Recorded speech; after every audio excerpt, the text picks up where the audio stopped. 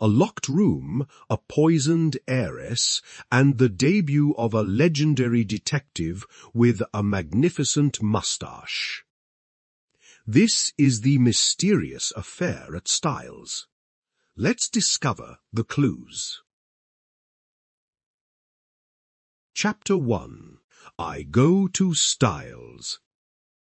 The intense interest aroused in the public by what was known at the time as the Styles case has now somewhat subsided. Nevertheless, in view of the worldwide notoriety which attended it, I have been asked, both by my friend Poirot and the family themselves, to write an account of the whole story. This, we trust, will effectually silence the sensational rumours which still persist.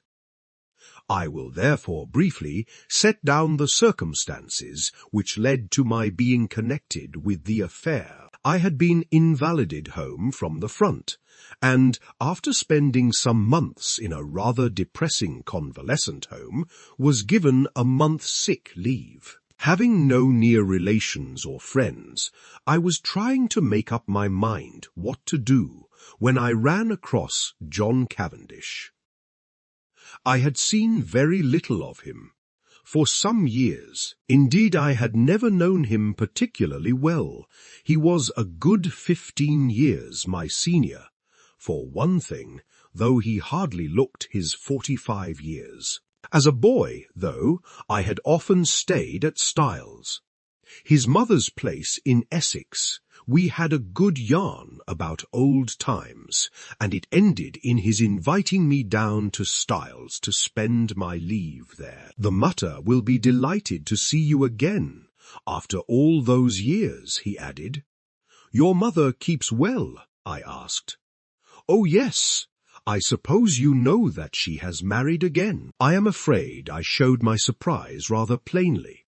Mrs. Cavendish, who had married John's father when he was a widower with 2 sons, had been a handsome woman of middle age as I remembered her. She certainly could not be a day less than 70. Now, I recalled her as an energetic, autocratic personality, somewhat inclined to charitable and social notoriety, with a fondness for opening bazaars and playing the Lady Bountiful. She was a most generous woman and possessed a considerable fortune of her own. Their country place, Styles Court, had been purchased by Mr. Cavendish early in their married life. He had been completely under his wife's ascendancy, so much so that, on dying, he left the place to her for her lifetime, as well as the larger part of his income, an arrangement that was distinctly unfair to his 2 sons. Their stepmother, however, had always been most generous to them.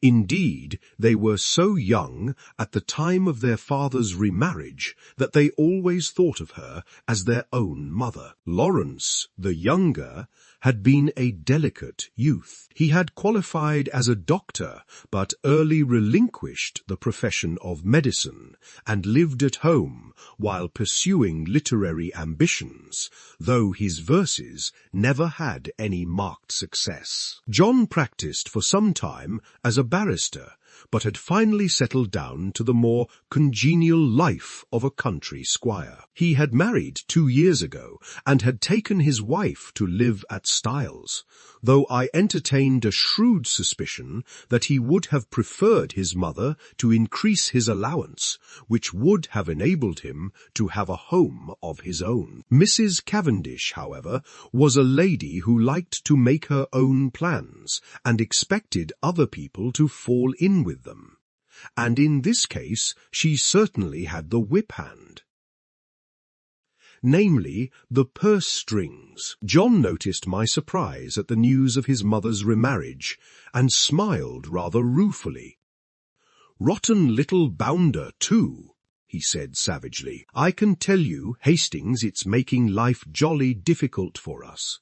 As for Evie, you remember Evie, number, oh, I suppose she was after your time. She's the matter's factotum companion, jack of all trades, a great sport old Evie, not precisely young and beautiful, but as game as they make them."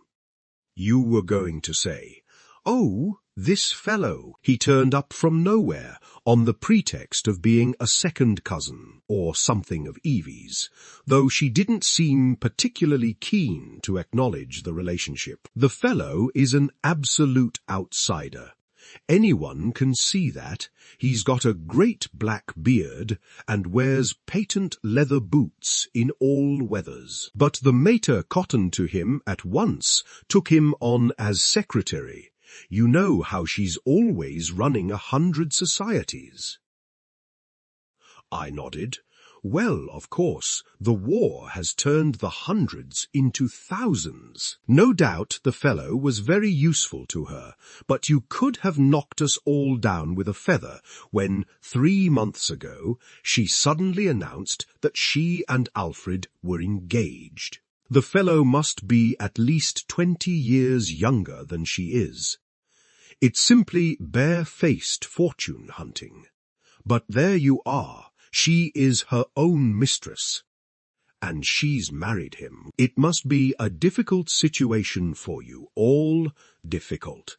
It's damnable. Thus it came about that 3 days later I descended from the train at Styles, St. Mary, an absurd little station with no apparent reason for existence, perched up in the midst of green fields and country lanes. John Cavendish was waiting on the platform and piloted me out to the car. "Got a drop or two of petrol still, you see," he remarked. "Mainly owing to the mater's activities." The village of Styles, St. Mary, was situated about 2 miles from the little station, and Styles Court lay a mile the other side of it. It was a still, warm day in early July. As one looked out over the flat Essex country, lying so green and peaceful under the afternoon sun, it seemed almost impossible to believe that, not so very far away, a great war was running its appointed course. I felt I had suddenly strayed into another world. As we turned in at the lodge gates, John said, "I'm afraid you'll find it very quiet down here, Hastings." "My dear fellow, that's just what I want." "Oh, it's pleasant enough if you want to lead the idle life. I drill with the volunteers twice a week and lend a hand at the farms. My wife works regularly on the land. She is up at 5 every morning to milk and keeps at it steadily until lunchtime. It's a jolly good life, taking it all round. If it weren't for that fellow Alfred Inglethorp." He checked the car suddenly and glanced at his watch. "I wonder if we've time to pick up Cynthia. No, she'll have started from the hospital by now. Cynthia. That's not your wife?" "No, Cynthia is a prot-key of my mother's, the daughter of an old schoolfellow of hers, who married a rascally solicitor. He came a cropper, and the girl was left an orphan and penniless. My mother came to the rescue, and Cynthia has been with us nearly 2 years now. She works in the Red Cross Hospital at Tadminster, 7 miles away." As he spoke the last words, we drew up in front of the fine old house. A lady in a stout tweed skirt, who was bending over a flower bed, straightened herself at our approach. "Hullo, Evie, here's our wounded hero, Mr. Hastings, Miss Howard." Miss Howard shook hands with a hearty, almost painful grip. I had an impression of very blue eyes in a sunburnt face. She was a pleasant-looking woman of about 40, with a deep voice almost manly in its stentorian tones, and had a large, sensible, square body, with feet to match. these last encased in good thick boots. Her conversation, I soon found, was couched in the telegraphic style. Weeds grow like house afire, can't keep even with 'em, shall press you in. Better be careful. I'm sure I shall be only too delighted to make myself useful, I responded. Don't say it, never does, wish you hadn't later. You're a cynic, Evie, said John, laughing. Where's tea today, inside or out? Out too fine a day to be cooped up in the house. Come on then, you've done enough gardening for today. The labourer is worthy of his hire, you know. Come and be refreshed.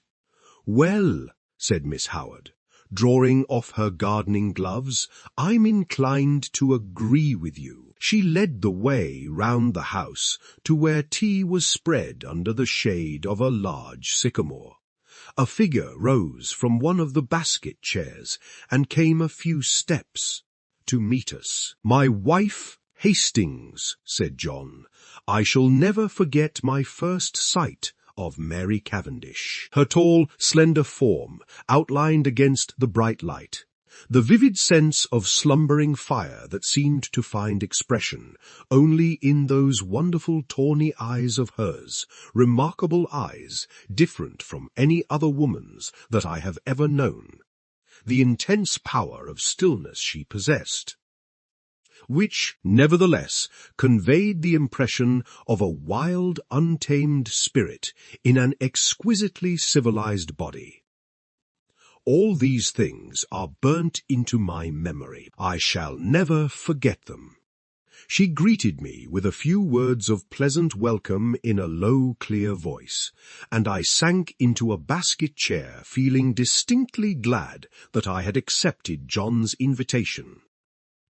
Mrs. Cavendish gave me some tea, and her few quiet remarks heightened my first impression of her as a thoroughly fascinating woman. An appreciative listener is always stimulating, and I described, in a humorous manner, certain incidents of my convalescent home in a way which, I flatter myself, greatly amused my hostess. John, of course, good fellow though he is, could hardly be called a brilliant conversationalist. At that moment, a well-remembered voice floated through the open French window near at hand.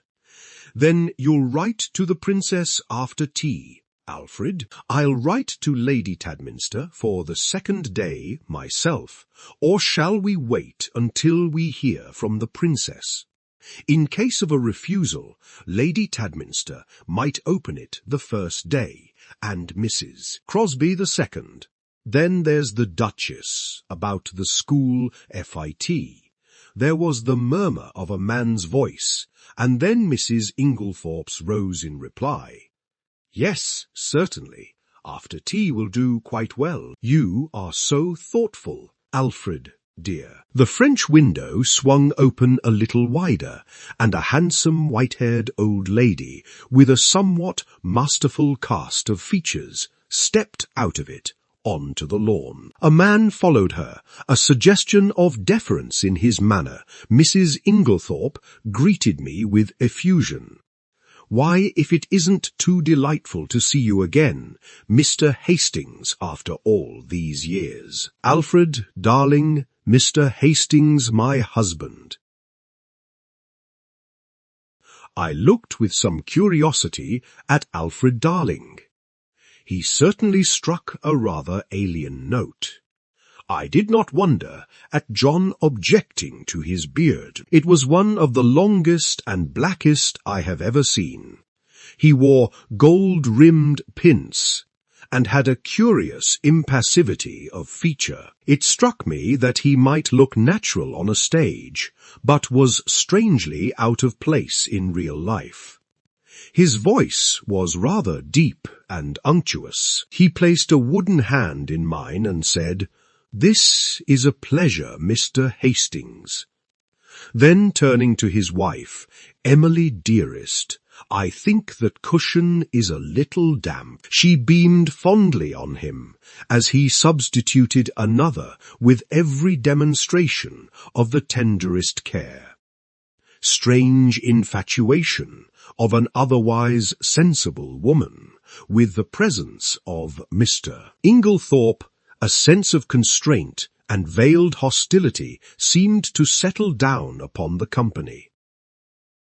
Miss Howard, in particular, took no pains to conceal her feelings. Mrs. Inglethorp, however, seemed to notice nothing unusual. Her volubility, which I remembered of old, had lost nothing in the intervening years, and she poured out a steady flood of conversation, mainly on the subject of the forthcoming bazaar which she was organizing and which was to take place shortly. Occasionally she referred to her husband over a question of days or dates. His watchful and attentive manner never varied. From the very first, I took a firm and rooted dislike to him, and I flatter myself that my first judgments are usually fairly shrewd. Presently Mrs. Inglethorp turned to give some instructions about letters to Evelyn Howard, and her husband addressed me in his painstaking voice. "Is soldiering your regular profession?" "Mr. Hastings." "No, before the war I was in Lloyd's." "And you will return there after it is over?" "Perhaps either that or a fresh start altogether." Mary Cavendish leant forward. "What would you really choose as a profession, if you could just consult your inclination?" "Well, that depends." "No secret hobby?" she asked. "Tell me, you're drawn to something." "Everyone is usually something absurd." "You'll laugh at me," she smiled. "Perhaps. Well, I've always had a secret hankering to be a detective, the real thing, Scotland Yard or Sherlock Holmes." "Oh, Sherlock Holmes by all means, but really, seriously, I am awfully drawn to it. I came across a man in Belgium once, a very famous detective, and he quite inflamed me. He was a marvellous little fellow. He used to say that all good detective work was a mere matter of method. My system is based on his, though, of course, I have progressed rather further. He was a funny little man, a great dandy, but wonderfully clever." "Like a good detective story myself," remarked Miss Howard. "Lots of nonsense written, though criminal discovered in last chapter. Everyone dumbfounded. Real crime, you'd know at once. There have been a great number of undiscovered crimes," I argued. "Don't mean the police, but the people that are right in it, the family. You couldn't really hoodwink them. They'd know." "Then," I said, much amused, "you think that if you were mixed up in a crime, say a murder, you'd be able to spot the murderer right off?" "Of course I should. Mightn't be able to prove it to a pack of lawyers, but I'm certain I'd know. I'd feel it in my fingertips if he came near me." "It might be a she," I suggested. "Might. But murder's a violent crime. Associate it more with a man, not in a case of poisoning."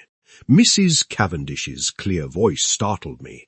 "Dr. Bowerstein was saying yesterday that, owing to the general ignorance of the more uncommon poisons among the medical profession, there were probably countless cases of poisoning quite unsuspected." "Why, Mary, what a gruesome conversation!" cried Mrs. Inglethorp. "It makes me feel as if a goose were walking over my grave." "Oh, there's Cynthia." A young girl in VAD uniform ran lightly across the lawn. "Why, Cynthia, you are late today. This is Mr. Hastings, Miss Murdoch." Cynthia Murdoch was a fresh-looking young creature, full of life and vigour. She tossed off her little vad cap, and I admired the great loose waves of her auburn hair and the smallness and whiteness of the hand she held out to claim her tea. With dark eyes and eyelashes, she would have been a beauty.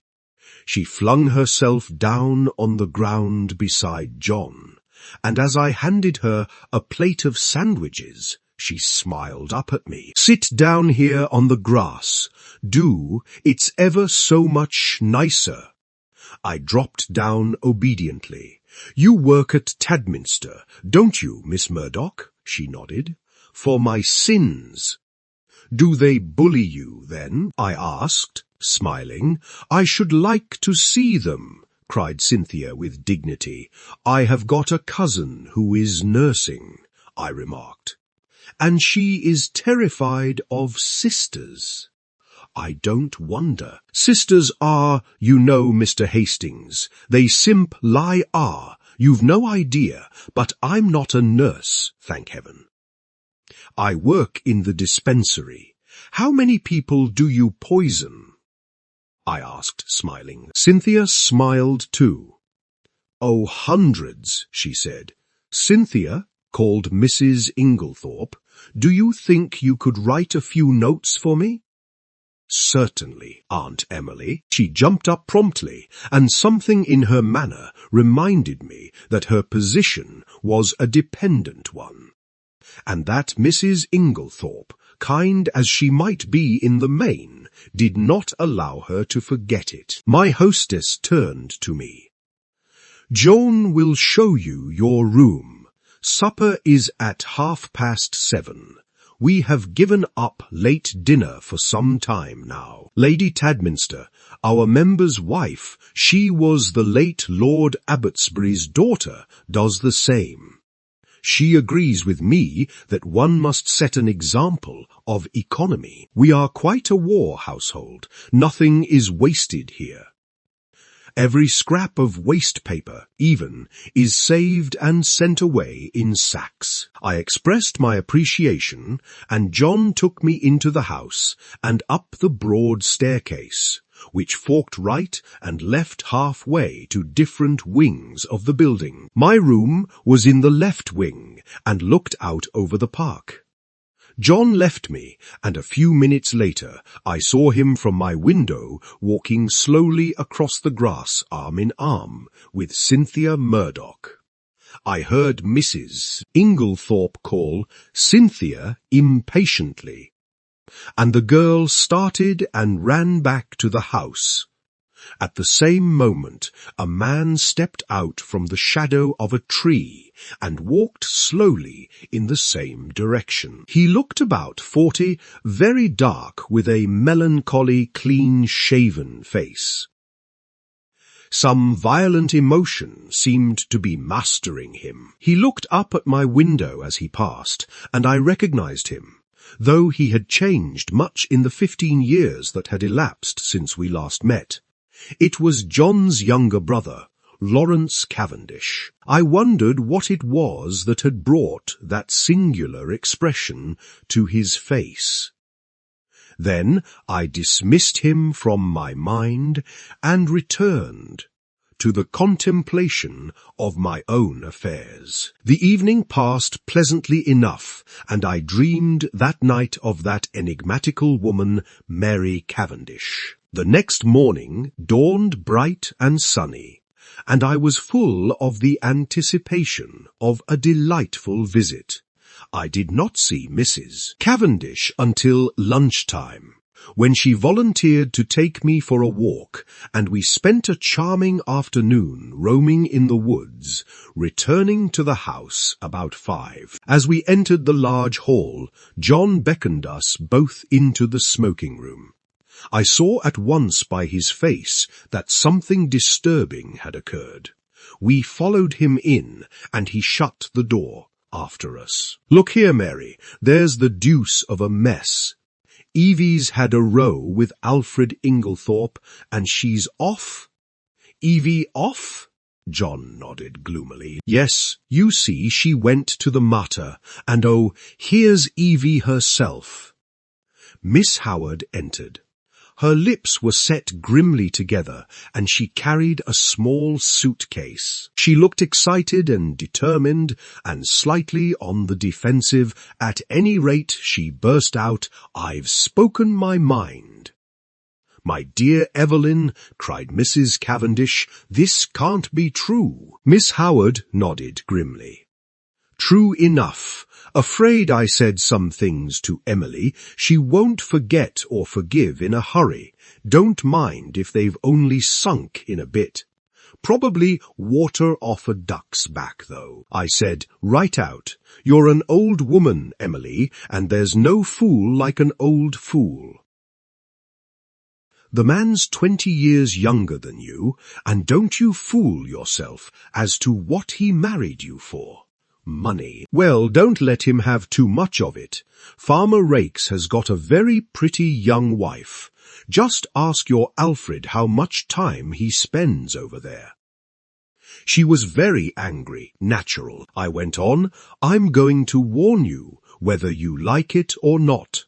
That man would as soon murder you in your bed as look at you. He's a bad lot. You can say what you like to me, but remember what I've told you. He's a bad lot." "What did she say?" Miss Howard made an extremely expressive grimace. "Darling Alfred, dearest Alfred, wicked calumnies, wicked lies, wicked woman, to accuse her dear husband. The sooner I left her house the better, so I'm off. But not now, this minute." For a moment we sat and stared at her. Finally, John Cavendish, finding his persuasions of no avail, went off to look up the trains. His wife followed him, murmuring something about persuading Mrs. Inglethorp to think better of it. As she left the room, Miss Howard's face changed. She leant towards me eagerly. "Mr. Hastings, you're honest, I can trust you." I was a little startled. She laid her hand on my arm and sank her voice to a whisper. "Look after her, Mr. Hastings. My poor Emily, they're a lot of sharks, all of them. Oh, I know what I'm talking about. There isn't one of them that's not hard up and trying to get money out of her. I've protected her as much as I could. Now I'm out of the way, they'll impose upon her." "Of course, Miss Howard," I said. "I'll do everything I can, but I'm sure you're excited and overwrought." She interrupted me by slowly shaking her forefinger. "Young man, trust me. I've lived in the world rather longer than you have. All I ask you is to keep your eyes open. You'll see what I mean." The throb of the motor came through the open window, and Miss Howard rose and moved to the door. John's voice sounded outside. With her hand on the handle, she turned her head over her shoulder and beckoned to me. "Above all, Mr. Hastings, watch that devil her husband." There was no time for more. Miss Howard was swallowed up in an eager chorus of protests and goodbyes. The Inglethorpes did not appear. As the motor drove away, Mrs. Cavendish suddenly detached herself from the group and moved across the drive to the lawn to meet a tall, bearded man who had been evidently making for the house. The colour rose in her cheeks as she held out her hand to him. "Who is that?" I asked sharply, for instinctively I distrusted the man. "That's Dr. Bauerstein," said John shortly. "And who is Dr. Bauerstein?" "He's staying in the village doing a rest cure after a bad nervous breakdown. He's a London specialist. A very clever man, one of the greatest living experts on poisons." I believe, and he's a great friend of Mary's, put in Cynthia, the irrepressible. John Cavendish frowned and changed the subject. Come for a stroll, Hastings. This has been a most rotten business. She always had a rough tongue, but there is no stauncher friend in England than Evelyn Howard. He took the path through the plantation, and we walked down to the village through the woods which bordered one side of the estate. As we passed through one of the gates on our way home again, a pretty young woman of gipsy type coming in the opposite direction bowed and smiled. "That's a pretty girl," I remarked appreciatively. John's face hardened. "That is Mrs. Raikes." "The one that Miss Howard, exactly," said John, with rather unnecessary abruptness. I thought of the white-haired old lady in the big house, and that vivid, wicked little face that had just smiled into ours, and a vague chill of foreboding crept over me. I brushed it aside. "Styles is really a glorious old place," I said to John. He nodded rather gloomily. "Yes, it's a fine property. It'll be mine some day. Should be mine now by rights if my father had only made a decent will. And then I shouldn't be so damned hard up as I am now." "Hard up, are you?" "My dear Hastings, I don't mind telling you that I'm at my wits' end for money." "Couldn't your brother help you, Lawrence? He's gone through every penny he ever had, publishing rotten verses in fancy bindings." "No, we're an impecunious lot. My mother's always been awfully good to us. I must say, that is, up to now. Since her marriage, of course," he broke off frowning. For the first time I felt that, with Evelyn Howard, something indefinable had gone from the atmosphere. Her presence had spelt security. Now that security was removed, and the air seemed rife with suspicion, the sinister face of Dr. Bowerstein recurred to me unpleasantly. A vague suspicion of everyone and everything filled my mind. Just for a moment, I had a premonition of approaching evil. Chapter 2. The 16th and 17th of July. I had arrived at Styles on the 5th of July. I come now to the events of the 16th and 17th.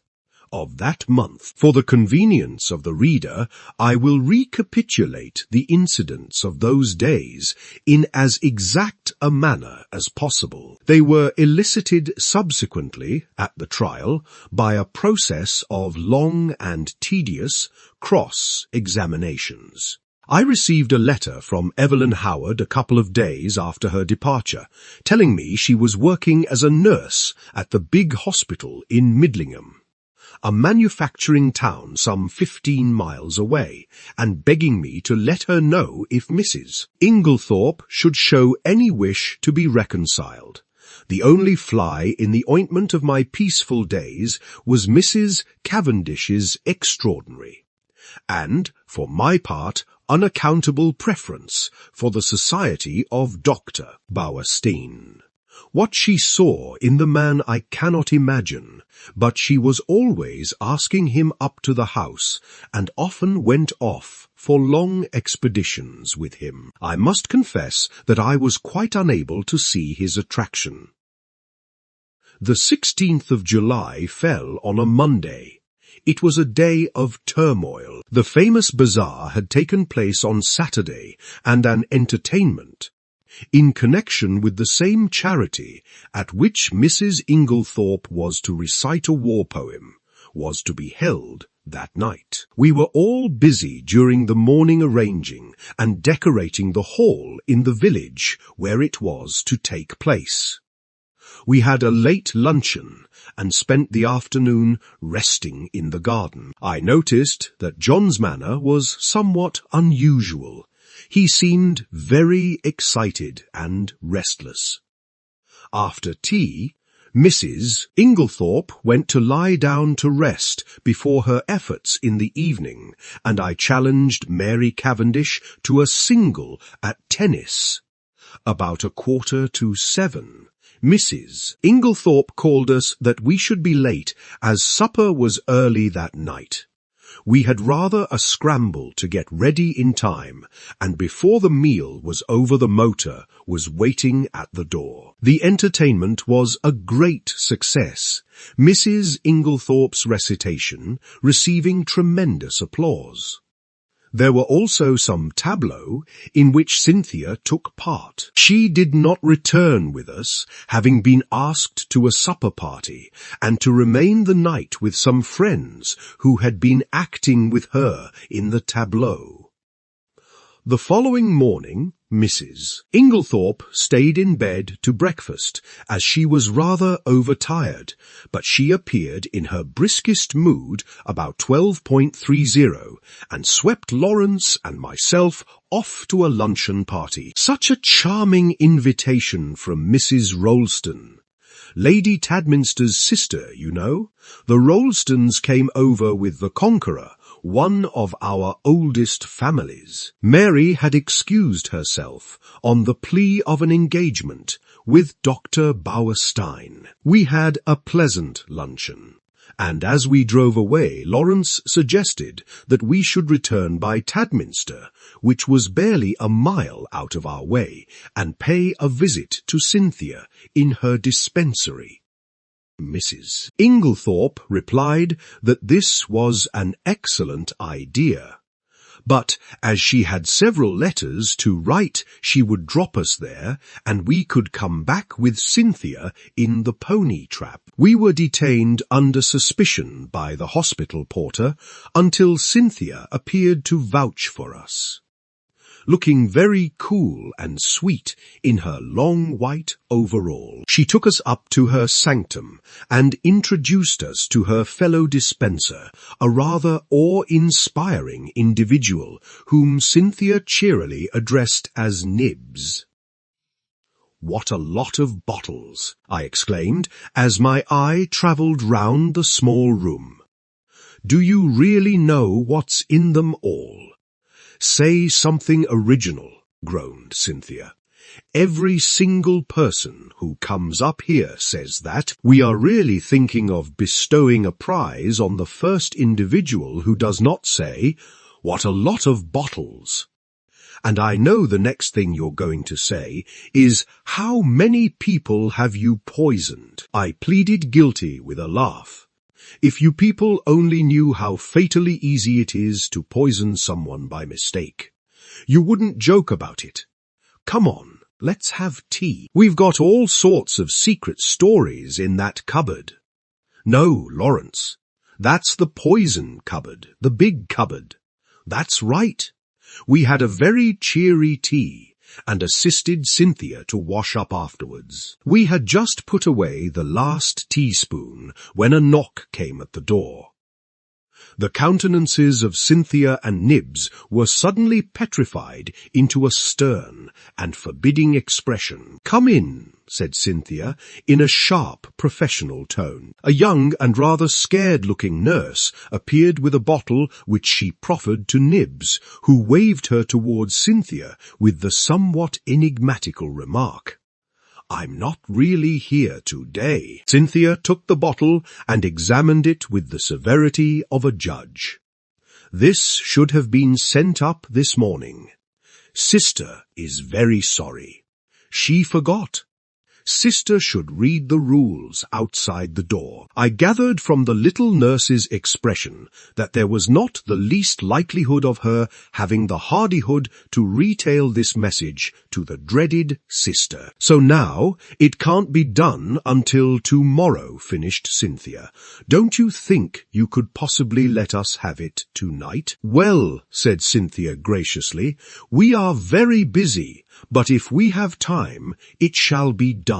The little nurse withdrew, and Cynthia promptly took a jar from the shelf, refilled the bottle, and placed it on the table outside the door.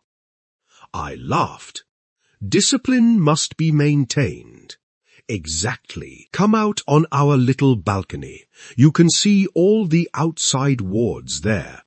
I followed Cynthia and her friend, and they pointed out the different wards to me. Lawrence remained behind, but after a few moments Cynthia called to him over her shoulder to come and join us.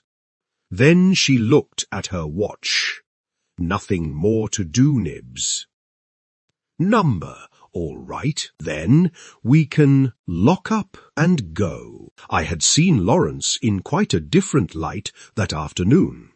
Compared to John, he was an astoundingly difficult person to get to know. He was the opposite of his brother in almost every respect, being unusually shy and reserved. Yet he had a certain charm of manner, and I fancied that, if one really knew him well, one could have a deep affection for him. I had always fancied that his manner to Cynthia was rather constrained, and that she on her side was inclined to be shy of him. But they were both gay enough this afternoon, and chatted together like a couple of children. As we drove through the village, I remembered that I wanted some stamps, so accordingly we pulled up at the post office. As I came out again, I cannoned into a little man who was just entering. I drew aside and apologized when suddenly, with a loud exclamation, he clasped me in his arms and kissed me warmly. "Monday, Amy Hastings," he cried. "It is indeed Mon Amy Hastings, Poirot," I exclaimed. I turned to the pony trap. "This is a very pleasant meeting for me, Miss Cynthia. This is my old friend, Monsieur Poirot, whom I have not seen for years." "Oh, we know Monsieur Poirot," said Cynthia gaily, "but I had no idea he was a friend of yours." "Yes, indeed," said Poirot seriously. "I know Mademoiselle Cynthia. It is by the charity of that good Mrs. Inglethorp that I am here." Then, as I looked at him inquiringly, "Yes, my friend, she had kindly extended hospitality to 7 of my country people who, alas, are refugees from their native land. We Belgians will always remember her with gratitude." Poirot was an extraordinary-looking little man. He was hardly more than 5 feet 4 inches, but carried himself with great dignity. His head was exactly the shape of an egg, and he always perched it a little on one side. His moustache was very stiff and military. The neatness of his attire was almost incredible. I believe a speck of dust would have caused him more pain than a bullet wound. Yet this quaint, dandified little man, who, I was sorry to see, now limped badly, had been in his time one of the most celebrated members of the Belgian police. As a detective, his flair had been extraordinary, and he had achieved triumphs by unravelling some of the most baffling cases of the day. He pointed out to me the little house inhabited by him and his fellow Belgians, and I promised to go and see him at an early date. Then he raised his hat with a flourish to Cynthia, and we drove away. "He's a dear little man," said Cynthia. "I'd no idea you knew him." "You've been entertaining a celebrity unawares," I replied, and for the rest of the way home I recited to them the various exploits and triumphs of Hercule Poirot. We arrived back in a very cheerful mood.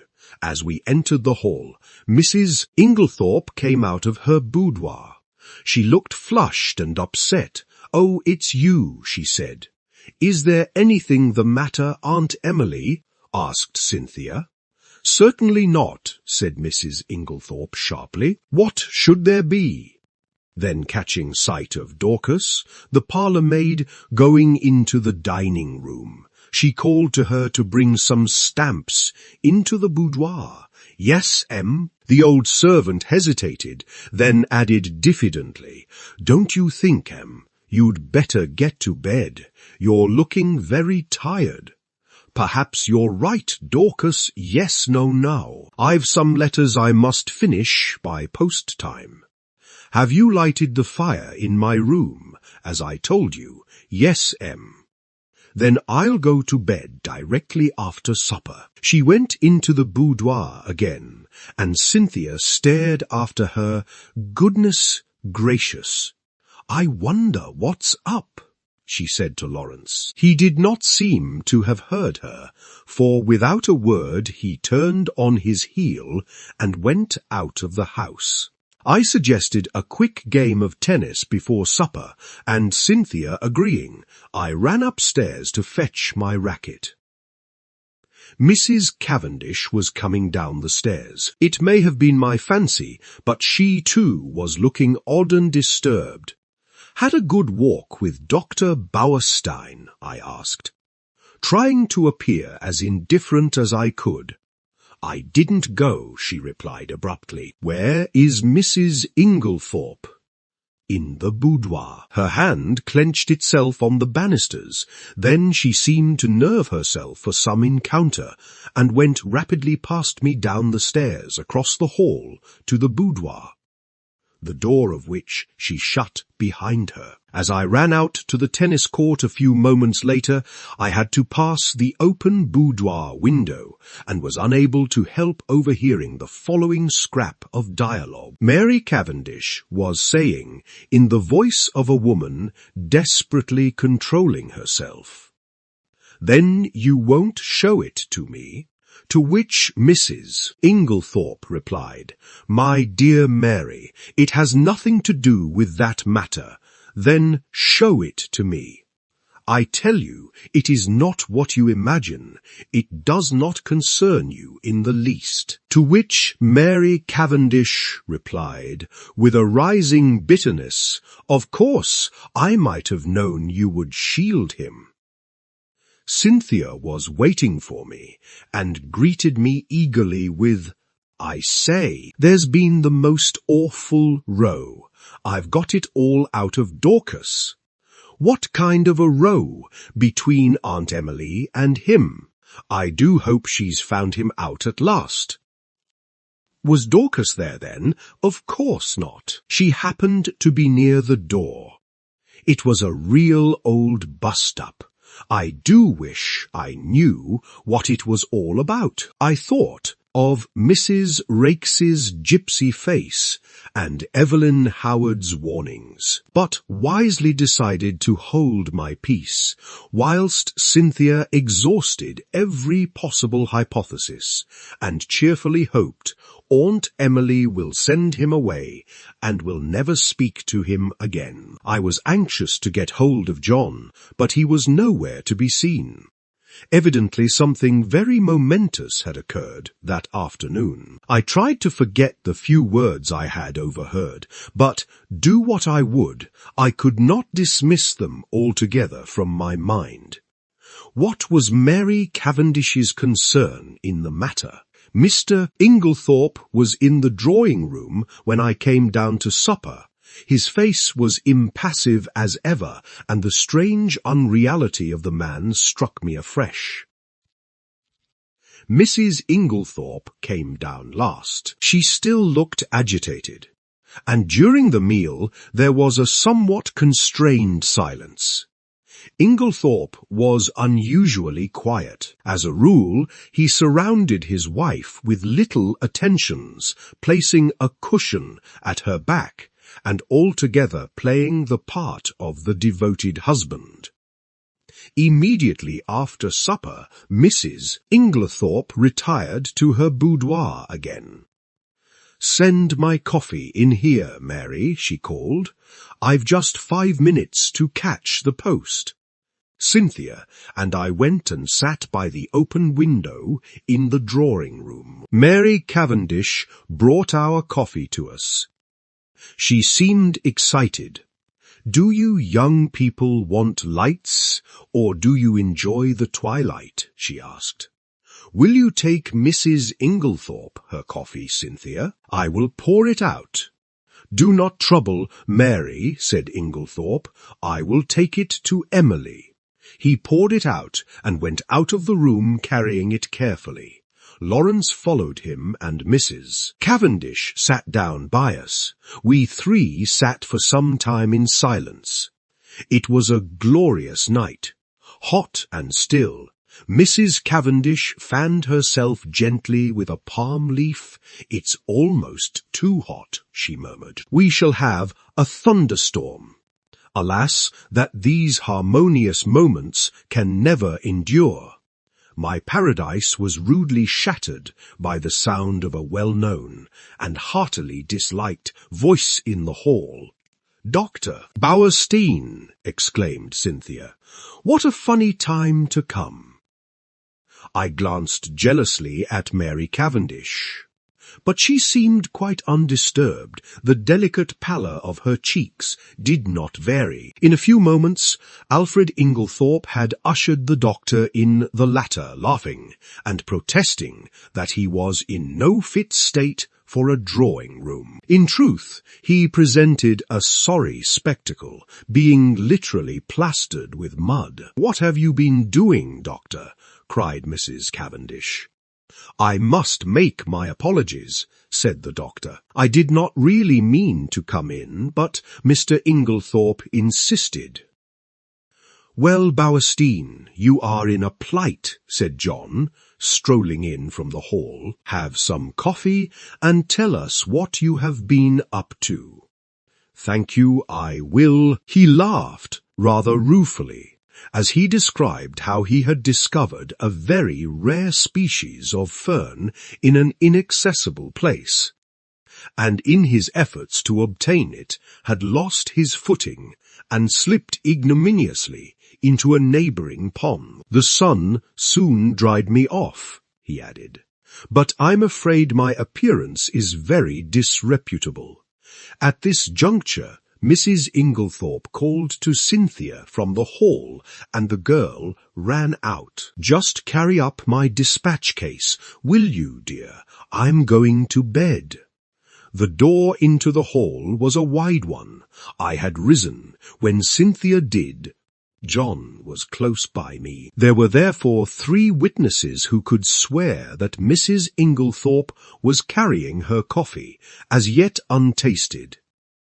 In her hand, my evening was utterly and entirely spoilt by the presence of Dr. Bowerstein. It seemed to me the man would never go.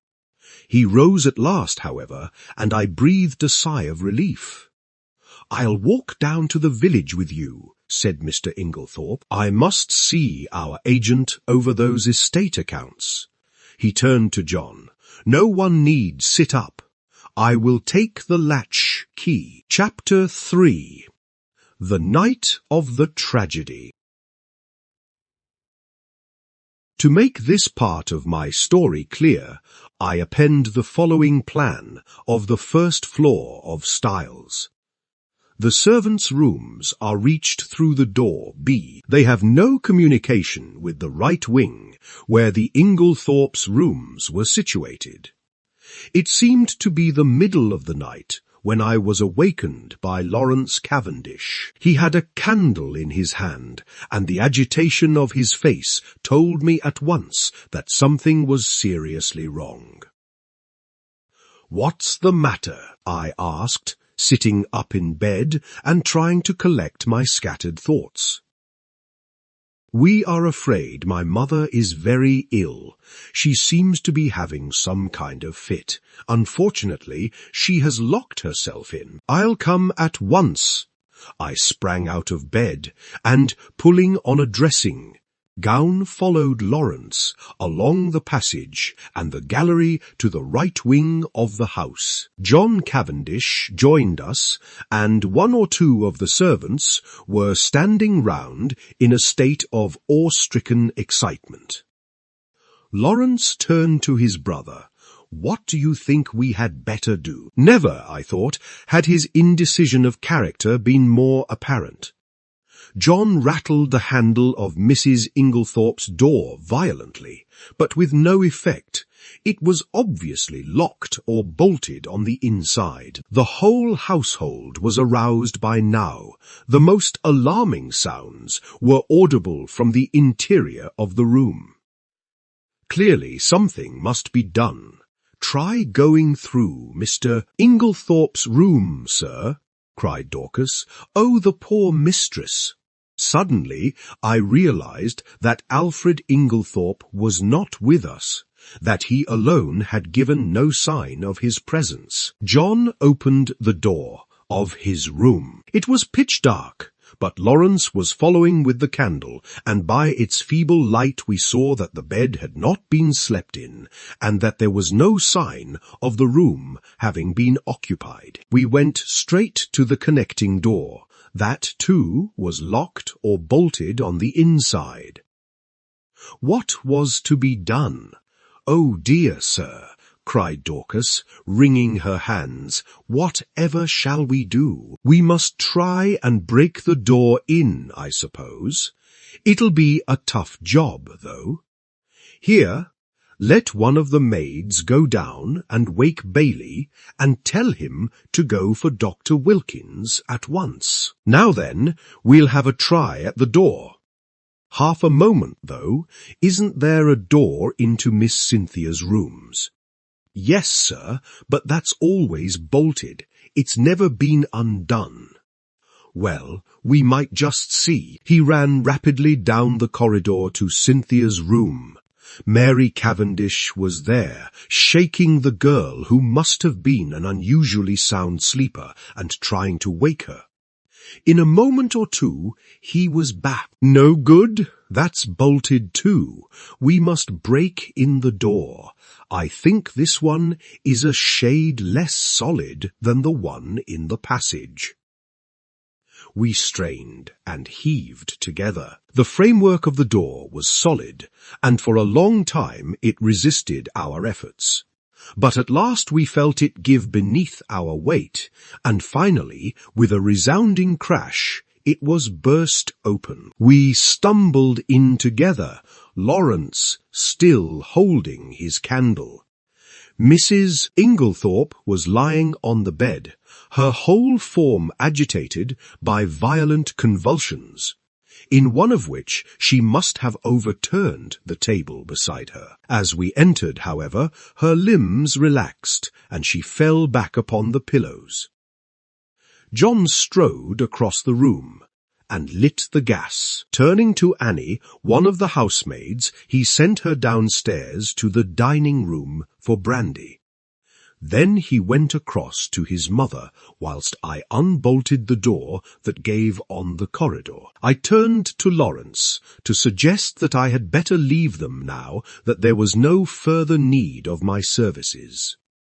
But the words were frozen on my lips. Never have I seen such a ghastly look on any man's face. He was white as chalk. The candle he held in his shaking hand was sputtering onto the carpet, and his eyes, petrified with terror or some such kindred emotion, stared fixedly over my head at a point on the further wall. It was as though he had seen something that turned him to stone.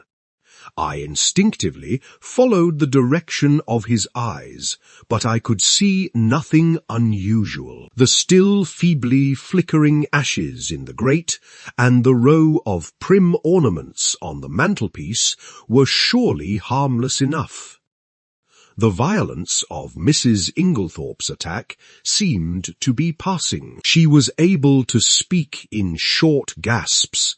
"Better now, very sudden, stupid of me, to lock myself in." A shadow fell on the bed, and, looking up, I saw Mary Cavendish standing near the door with her arm around Cynthia. She seemed to be supporting the girl, who looked utterly dazed and unlike herself. Her face was heavily flushed, and she yawned repeatedly. "Poor Cynthia is quite frightened," said Mrs. Cavendish in a low, clear voice. She herself, I noticed, was dressed in her white land smock. Then it must be later than I thought. I saw that a faint streak of daylight was showing through the curtains of the windows, and that the clock on the mantelpiece pointed to close upon 5 o'clock. A strangled cry from the bed startled me. A fresh access of pain seized the unfortunate old lady. The convulsions were of a violence terrible to behold. Everything was confusion. We thronged round her, powerless to help or alleviate. A final convulsion lifted her from the bed until she appeared to rest upon her head and her heels, with her body arched in an extraordinary manner. In vain Mary and John tried to administer more brandy. The moments flew. Again, the body arched itself in that peculiar fashion. At that moment, Dr. Bauerstein pushed his way authoritatively into the room. For one instant he stopped dead, staring at the figure on the bed, and at the same instant, Mrs. Inglethorp cried out in a strangled voice, her eyes fixed on the doctor, Alfred, Alfred. Then she fell back motionless on the pillows. With a stride, the doctor reached the bed and, seizing her arms, worked them energetically, applying what I knew to be artificial respiration. He issued a few short, sharp orders to the servants. An imperious wave of his hand drove us all to the door. We watched him, fascinated, though I think we all knew in our hearts that it was too late and that nothing could be done now. I could see by the expression on his face that he himself had little hope. Finally he abandoned his task, shaking his head gravely. At that moment we heard footsteps outside, and Dr. Wilkins, Mrs. Inglethorp's own doctor, a portly, fussy little man, came bustling in. In a few words, Dr. Bauerstein explained how he had happened to be passing the lodge gates as the car came out, and had run up to the house as fast as he could, whilst the car went on to fetch Dr. Wilkins. With a faint gesture of the hand, he indicated the figure on the bed. "Very sad," murmured Dr. Wilkins. "Poor dear lady always did far too much against my advice," I warned her. Her heart was far from strong. "Take it easy," I said to her. "Take it easy," but no, her zeal for good works was too great. Nature rebelled. Nature rebelled. Dr. Bauerstein, I noticed, was watching the local doctor narrowly. He still kept his eyes fixed on him as he spoke. "The convulsions were of a peculiar violence, Dr. Wilkins. I am sorry you were not here in time to witness them. They were quite titanic in character." "Ah," said Dr. Wilkins wisely. "I should like to speak to you in private," said Dr. Bauerstein. He turned to John. "You do not object?" "Certainly not." We all trooped out into the corridor, leaving the two doctors alone, and I heard the key turned in the lock behind us. We went slowly down the stairs. I was violently excited. I have a certain talent for deduction, and Dr. Bauerstein's manner had started a flock of wild surmises in my mind. Mary Cavendish laid her hand upon my arm. "What is it? Why did Dr. Bauerstein seem so peculiar?" I looked at her. "Do you know what I think?" "What? Listen." I looked round. The others were out of earshot. I lowered my voice to a whisper. "I believe she has been poisoned. I'm certain Dr. Bauerstein suspects it." What? She shrank against the wall, the pupils of her eyes dilating wildly. Then, with a sudden cry that startled me, she cried out, "No, no, not that, not that!" and breaking from me, fled up the stairs. I followed her, afraid that she was going to faint. I found her leaning against the banisters, deadly pale. She waved me away impatiently. "No, no, leave me. I'd rather be alone. Let me just be quiet for a minute or two. Go down to the others." I obeyed her reluctantly. John and Lawrence were in the dining room. I joined them. We were all silent, but I suppose I voiced the thoughts of us all when I at last broke it by saying, "Where is Mr. Inglethorp?" John shook his head.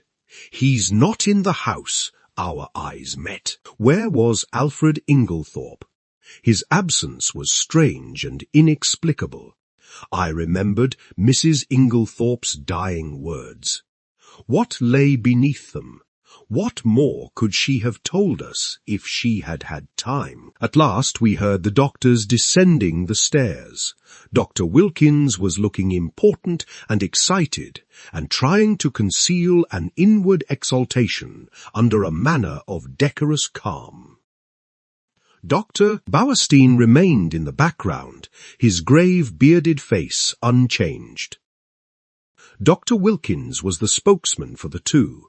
He addressed himself to John. "Mr. Cavendish, I should like your consent to a post-mortem."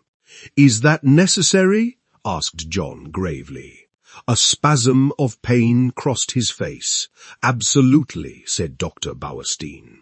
"You mean by that neither Dr. Wilkins nor myself could give a death certificate under the circumstances?"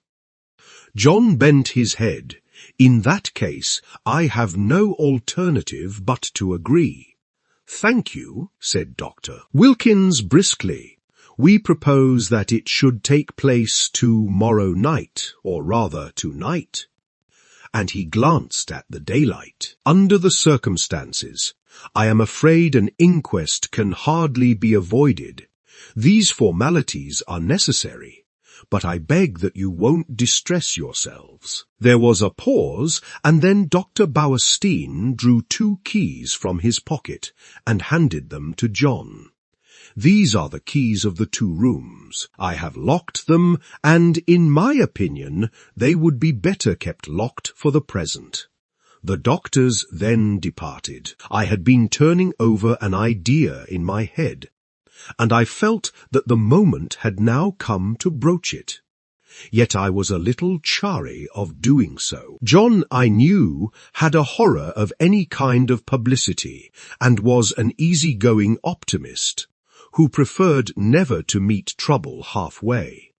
It might be difficult to convince him of the soundness of my plan. Lawrence, on the other hand, being less conventional and having more imagination, I felt I might count upon as an ally. There was no doubt that the moment had come for me to take the lead. "John," I said, "I am going to ask you something. Well, you remember my speaking of my friend Poirot, the Belgian, who is here. He has been a most famous detective." "Yes, I want you to let me call him in to investigate this matter. What now before the post-mortem?" "Yes, time is an advantage. If there has been foul play, rubbish," cried Lawrence angrily. "In my opinion, the whole thing is a mare's nest of Bauerstein's. Wilkins hadn't an idea of such a thing until Bauerstein put it into his head. But, like all specialists, Bauerstein's got a bee in his bonnet. Poisons are his hobby, so of course he sees them everywhere." I confess that I was surprised by Lawrence's attitude. He was so seldom vehement about anything. John hesitated. "I can't feel as you do, Lawrence," he said at last. I'm inclined to give Hastings a free hand, though I should prefer to wait a bit. We don't want any unnecessary scandal." "No, no," I cried eagerly. "You need have no fear of that. Poirot is discretion itself." "Very well, then, have it your own way. I leave it in your hands. Though, if it is as we suspect, it seems a clear enough case. God forgive me if I am wronging him." I looked at my watch. It was 6 o'clock. I determined to lose no time. 5 minutes' delay, however, I allowed myself. I spent it in ransacking the library until I discovered a medical book which gave a description of strychnine poisoning. Chapter 4. Poirot investigates. The house which the Belgians occupied in the village was quite close to the park gates. One could save time by taking a narrow path through the long grass which cut off the detours of the winding drive. So I, accordingly, went that way. I had nearly reached the lodge when my attention was arrested by the running figure of a man approaching me. It was Mr. Inglethorp. Where had he been? How did he intend to explain his absence? He accosted me eagerly. "My God, this is terrible. My poor wife, I have only just heard." "Where have you been?" I asked. "Denby kept me late last night. It was 1 o'clock before we'd finished. Then I found that I'd forgotten the latchkey after all. I didn't want to arouse the household, so Denby gave me a bed." "How did you hear the news?" I asked. "Wilkins knocked Denby up to tell him. My poor Emily, she was so self-sacrificing. Such a noble character, she overtaxed her strength." A wave of revulsion swept over me.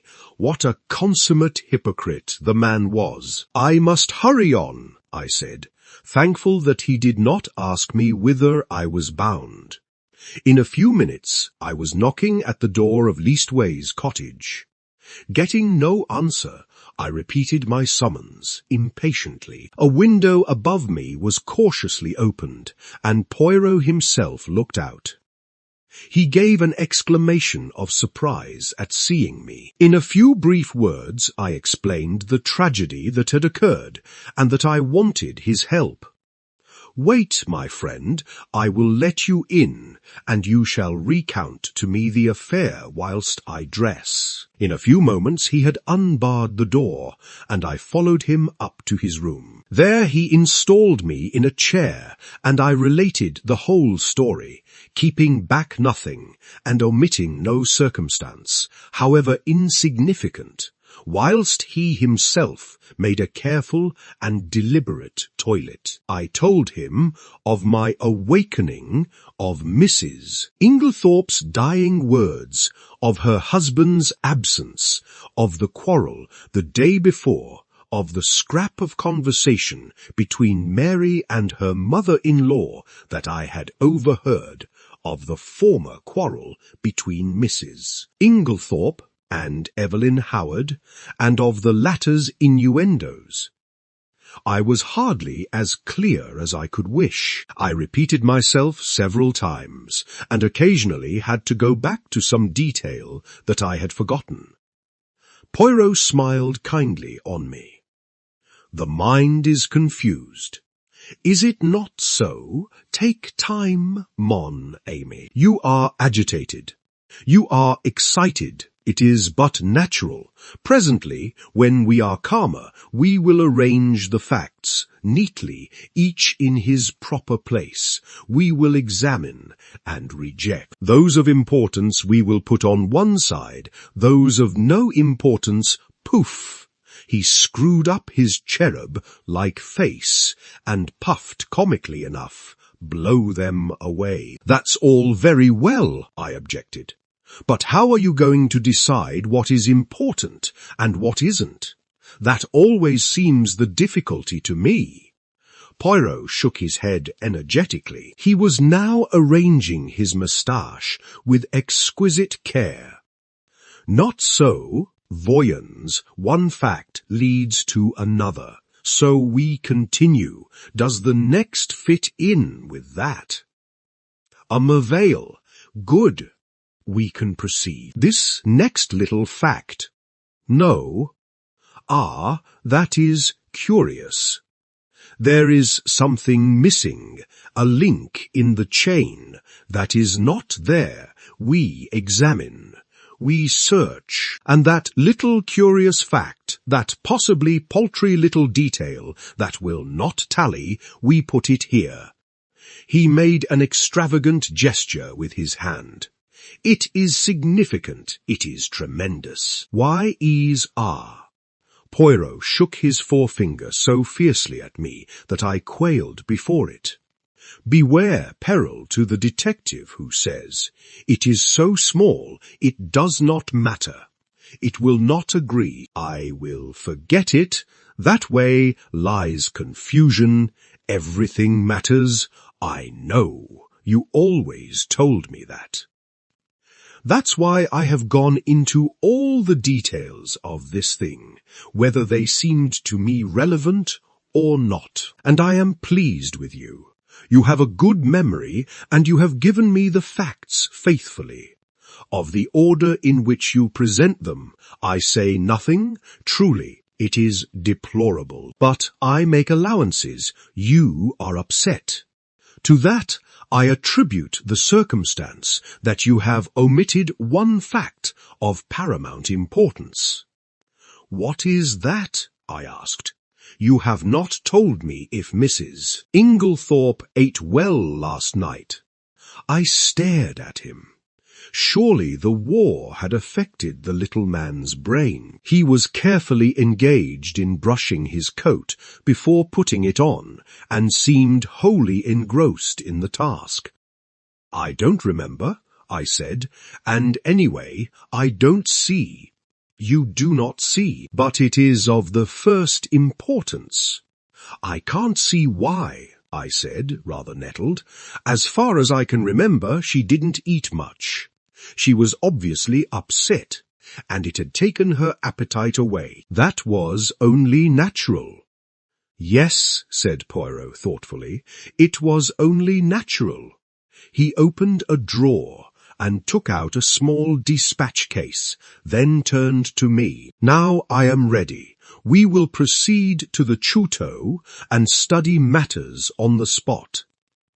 Excuse me, mon ami. You dressed in haste, and your tie is on one side. Permit me." With a deft gesture, he rearranged it. "A y est. Now, shall we start?" We hurried up the village and turned in at the lodge gates. Poirot stopped for a moment and gazed sorrowfully over the beautiful expanse of park, still glittering with morning dew. So beautiful, and yet the poor family plunged in sorrow, prostrated with grief. He looked at me keenly as he spoke, and I was aware that I reddened under his prolonged gaze. Was the family prostrated by grief? Was the sorrow at Mrs. Inglethorp's death so great? I realized that there was an emotional lack in the atmosphere. The dead woman had not the gift of commanding love. Her death was a shock and a distress, but she would not be passionately regretted. Poirot seemed to follow my thoughts. He nodded his head gravely. "No, you are right," he said. "It is not as though there was a blood tie. She has been kind and generous to these Cavendishes, but she was not their own mother. Blood tells always. Remember that. Blood tells." "Poirot," I said, "I wish you would tell me why you wanted to know if Mrs. Inglethorp ate well last night. I have been turning it over in my mind, but I can't see how it has anything to do with the matter." He was silent for a minute or two as we walked along, but finally he said, "I do not mind telling you. Thou, as you know, it is not my habit to explain until the end is reached. The present contention is that Mrs. Inglethorp died of strychnine poisoning, presumably administered in her coffee. Yes. Well, what time was the coffee served? About 8 o'clock. Therefore, she drank it between then and 8:30, certainly not much later. Well, strychnine is a fairly rapid poison. Its effects would be felt very soon, probably in about an hour. Yet, in Mrs. Inglethorp's case, the symptoms do not manifest themselves until 5 o'clock the next morning, 9 hours. But a heavy meal taken at about the same time as the poison might retard its effects, though hardly to that extent. Still, it is a possibility to be taken into account. But, according to you, she ate very little for supper, and yet the symptoms do not develop until early the next morning. Now that is a curious circumstance, my friend. Something may arise at the autopsy to explain it. In the meantime, remember it. As we neared the house, John came out and met us. His face looked weary and haggard. "This is a very dreadful business, Monsieur Poirot," he said. "Hastings has explained to you that we are anxious for no publicity. I comprehend perfectly. You see, it is only suspicion so far. We have nothing to go upon, precisely. It is a matter of precaution only." John turned to me, taking out his cigarette case and lighting a cigarette as he did so. "You know that fellow Inglethorp is back." "Yes, I met him." John flung the match into an adjacent flower bed, a proceeding which was too much for Poirot's feelings. He retrieved it and buried it neatly. "It's jolly difficult to know how to treat him." "That difficulty will not exist long," pronounced Poirot quietly. John looked puzzled, not quite understanding the portent of this cryptic saying. He handed the 2 keys which Dr. Bauerstein had given him to me. "Show Monsieur Poirot everything he wants to see." "The rooms are locked?" asked Poirot. Dr. Bauerstein considered it advisable. Poirot nodded thoughtfully. "Then he is very sure. Well, that simplifies matters for us." We went up together to the room of the tragedy. For convenience, I append a plan of the room and the principal articles of furniture in it. Poirot locked the door on the inside and proceeded to a minute inspection of the room. He darted from one object to the other with the agility of a grasshopper. I remained by the door, fearing to obliterate any clues. Poirot, however, did not seem grateful to me for my forbearance. "What have you, my friend?" he cried, "that you remain there like, how do you say it?" "Ah, yes, the stuck pig." I explained that I was afraid of obliterating any footmarks. Footmarks. But what an idea! There has already been practically an army in the room. What footmarks are we likely to find? No, come here and aid me in my search.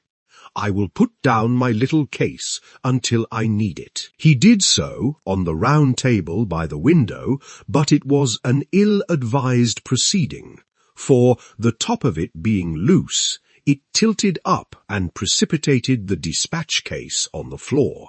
"A voile une table," cried Poirot. "Ah, my friend, one may live in a big house and yet have no comfort." After which piece of moralizing, he resumed his search. A small purple dispatch case, with a key in the lock on the writing table, engaged his attention for some time. He took out the key from the lock and passed it to me to inspect. I saw nothing peculiar, however. It was an ordinary key of the Yale type, with a bit of twisted wire through the handle. Next, he examined the framework of the door we had broken in, assuring himself that the bolt had really been shot. Then he went to the door opposite, leading into Cynthia's room. That door was also bolted, as I had stated. However, he went to the length of unbolting it and opening and shutting it several times. This he did with the utmost precaution against making any noise. Suddenly, something in the bolt itself seemed to rivet his attention. He examined it carefully, and then, nimbly whipping out a pair of small forceps from his case, he drew out some minute particle, which he carefully sealed up in a tiny envelope. On the chest of drawers there was a tray with a spirit lamp, and a small saucepan on it. A small quantity of a dark fluid remained in the saucepan, and an empty cup and saucer that had been drunk out of stood near it. I wondered how I could have been so unobservant as to overlook this. Here was a clue worth having. Poirot delicately dipped his finger into liquid and tasted it gingerly. He made a grimace. Cocoa, with, I think, rum in it. He passed on to the debris on the floor, where the table by the bed had been overturned. A reading lamp, some books, matches, a bunch of keys, and the crushed fragments of a coffee cup lay scattered about. "Ah, this is curious," said Poirot. "I must confess that I see nothing particularly curious about it. You do not observe the lamp.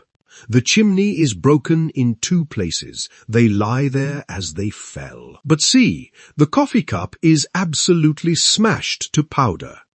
"Well," I said wearily, "I suppose someone must have stepped on it."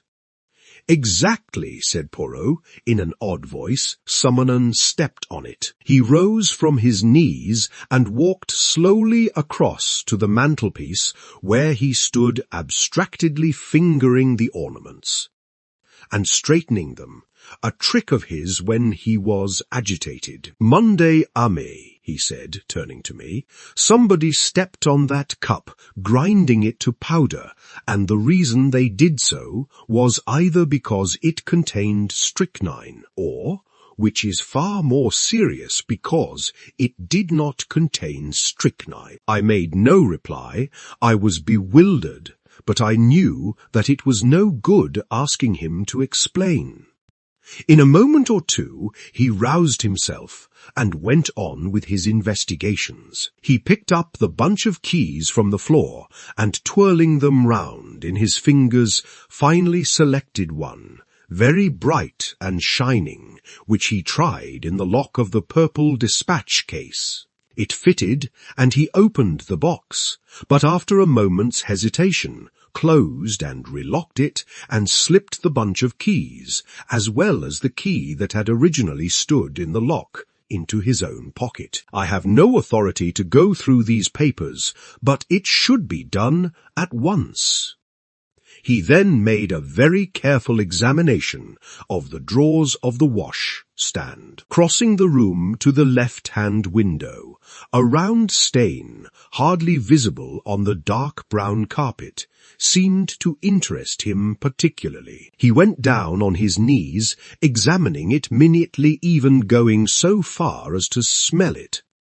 Finally, he poured a few drops of the cocoa into a test tube, sealing it up carefully. His next proceeding was to take out a little notebook. "We have found in this room," he said, writing busily, 6 points of interest. Shall I enumerate them, or will you?" "Oh, you," I replied hastily. "Very well then. 1, a coffee cup that has been ground into powder. 2, a dispatch case with a key in the lock. 3, a stain on the floor." "That may have been done some time ago," I interrupted. No, for it is still perceptibly damp and smells of coffee. 4, a fragment of some dark green fabric, only a thread or two, but recognizable. Ah, I cried, that was what you sealed up in the envelope. Yes, it may turn out to be a piece of one of Mrs. Inglethorp's own dresses, and quite unimportant. We shall see. 5. This. With a dramatic gesture, he pointed to a large splash of candle grease on the floor by the writing table. It must have been done since yesterday, otherwise a good housemaid would have at once removed it with blotting, paper and a hot iron. One of my best hats once. But that is not to the point. It was very likely done last night. We were very agitated, or perhaps Mrs. Inglethorp herself dropped her candle. You brought only one candle into the room. Yes, Lawrence Cavendish was carrying it, but he was very upset. He seemed to see something over here. I indicated the mantelpiece. That absolutely paralyzed him. That is interesting, said Poirot quickly. Yes, it is suggestive, his eye sweeping the whole length of the wall, but it was not his candle that made this great patch, for you perceive that this is white grease, whereas Monsieur Lawrence's candle, which is still on the dressing table, is pink. On the other hand, Mrs. Inglethorp had no candlestick in the room, only a reading lamp. Then, I said, what do you deduce? To which my friend only made a rather irritating reply, urging me to use my own natural faculties. And the 6th point? I asked. I suppose it is the sample of cocoa. No, said Poirot thoughtfully. I might have included that in the 6, but I did not. No, the 6th point I will keep to myself for the present. He looked quickly round the room. There is nothing more to be done here, I think, unless he stared earnestly and long at the dead ashes in the grate. The fire burns, and it destroys. But by chance, there might be, let us see. Deftly, on hands and knees, he began to sort the ashes from the grate into the fender, handling them with the greatest caution. Suddenly he gave a faint exclamation. The forceps, Hastings. I quickly handed them to him, and with skill he extracted a small piece of half-charred paper. There, mon ami, he cried. What do you think of that? I scrutinized the fragment. This is an exact reproduction of it. I was puzzled. It was unusually thick, quite unlike ordinary notepaper. Suddenly, an idea struck me. Poirot, I cried. This is a fragment of a will exactly. I looked up at him sharply. You are not surprised? No, he said gravely. I expected it. I relinquished the piece of paper and watched him put it away in his case with the same methodical care that he bestowed on everything. My brain was in a whirl. What was this complication of a will? Who had destroyed it?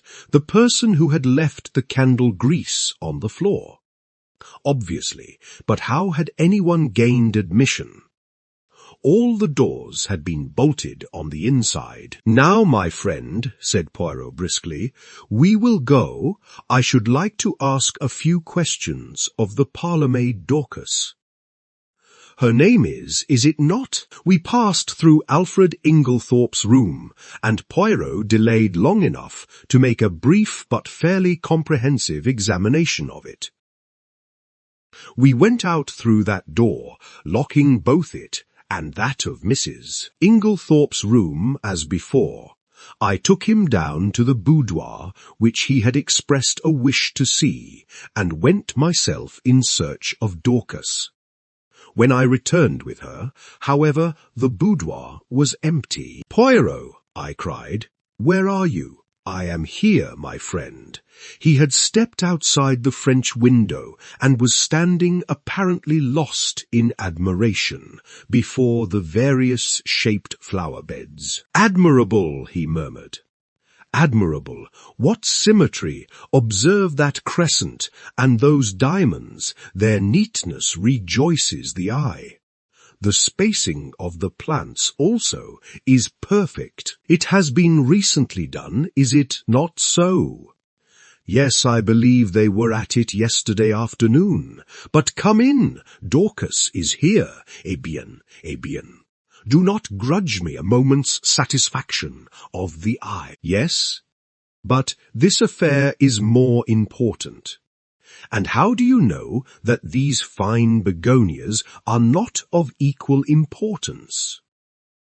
I shrugged my shoulders. There was really no arguing with him if he chose to take that line.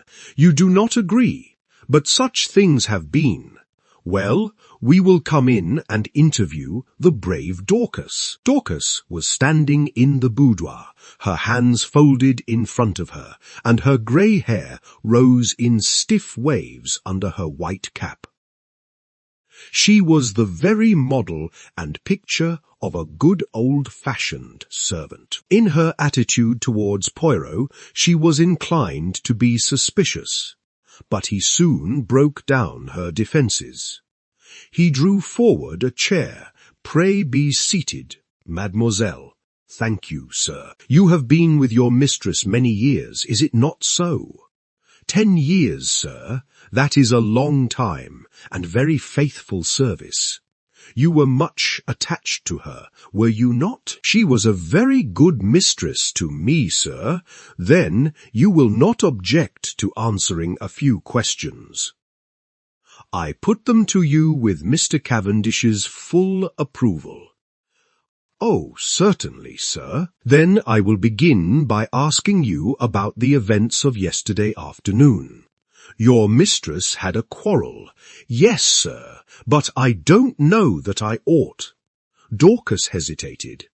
Poirot looked at her keenly. My good Dorcas, it is necessary that I should know every detail of that quarrel as fully as possible.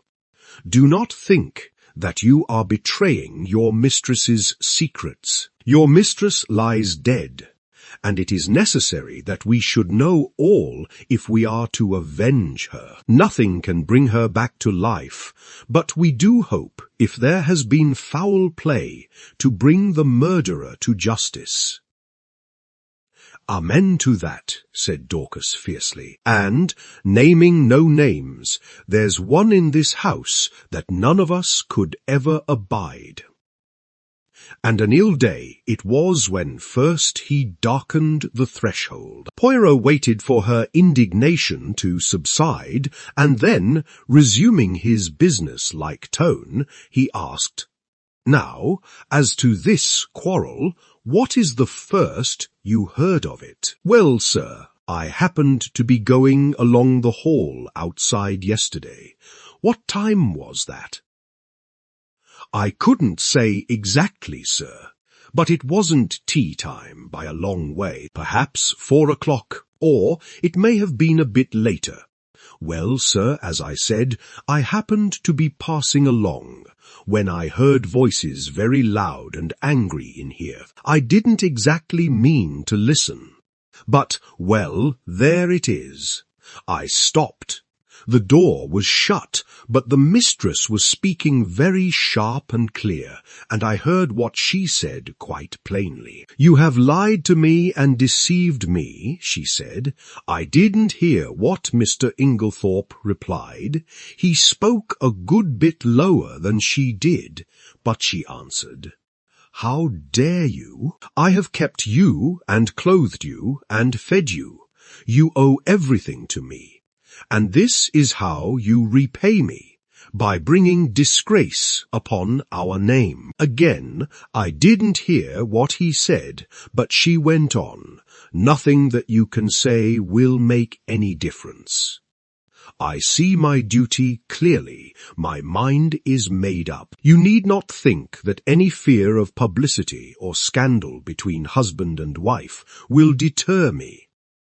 Then I thought I heard them coming out, so I went off quickly. You are sure it was Mr. Inglethorp's voice you heard? Oh yes, sir, whose else's could it be? Well, what happened next? Later, I came back to the hall, but it was all quiet. At 5 o'clock, Mrs. Inglethorp rang the bell and told me to bring her a cup of tea, nothing to eat, to the boudoir. She was looking dreadful, so white and upset. Dorcas, she says. I've had a great shock. I'm sorry for that, Em, I says. You'll feel better after a nice hot cup of tea. She had something in her hand. I don't know if it was a letter or just a piece of paper, but it had writing on it, and she kept staring at it. Almost as if she couldn't believe what was written there. She whispered to herself, as though she had forgotten I was there. These few words, and everything's changed. And then she says to me, never trust a man, Dorcas, they're not worth it. I hurried off and got her a good strong cup of tea, and she thanked me and said she'd feel better when she'd drunk it. I don't know what to do, she says. Scandal between husband and wife is a dreadful thing, Dorcas. I'd rather hush it up if I could. Mrs. Cavendish came in just then, so she didn't say any more. She still had the letter, or whatever it was, in her hand. Yes, sir. What would she be likely to do with it afterwards? Well, I don't know, sir. I expect she would lock it up in that purple case of hers. Is that where she usually kept important papers?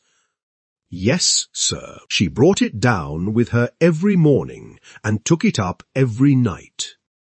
When did she lose the key of it? She missed it yesterday at lunchtime, sir, and told me to look carefully for it. She was very much put out about it. But she had a duplicate key.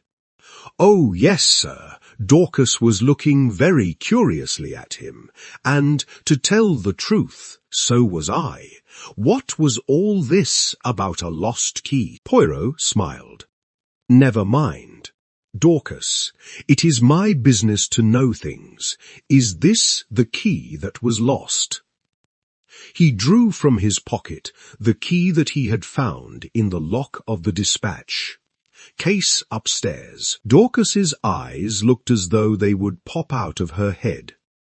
That's it, sir, right enough. But where did you find it? I looked everywhere for it. But you see it was not in the same place yesterday as it was today. Now, to pass to another subject, had your mistress a dark green dress in her wardrobe? Dorcas was rather startled by the unexpected question. No, sir. Are you quite sure? Oh, yes, sir. Has anyone else in the house got a green dress? Dorcas reflected. Miss Cynthia has a green evening dress. Light or dark green? A light green, sir. A sort of chiffon, they call it. That is not what I want, and nobody else has anything green. No, sir, not that I know of. Poirot's face did not betray a trace of whether he was disappointed or otherwise. He merely remarked, Good, we will leave that and pass on. Have you any reason to believe that your mistress was likely to take a sleeping powder last night? Not last night, sir. I know she didn't. Why do you know so positively? Because the box was empty. She took the last one 2 days ago, and she didn't have any more made up. You are quite sure of that? Positive, sir. Then that is cleared up. By the way, your mistress didn't ask you to sign any paper yesterday. To sign a paper. No, sir. When Mr. Hastings and Mr. Lawrence came in yesterday evening, they found your mistress busy writing letters. I suppose you can give me no idea to whom these letters were addressed. I'm afraid I couldn't, sir. I was out in the evening. Perhaps Annie could tell you, though she's a careless girl, never cleared the coffee cups away last night. That's what happens when I'm not here to look after things. Poirot lifted his hand. Since they have been left, Dorcas, leave them a little longer, I pray you. I should like to examine them. Very well, sir. What time did you go out last evening? About 6 o'clock, sir, thank you. Dorcas, that is all I have to ask you. He rose and strolled to the window. I have been admiring these flower beds. How many gardeners are employed here, by the way? Only 3 now, sir. 5 we had before the war, when it was kept as a gentleman's place should be. I wish you could have seen it then, sir. A fair sight it was, but now there's only old Manning and young William and a new-fashioned woman gardener in breeches and such like. Ah, these are dreadful times. The good times will come again, Dorcas. At least we hope so. Now will you send Annie to me here?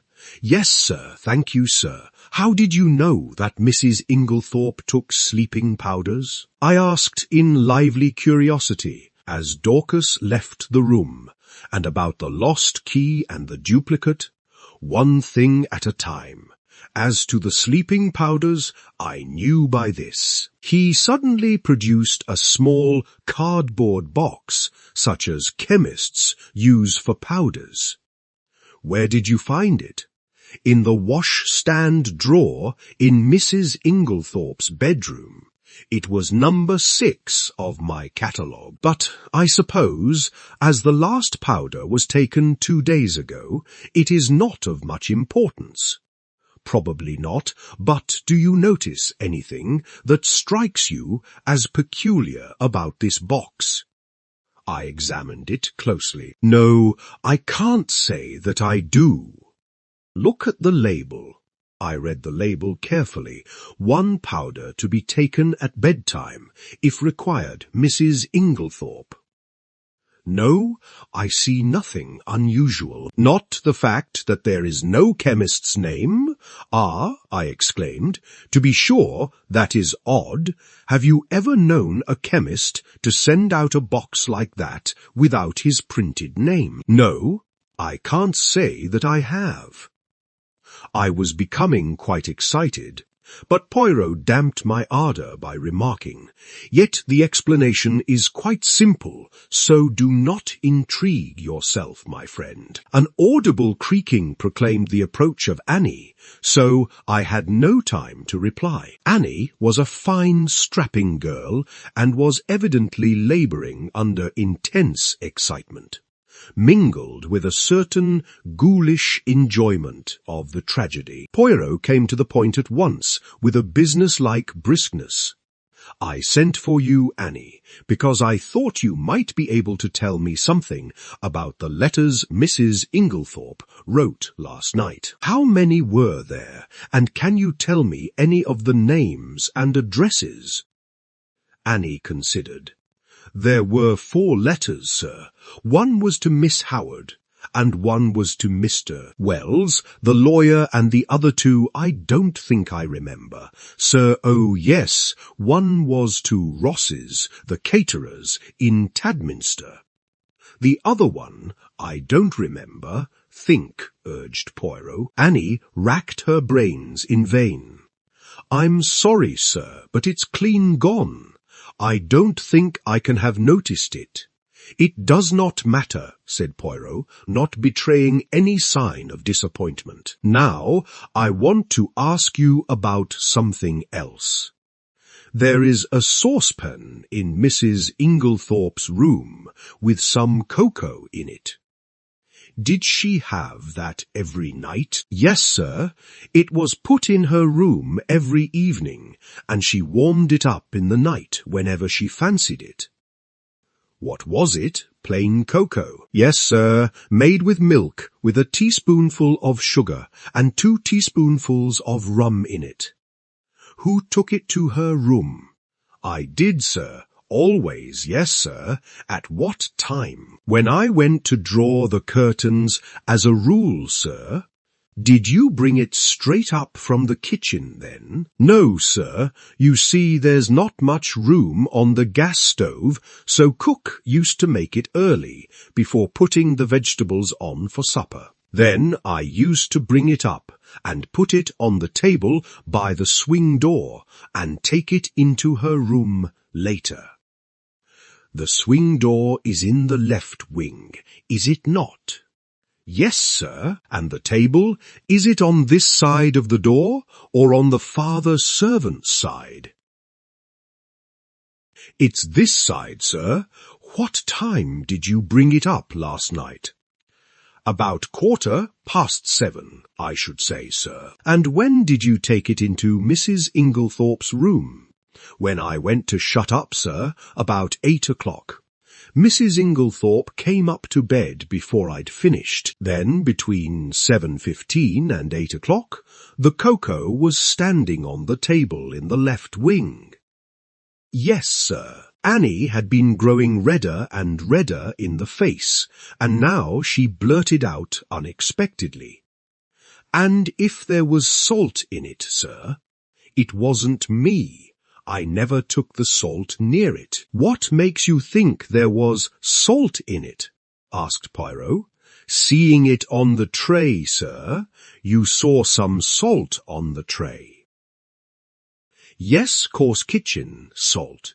It looked, I never noticed it when I took the tray up, but when I came to take it into the mistress's room, I saw it at once.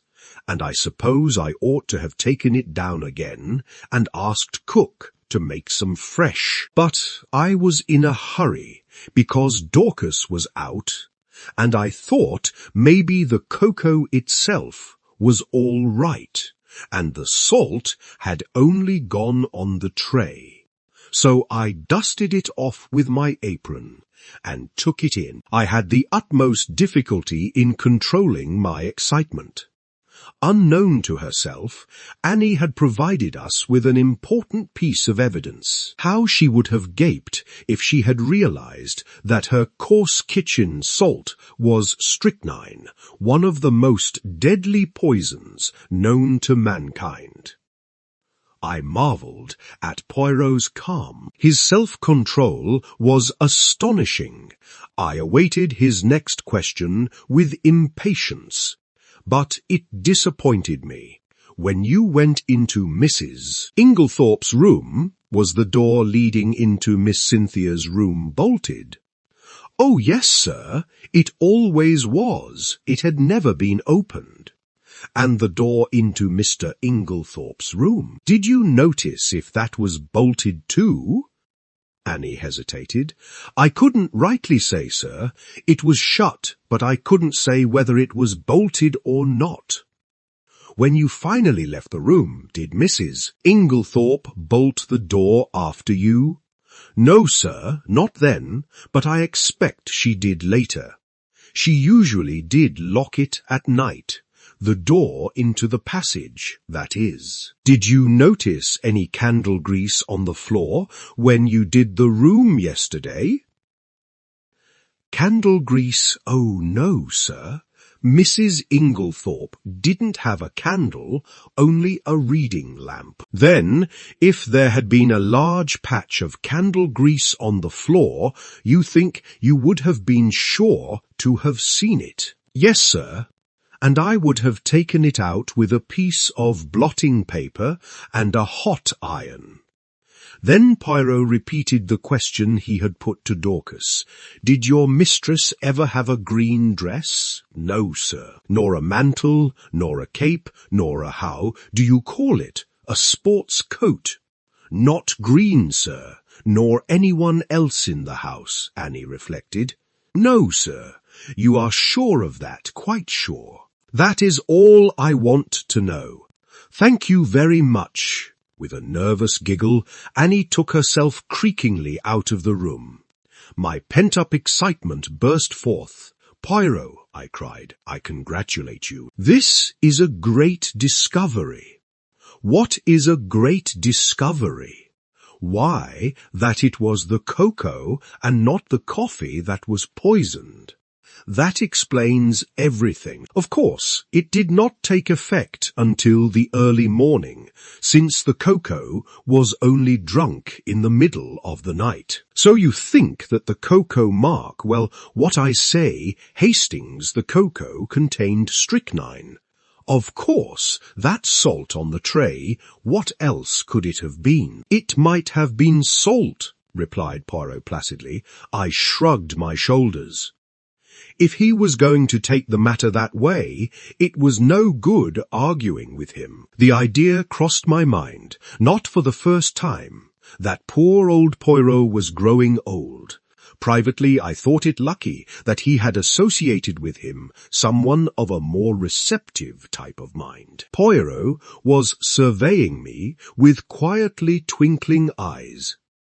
"You are not pleased with me, mon ami."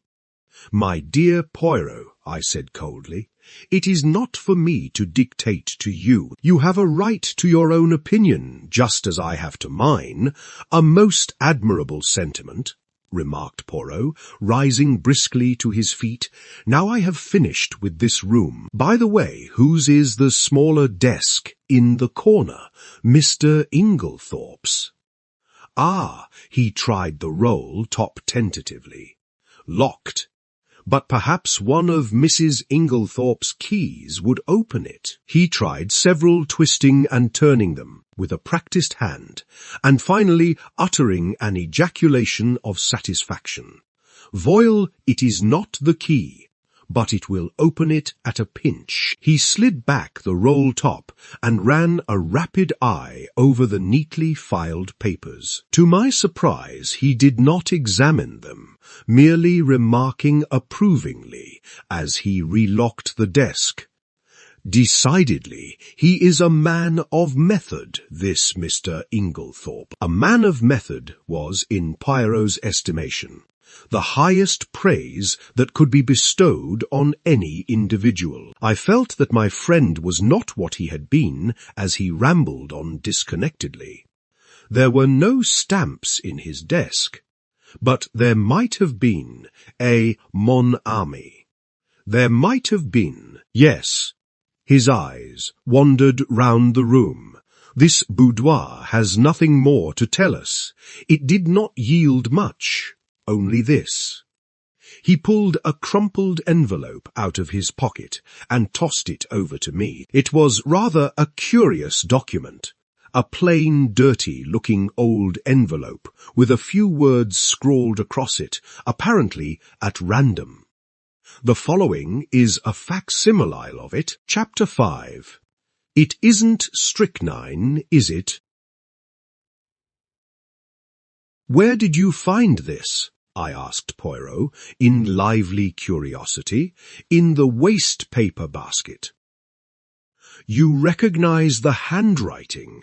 "Yes, it is Mrs. Inglethorp's." "But what does it mean?" Poirot shrugged his shoulders. "I cannot say, but it is suggestive." A wild idea flashed across me. Was it possible that Mrs. Inglethorp's mind was deranged? Had she some fantastic idea of demoniacal possession? And if that were so, was it not also possible that she might have taken her own life? I was about to expound these theories to Poirot when his own words distracted me. "Come," he said, "now to examine the coffee cups." My dear Poirot, what on earth is the good of that, now that we know about the cocoa? O-L-L, that miserable cocoa, cried Poirot flippantly. He laughed with apparent enjoyment, raising his arms to heaven, in mock despair, in what I could not but consider the worst possible taste. And anyway, I said with increasing coldness, as Mrs. Inglethorp took her coffee upstairs with her. I do not see what you expect to find, unless you consider it likely that we shall discover a packet of strychnine on the coffee tray. Poirot was sobered at once. "Come, come, my friend," he said, slipping his arms through mine. "Ni vos fiches passas. Allow me to interest myself in my coffee cups, and I will respect your cocoa. There, is it a bargain?" He was so quaintly humorous that I was forced to laugh, and we went together to the drawing-room, where the coffee cups and tray remained undisturbed as we had left them. Poirot made me recapitulate the scene of the night before, listening very carefully and verifying the position of the various cups. So Mrs. Cavendish stood by the tray and poured out. "Yes, then she came across to the window where you sat with Mademoiselle Cynthia. Yes, here are the 3 cups, and the cup on the mantelpiece, half drunk, that would be Mr. Lawrence Cavendish's, and the one on the tray, Jean Cavendish's. I saw him put it down there. Good, 1, 2, 3, 4, 5. But where, then, is the cup of Mr. Inglethorp? He does not take coffee. Then all are accounted for. One moment, my friend." With infinite care he took a drop or 2 from the grounds in each cup, sealing them up in separate test tubes, tasting each in turn. As he did so, his physiognomy underwent a curious change. An expression gathered there that I can only describe as half puzzled and half relieved. "Bien," he said at last. "It is evident I had an idea, but clearly I was mistaken. Yes, altogether I was mistaken. Yet it is strange. But no matter," and with a characteristic shrug, he dismissed whatever it was that was worrying him from his mind. I could have told him from the beginning that this obsession of his over the coffee was bound to end in a blind alley. But I restrained my tongue. After all, though he was old, Poirot had been a great man in his day. "Breakfast is ready," said John Cavendish, coming in from the hall. "You will breakfast with us, Monsieur Poirot?" Poirot acquiesced. I observed John. Already he was almost restored to his normal self. The shock of the events of the last night had upset him temporarily, but his equable poise soon swung back to the normal. He was a man of very little imagination. In sharp contrast with his brother, who had perhaps too much. Ever since the early hours of the morning, John had been hard at work, sending telegrams. One of the first had gone to Evelyn Howard, writing notices for the papers, and generally occupying himself with the melancholy duties that a death entails. "May I ask how things are proceeding?" he said. "Do your investigations point to my mother having died a natural death, or must we prepare ourselves for the worst?" "I think, Mr. Cavendish," said Poirot gravely, "that you would do well not to buoy yourself up with any false hopes. Can you tell me the views of the other members of the family? My brother Lawrence is convinced that we are making a fuss over nothing.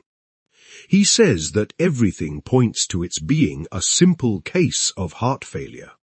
"He does he? That is very interesting."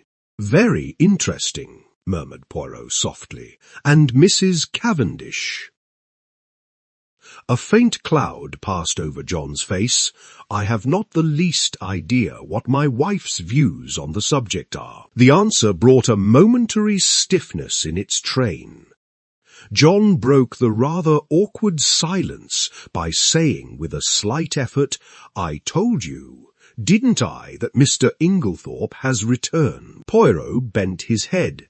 It's an awkward position for all of us, of course. One has to treat him as usual, but hang it all, one's gorge does rise at sitting down to eat with a possible murderer. Poirot nodded sympathetically. I quite understand. It is a very difficult situation for you, Mr. Cavendish.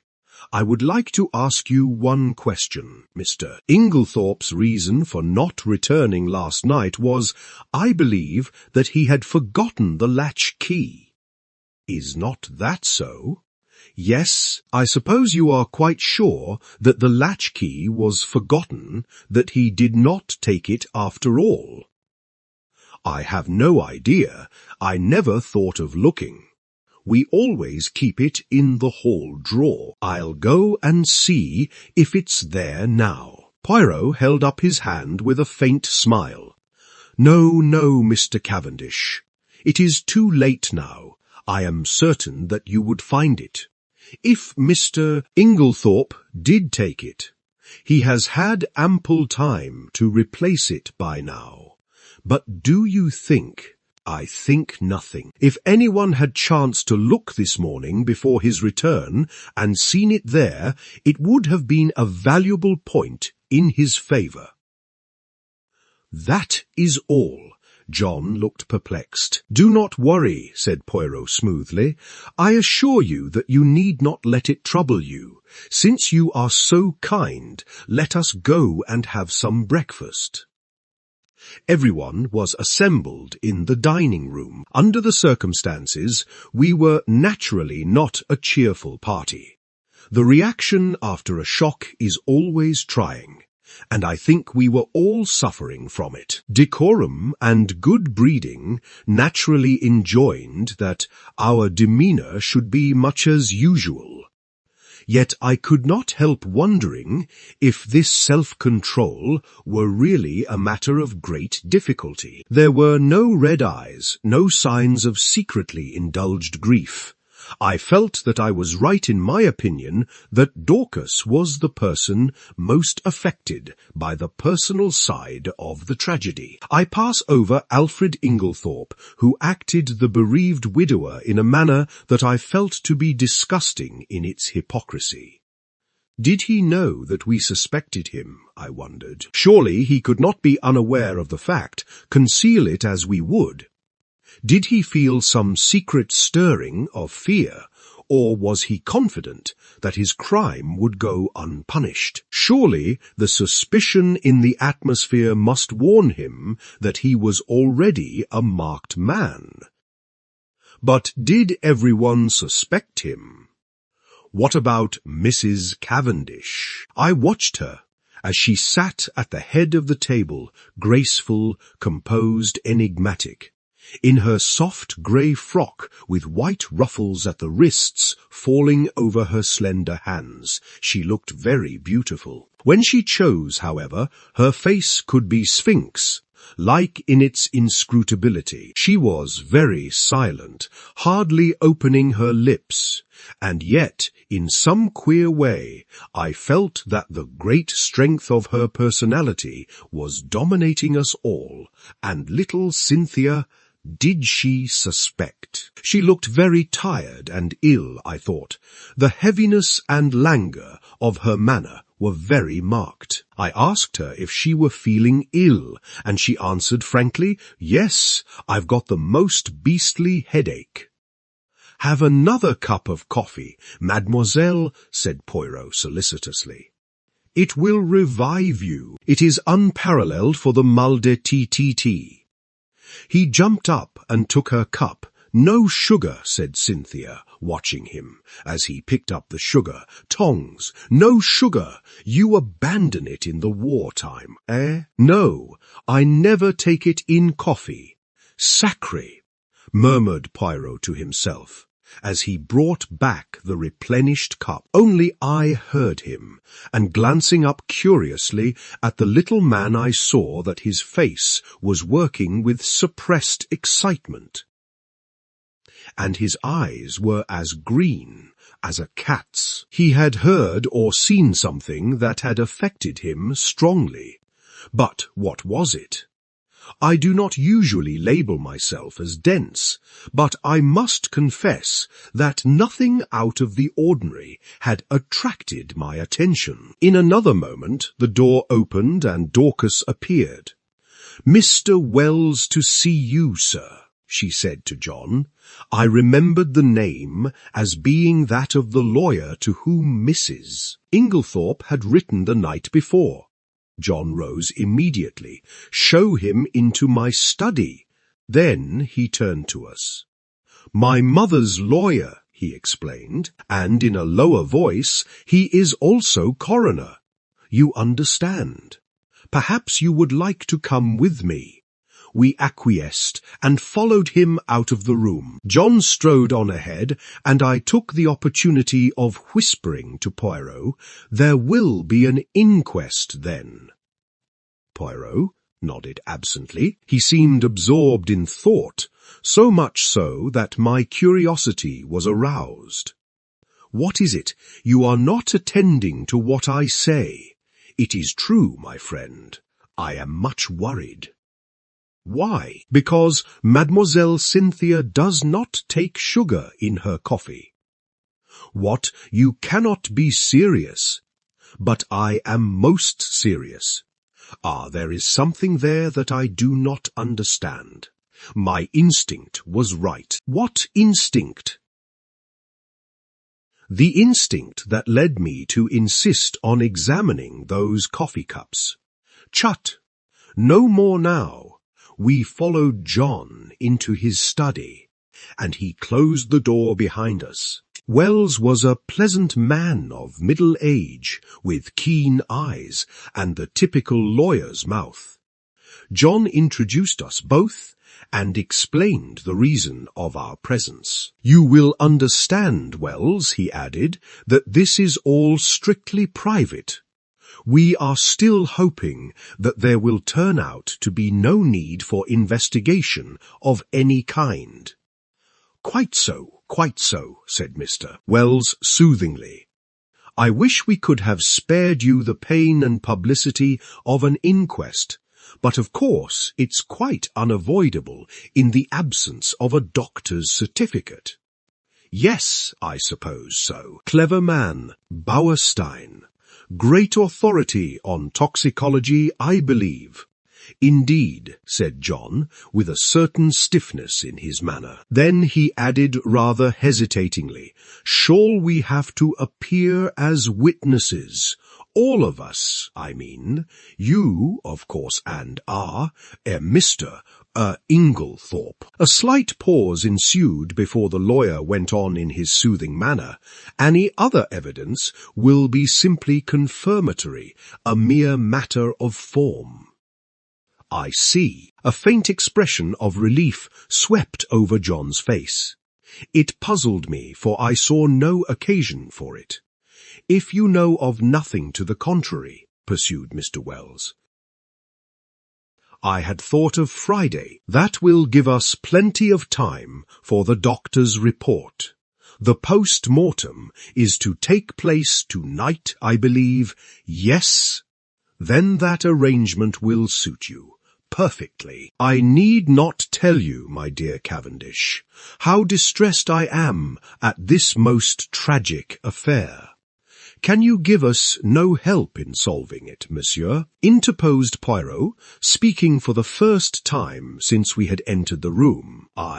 "Yes, we heard that Mrs. Inglethorp wrote to you last night. You should have received the letter this morning." "I did, but it contains no information. It is merely a note asking me to call upon her this morning, as she wanted my advice on a matter of great importance." "She gave you no hint as to what that matter might be?" "Unfortunately, no. That is a pity," said John. "A great pity," agreed Poirot gravely. There was silence. Poirot remained lost in thought for a few minutes. Finally he turned to the lawyer again. "Mr. Wells, there is one thing I should like to ask you. That is, if it is not against professional etiquette. In the event of Mrs. Inglethorp's death, who would inherit her money? The lawyer hesitated a moment, and then replied, "The knowledge will be public property very soon. So if Mr. Cavendish does not object, not at all," interpolated John. "I do not see any reason why I should not answer your question. By her last will, dated August of last year, after various unimportant legacies to servants, etc., she gave her entire fortune to her stepson, Mr. John Cavendish. Was not that, pardon the question, Mr. Cavendish, rather unfair to her other stepson, Mr. Lawrence Cavendish? No, I do not think so. You see, under the terms of their father's will, while John inherited the property, Lawrence, at his stepmother's death, would come into a considerable sum of money. Mrs. Inglethorp left her money to her elder stepson, knowing that he would have to keep up Styles. It was, to my mind, a very fair and equitable distribution." Poirot nodded thoughtfully. "I see. But I am right in saying, am I not, that by your English law, that will was automatically revoked when Mrs. Inglethorp remarried?" Mr. Wells bowed his head. "As I was about to proceed, Monsieur Poirot, that document is now null and void." "Hein," said Poirot. He reflected for a moment, and then asked, "Was Mrs. Inglethorp herself aware of that fact?" "I do not know. She may have been. She was," said John unexpectedly. "We were discussing the matter of wills being revoked by marriage only yesterday." "Ah, one more question, Mr. Wells. You say her last will. Had Mrs. Inglethorp, then, made several former wills?" "On an average, she made a new will at least once a year," said Mr. Wells imperturbably. "She was given to changing her mind as to her testamentary dispositions, now benefiting one, now another member of her family. Suppose," suggested Poirot, "that unknown to you, she had made a new will in favour of someone who was not, in any sense of the word, a member of the family. We will say Miss Howard, for instance. Would you be surprised?" "Not in the least." "Ah?" Poirot seemed to have exhausted his questions. I drew close to him, while John and the lawyer were debating the question of going through Mrs. Inglethorp's papers. "Do you think Mrs. Inglethorp made a will leaving all her money to Miss Howard?" I asked in a low voice, with some curiosity. Poirot smiled. "Number, then why did you ask?" "Hush!" John Cavendish had turned to Poirot. "Will you come with us, Monsieur Poirot? We are going through my mother's papers. Mr. Inglethorp is quite willing to leave it entirely to Mr. Wells and myself." "Which simplifies matters very much," murmured the lawyer. As technically, of course, he was entitled, he did not finish the sentence. "We will look through the desk in the boudoir first," explained John, "and go up to her bedroom afterwards. She kept her most important papers in a purple dispatch case, which we must look through carefully." "Yes," said the lawyer, "it is quite possible that there may be a later will than the one in my possession." "There is a later will." It was Poirot who spoke. "What?" John and the lawyer looked at him, startled. "Or rather," pursued my friend imperturbably, "there was one." "What do you mean? There was one. Where is it now?" "Burnt." "Yes, see here." He took out the charred fragment we had found in the grate in Mrs. Inglethorp's room. and handed it to the lawyer with a brief explanation of when and where he had found it. "But possibly this is an old will. I do not think so. In fact, I am almost certain that it was made no earlier than yesterday afternoon." "What?"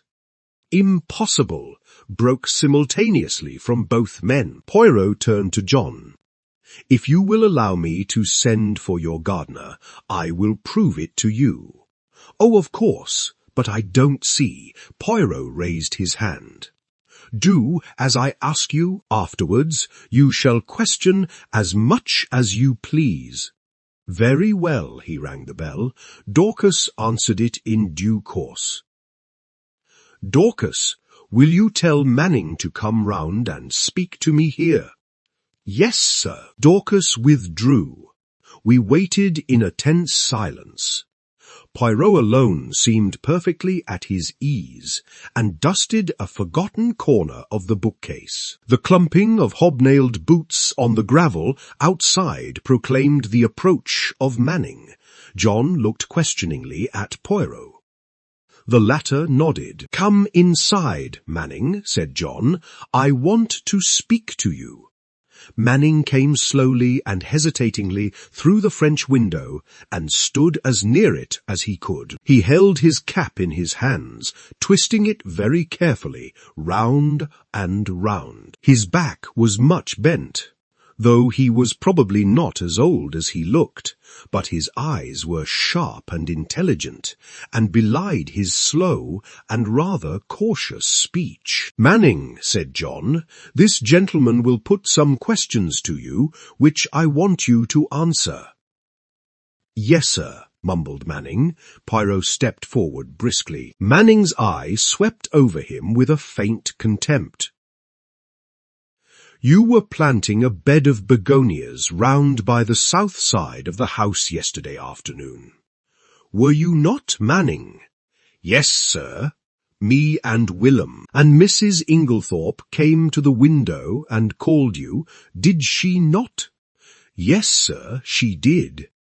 "Tell me in your own words exactly what happened after that." "Well, sir, nothing much. She just told Willem to go on his bicycle down to the village and bring back a form of will or such like. I don't know what exactly she wrote it down for him." "Well, he did, sir. And what happened next?" "We went on with the begonias, sir. Did not Mrs. Inglethorp call you again?" "Yes, sir, both me and Willem she called, and then she made us come right in and sign our names at the bottom of a long paper under where she'd signed." "Did you see anything of what was written above her signature?" asked Poirot sharply. "No, sir, there was a bit of blotting paper over that part." "And you signed where she told you?" "Yes, sir, first me and then Willem." "What did she do with it afterwards?" "Well, sir, she slipped it into a long envelope and put it inside a sort of purple box that was standing on the desk." "What time was it when she first called you?"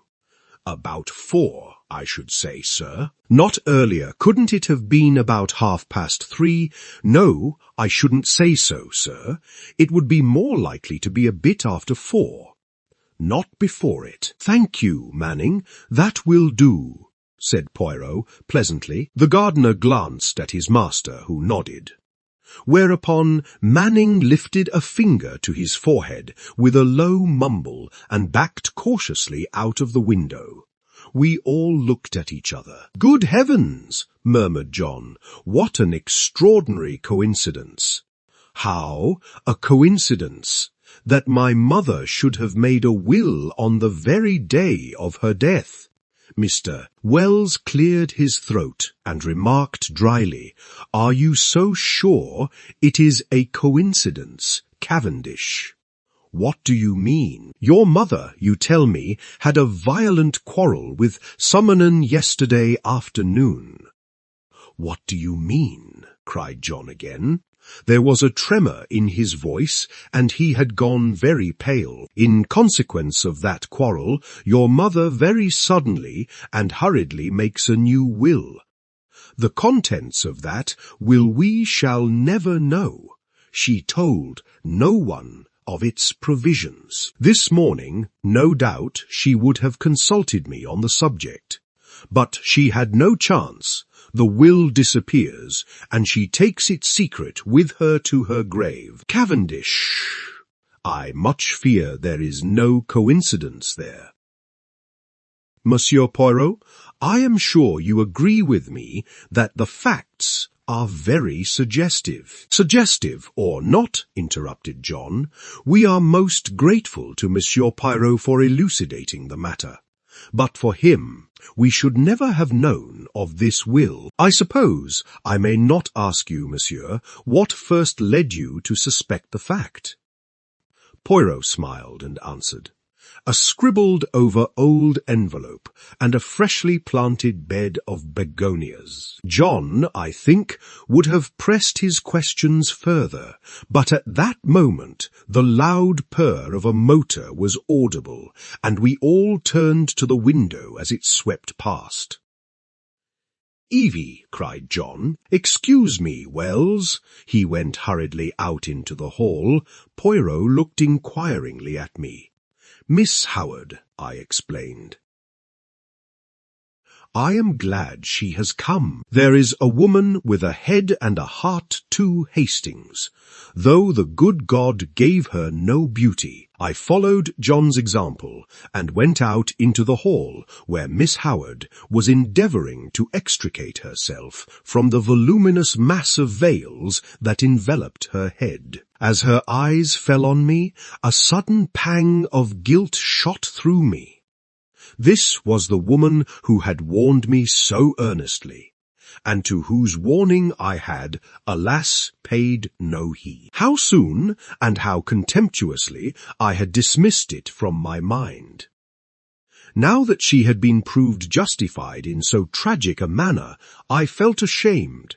She had known Alfred Inglethorp only too well. I wondered whether, if she had remained at Styles, the tragedy would have taken place.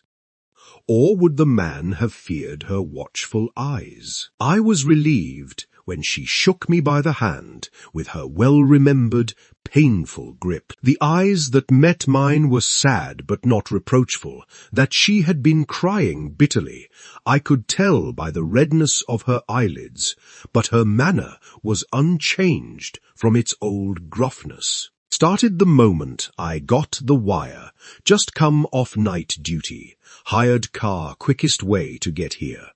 Have you had anything to eat this morning, Evie? Asked John. Number, I thought not. Come along, breakfast's not cleared away yet, and they'll make you some fresh tea. He turned to me. Look after her, Hastings, will you? Wells is waiting for me. Oh, here's Monsieur Poirot. He's helping us, you know, Evie. Miss Howard shook hands with Poirot, but glanced suspiciously over her shoulder at John. What do you mean, helping us? Helping us to investigate. Nothing to investigate. Have they taken him to prison yet? Taken who to prison? Who? Alfred Inglethorp, of course.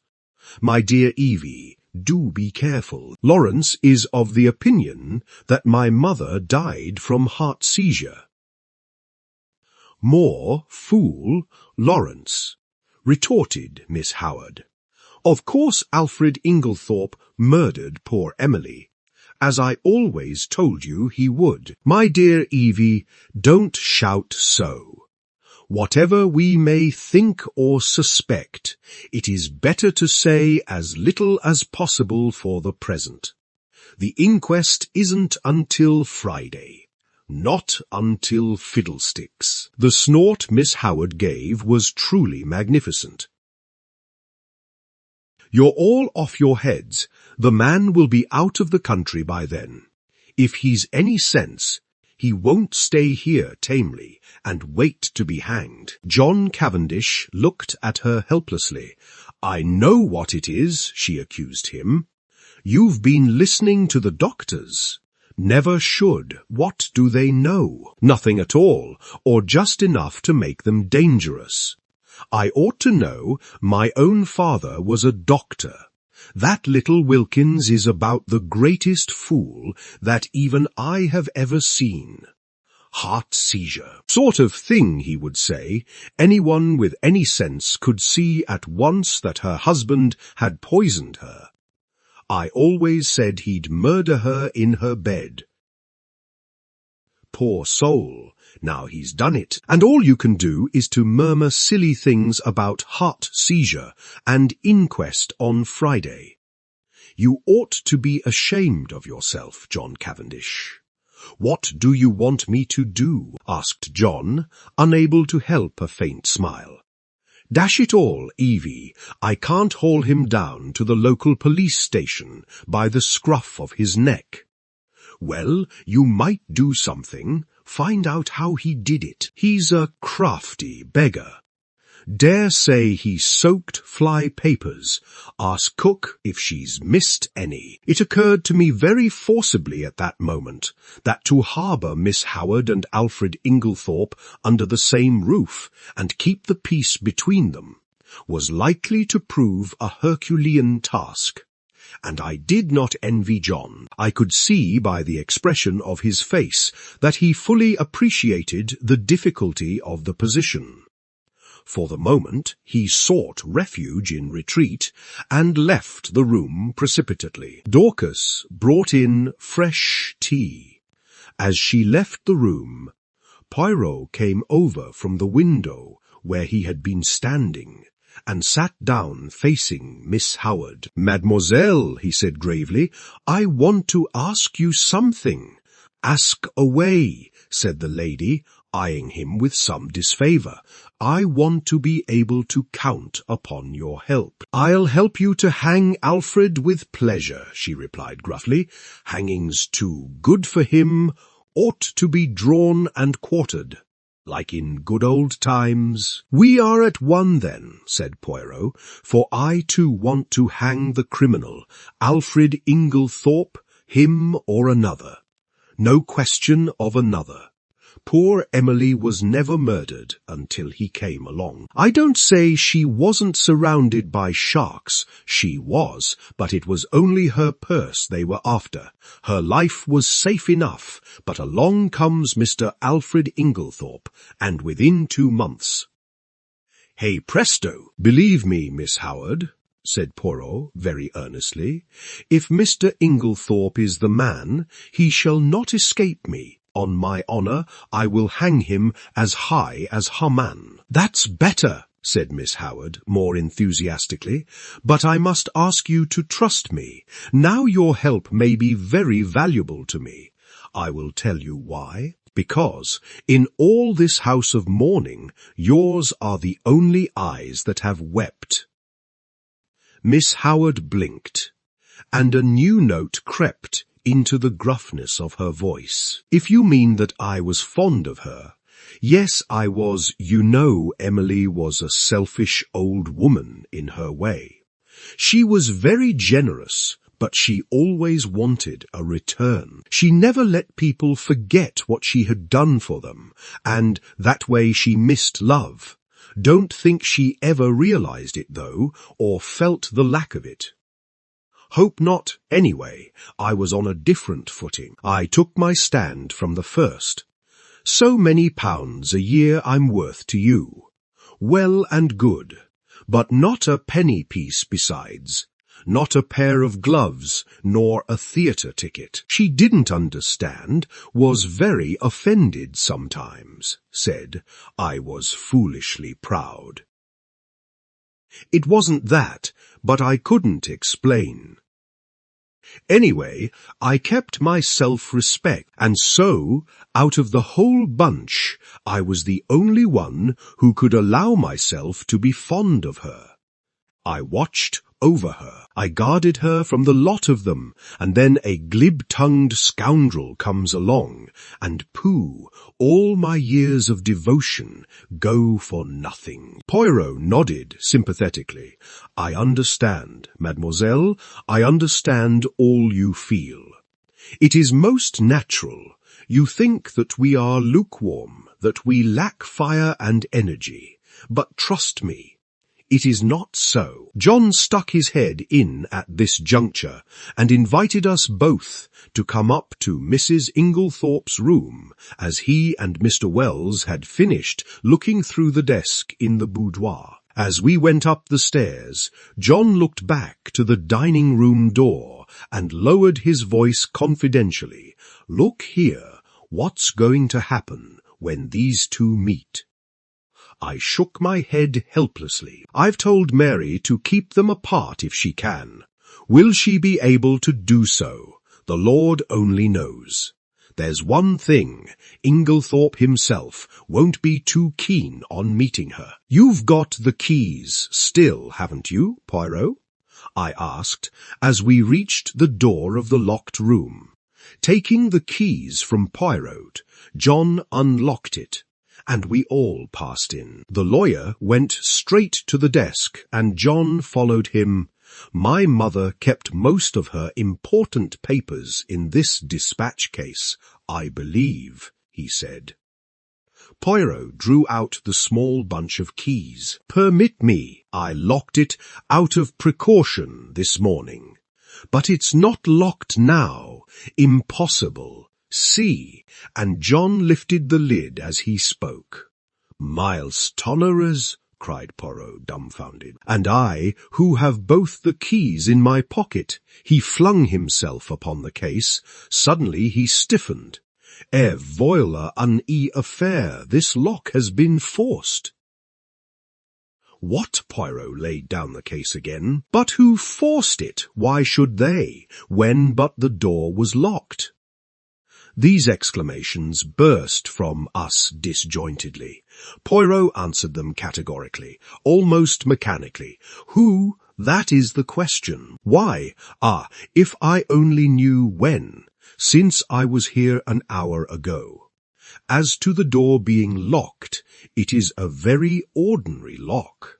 Probably any other of the door keys in this passage would fit it." We stared at one another blankly. Poirot had walked over to the mantelpiece. He was outwardly calm, but I noticed his hands, which from long force of habit were mechanically straightening the spill vases on the mantelpiece, were shaking violently. "See here, it was like this," he said at last. "There was something in that case, some piece of evidence, slight in itself perhaps, but still enough of a clue to connect the murderer with the crime. It was vital to him that it should be destroyed before it was discovered and its significance appreciated. Therefore, he took the risk, the great risk of coming in here. Finding the case locked, he was obliged to force it, thus betraying his presence. For him to take that risk, it must have been something of great importance. But what was it? Cried Poirot, with a gesture of anger. That I do not know. A document of some kind, without doubt, possibly the scrap of paper Dorcas saw in her hand yesterday afternoon. And I, his anger burst forth freely. Miserable animal that I am! I guessed nothing. I have behaved like an imbecile. I should never have left that case here. I should have carried it away with me. Triple pig, and now it is gone. It is destroyed. But is it destroyed? Is there not yet a chance? We must leave no stone unturned. He rushed like a madman from the room, and I followed him as soon as I had sufficiently recovered my wits. But By the time I had reached the top of the stairs, he was out of sight. Mary Cavendish was standing where the staircase branched, staring down into the hall in the direction in which he had disappeared. "What has happened to your extraordinary little friend, Mr. Hastings? He has just rushed past me like a mad bull. He's rather upset about something," I remarked feebly. I really did not know how much Poirot would wish me to disclose. As I saw a faint smile gather on Mrs. Cavendish's expressive mouth, I endeavoured to try and turn the conversation by saying, "They haven't met yet, have they?" "Who?" "Inglethorp and Miss Howard." She looked at me in rather a disconcerting manner. "Do you think it would be such a disaster if they did meet?" "Well, don't you?" I said, rather taken aback. She was smiling in her quiet way. "I should like to see a good flare-up. It would clear the air. At present we are all thinking so much and saying so little." "John doesn't think so," I remarked. "He's anxious to keep them apart." "Oh, John." Something in her tone fired me, and I blurted out, "Old John's an awfully good sort." She studied me curiously for a minute or two, and then said, to my great surprise, "You are loyal to your friend.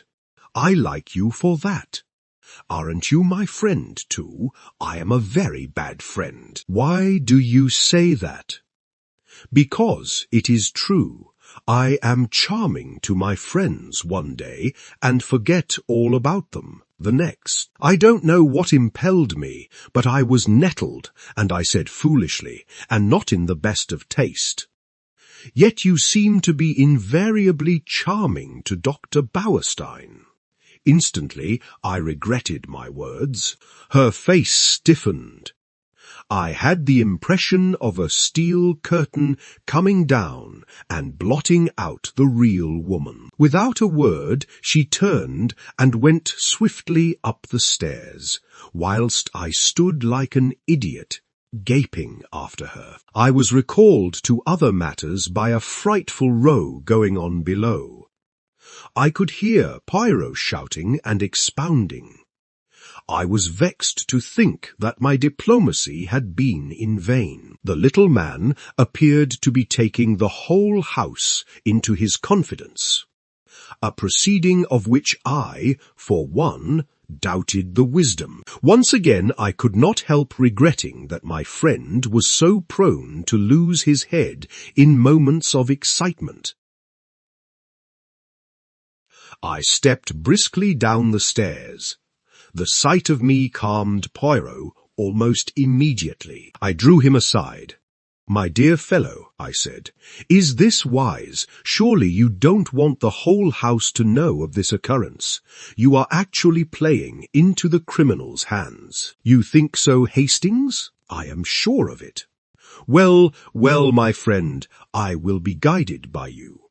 "Good, although, unfortunately, it is a little too late now, sure." He looked so crestfallen and abashed that I felt quite sorry, though I still thought my rebuke a just and wise one. "Well," he said at last, "let us go, mon ami. You have finished here. For the moment, yes, you will walk back with me to the village, willingly." He picked up his little suitcase, and we went out through the open window in the drawing-room. Cynthia Murdoch was just coming in, and Poirot stood aside to let her pass. "Excuse me, mademoiselle, 1 minute." "Yes," she turned inquiringly. "Did you ever make up Mrs. Inglethorp's medicines?" A slight flush rose in her face as she answered rather constrainedly, "Number only her powders." The flush deepened as Cynthia replied, "Oh yes, I did make up some sleeping powders for her once." These Poirot produced the empty box which had contained powders. She nodded. "Can you tell me what they were, sulfonal, veronal?" "No, They were bromide powders. "Ah, thank you, mademoiselle. Good morning," as we walked briskly away from the house. I glanced at him more than once. I had often before noticed that, if anything excited him, his eyes turned green like a cat's. They were shining like emeralds now. "My friend," he broke out at last, "I have a little idea. A very strange and probably utterly impossible idea, and yet it fits in." I shrugged my shoulders. I privately thought that Poirot was rather too much given to these fantastic ideas. In this case, surely, the truth was only too plain and apparent. "So that is the explanation of the blank label on the box," I remarked. "Very simple, as you said. I really wonder that I did not think of it myself." Poirot did not appear to be listening to me. "They have made one more discovery, Libas," he observed, jerking his thumb over his shoulder in the direction of Styles. "Mr. Wells told me as we were going upstairs." What was it? Locked up in the desk in the boudoir, they found a will of Mrs. Inglethorp's, dated before her marriage, leaving her fortune to Alfred Inglethorp. It must have been made just at the time they were engaged. It came quite as a surprise to Wells and to John Cavendish also. It was written on one of those printed will forms and witnessed by 2 of the servants. Not Dorcas.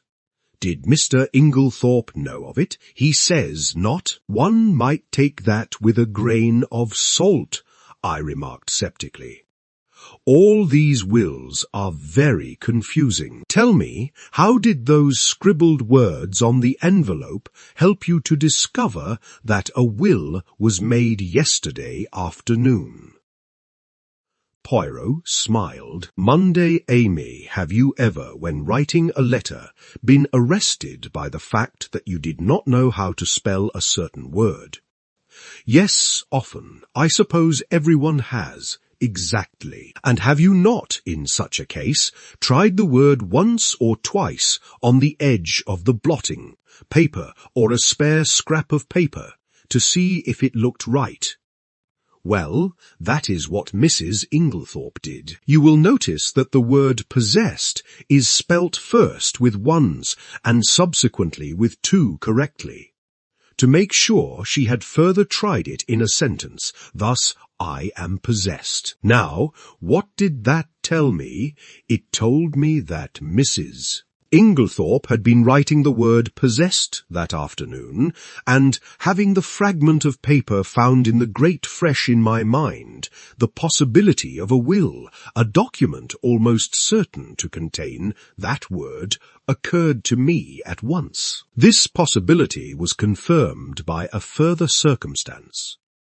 In the general confusion, the boudoir had not been swept that morning, and near the desk were several traces of brown mould and earth. The weather had been perfectly fine for some days, and no ordinary boots would have left such a heavy deposit.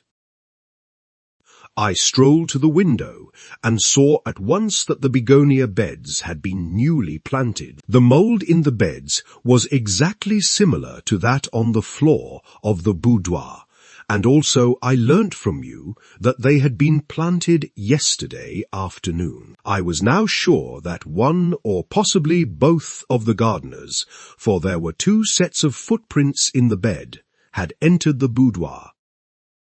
For if Mrs. Inglethorp had merely wished to speak to them, she would in all probability have stood at the window, and they would not have come into the room at all. I was now quite convinced that she had made a fresh will and had called the 2 gardeners in to witness her signature.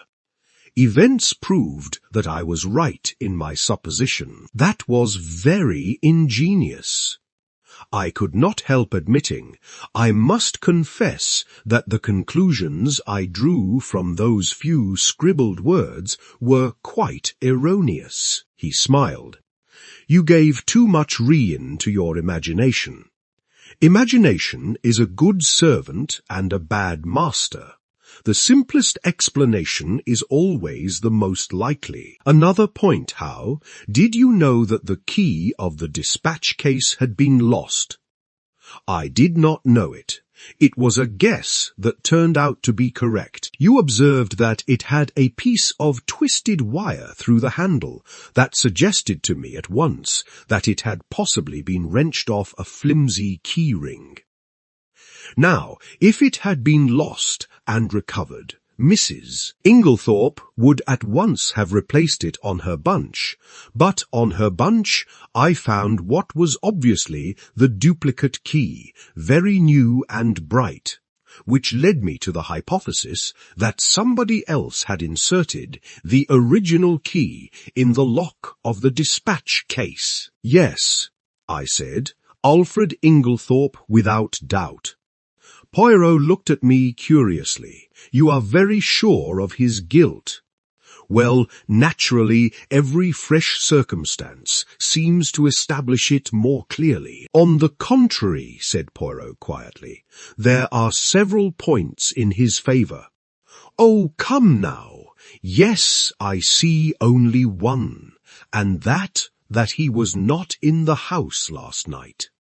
Bad shot. As you English say, you have chosen the one point that to my mind tells against him. How is that? Because if Mr. Inglethorp knew that his wife would be poisoned last night, he would certainly have arranged to be away from the house. His excuse was an obviously trumped-up one. That leaves us two possibilities. Either he knew what was going to happen, or he had a reason of his own for his absence.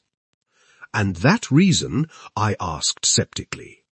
Poirot shrugged his shoulders. How should I know? Discreditable without doubt.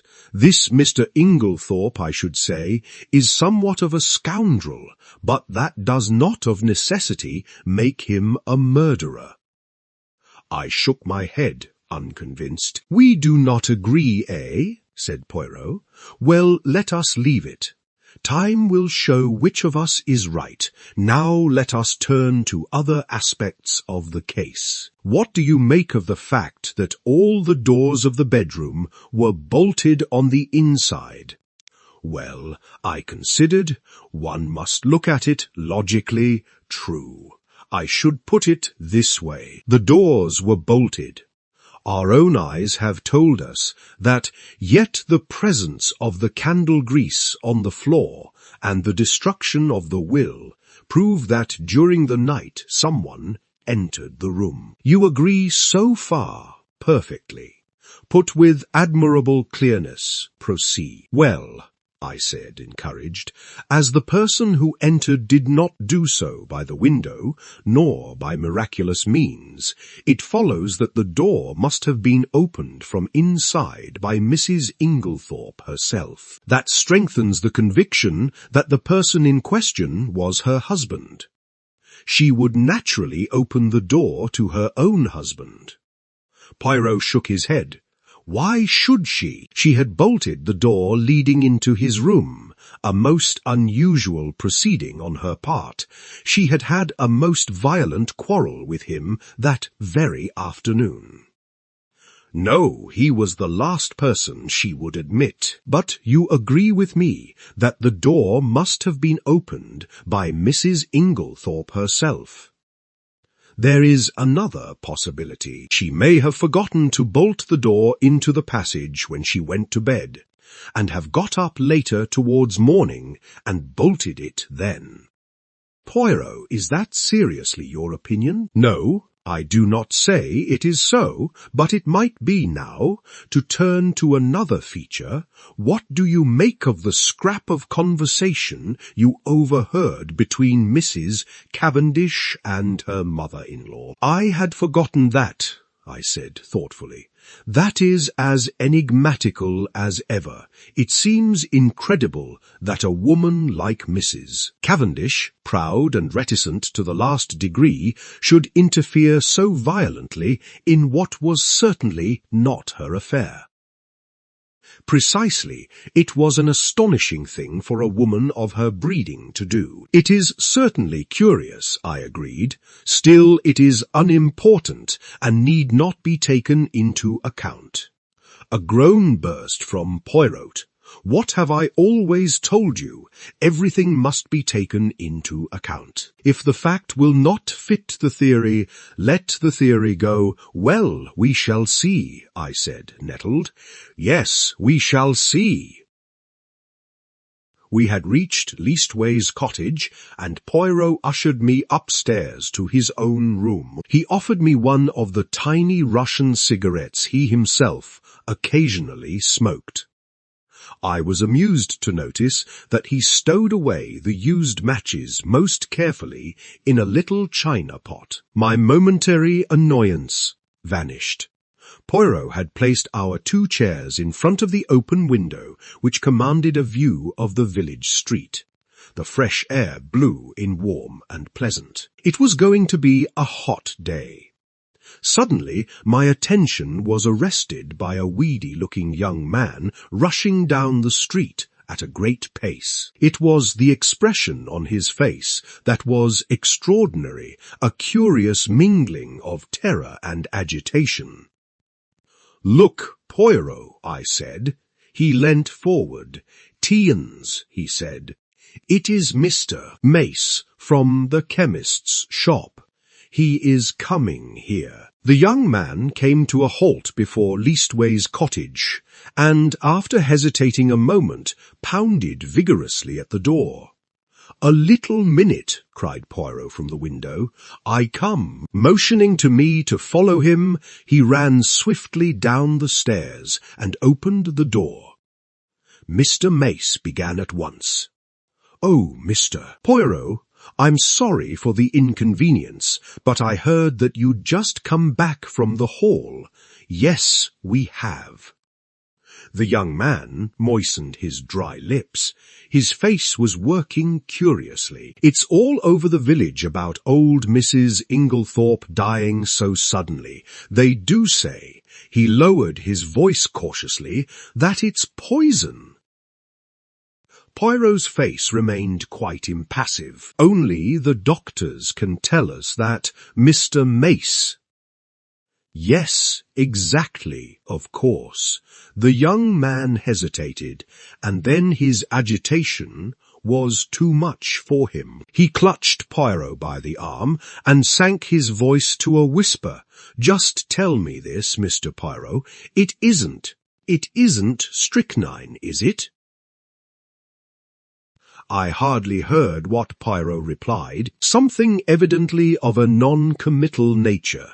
The young man departed, and as he closed the door, Poirot's eyes met mine. "Yes," he said, nodding gravely, "he will have evidence to give at the inquest." We went slowly upstairs again. I was opening my lips when Poirot stopped me with a gesture of his hand. Not now, mon ami. I have need of reflection. My mind is in some disorder, which is not well." For about 10 minutes he sat in dead silence, perfectly still, except for several expressive motions of his eyebrows, and all the time his eyes grew steadily greener. At last he heaved a deep sigh. "It is well. The bad moment has passed. Now all is arranged and classified. One must never permit confusion. The case is not clear yet. No, for it is of the most complicated. It puzzles me, Hercule Poirot. There are 2 facts of significance." "And what are they?" "The first is the state of the weather yesterday. That is very important." "But it was a glorious day," I interrupted. "Poirot, you're pulling my leg." "Not at all. The thermometer registered 80 degrees in the shade. Do not forget that, my friend. It is the key to the whole riddle, and the second point." I asked. The important fact that Monsieur Inglethorp wears very peculiar clothes, has a black beard, and uses glasses. Poirot, I cannot believe you are serious. I am absolutely serious, my friend. But this is childish. No, it is very momentous. And supposing the coroner's jury returns a verdict of wilful murder against Alfred Inglethorp, what becomes of your theories then? They would not be shaken because 12 stupid men had happened to make a mistake, but that will not occur. For one thing, a country jury is not anxious to take responsibility upon itself. And Mr. Inglethorp stands practically in the position of local squire. Also, he added placidly, I should not allow it. You would not allow it? Number? I looked at the extraordinary little man, divided between annoyance and amusement. He was so tremendously sure of himself. As though he read my thoughts, he nodded gently. Oh, yes, mon ami, I would do what I say. He got up and laid his hand on my shoulder. His physiognomy underwent a complete change. Tears came into his eyes. In all this, you see, I think of that poor Mrs. Inglethorp who is dead. She was not extravagantly loved, no, but she was very good to us Belgians. I owe her a debt. I endeavoured to interrupt, but Poirot swept on. Let me tell you this, Hastings, she would never forgive me if I let Alfred Inglethorp, her husband, be arrested now, when a word from me could save him. Chapter 6. The Inquest. In the interval before the inquest, Poirot was unfailing in his activity. Twice he was closeted with Mr. Wells. He also took long walks into the country. I rather resented his not taking me into his confidence, the more so as I could not in the least guess what he was driving at. It occurred to me that he might have been making inquiries at Rakes's farm. So, finding him out when I called at Leastways Cottage on Wednesday evening, I walked over there by the fields, hoping to meet him. But there was no sign of him, and I hesitated to go right up to the farm itself. As I walked away, I met an aged rustic who leered at me cunningly. "You'm from the Hall, bain't you?" he asked.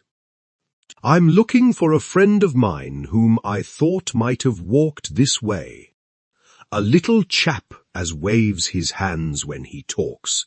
One of them Belgies from the village." "Yes," I said eagerly. "He has been here, then?" "Oh, he's been here, right enough. More'n once too, friend of yours, is he? Ah, you gentlemen from the Hall, you'm a pretty lot." And he leered more jocosely than ever. "Why, do the gentlemen from the Hall come here often?" I asked, as carelessly as I could. He winked at me knowingly. "One does, mister, naming no names, mind, and a very liberal gentleman, too." "Oh, thank you, sir, I'm sure." I walked on sharply. Evelyn Howard had been right then, and I experienced a sharp twinge of disgust as I thought of Alfred Inglethorp's liberality with another woman's money. Had that piquant gypsy face been at the bottom of the crime, or was it the baser mainspring of money? Probably a judicious mixture of both. On one point, Poirot seemed to have a curious obsession. He once or twice observed to me that he thought Dorcas must have made an error in fixing the time of the quarrel. He suggested to her repeatedly that it was 4:30 and not 4 o'clock when she had heard the voices. But Dorcas was unshaken. Quite an hour, or even more, had elapsed between the time when she had heard the voices and 5 o'clock, when she had taken tea to her mistress. The inquest was held on Friday at the Stillites' Arms in the village. Poirot and I sat together, not being required to give evidence. The preliminaries were gone through. The jury viewed the body, and John Cavendish gave evidence of identification. Further questioned, he described his awakening in the early hours of the morning and the circumstances of his mother's death.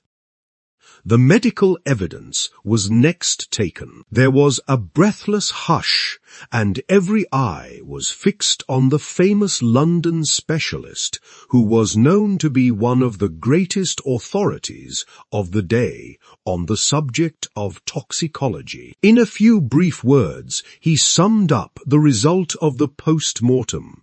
Shorn of its medical phraseology and technicalities, it amounted to the fact that Mrs. Inglethorp had met her death as the result of strychnine poisoning. Judging from the quantity recovered, she must have taken not less than 3/4 of a grain of strychnine, but probably 1 grain or slightly over. Is it possible that she could have swallowed the poison by accident? Asked the coroner. I should consider it very unlikely. Strychnine is not used for domestic purposes, as some poisons are, and there are restrictions placed on its sale. Does anything in your examination lead you to determine how the poison was administered? Number, you arrived at Styles before Dr. Wilkins, I believe. That is so. The motor met me just outside the lodge gates, and I hurried there as fast as I could. Will you relate to us exactly what happened next? I entered Mrs. Inglethorpe's room. She was at that moment in a typical tetanic convulsion. She turned towards me and gasped out, "Alfred, Alfred, could the strychnine have been administered in Mrs. Inglethorpe's after-dinner coffee, which was taken to her by her husband? Possibly, but strychnine is a fairly rapid drug in its action. The symptoms appear from 1 to 2 hours after it has been swallowed. It is retarded under certain conditions, none of which, however, appear to have been present in this case.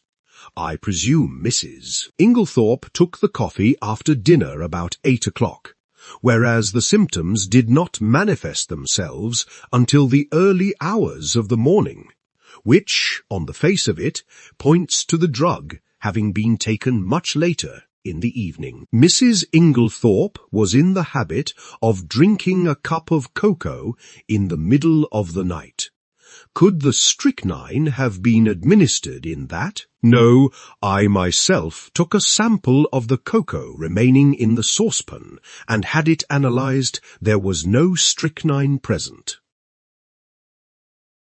I heard Poirot chuckle softly beside me.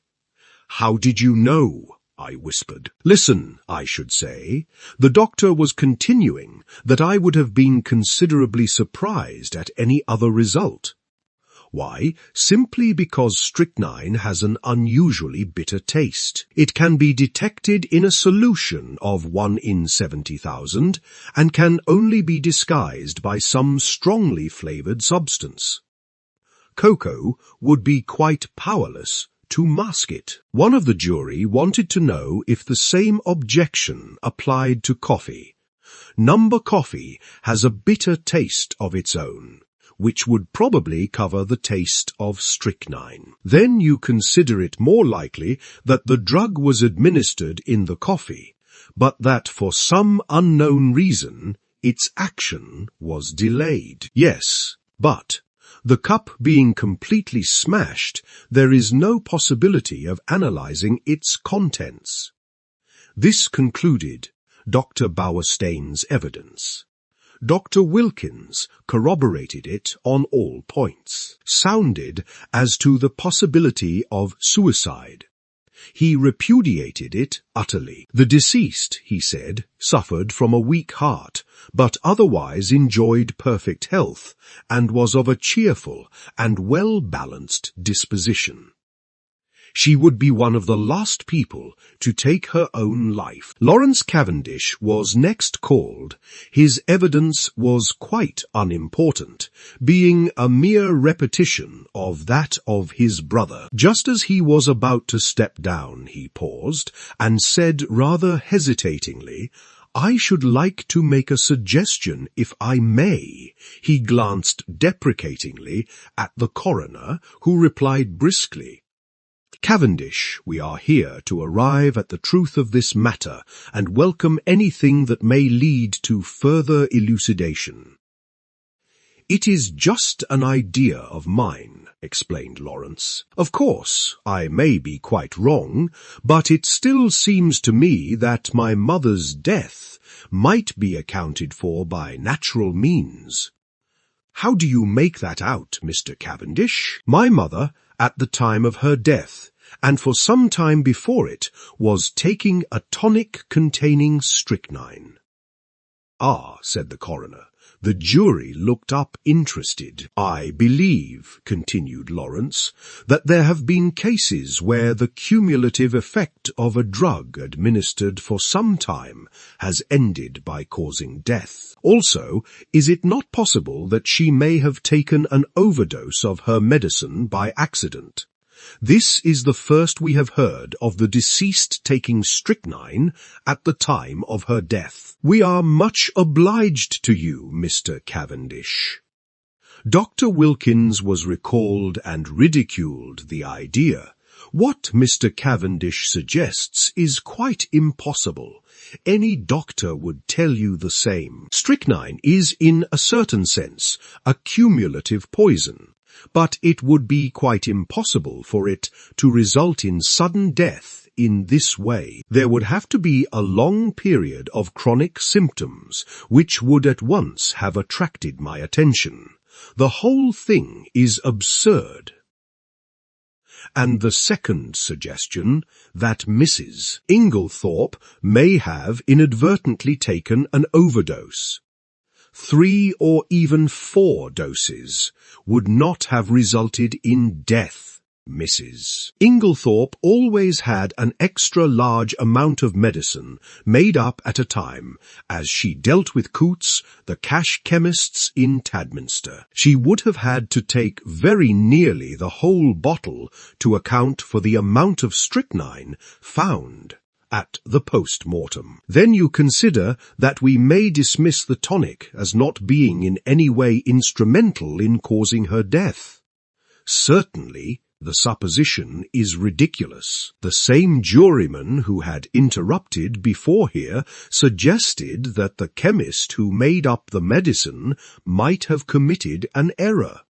That, of course, is always possible," replied the doctor. But Dorcas, who was the next witness called, dispelled even that possibility.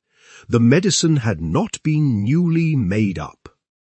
On the contrary, Mrs. Inglethorp had taken the last dose on the day of her death. So the question of the tonic was finally abandoned, and the coroner proceeded with his task. Having elicited from Dorcas how she had been awakened by the violent ringing of her mistress's bell and had subsequently roused the household, he passed to the subject of the quarrel on the preceding afternoon. Dorcas's evidence on this point was substantially what Poirot and I had already heard, so I will not repeat it here.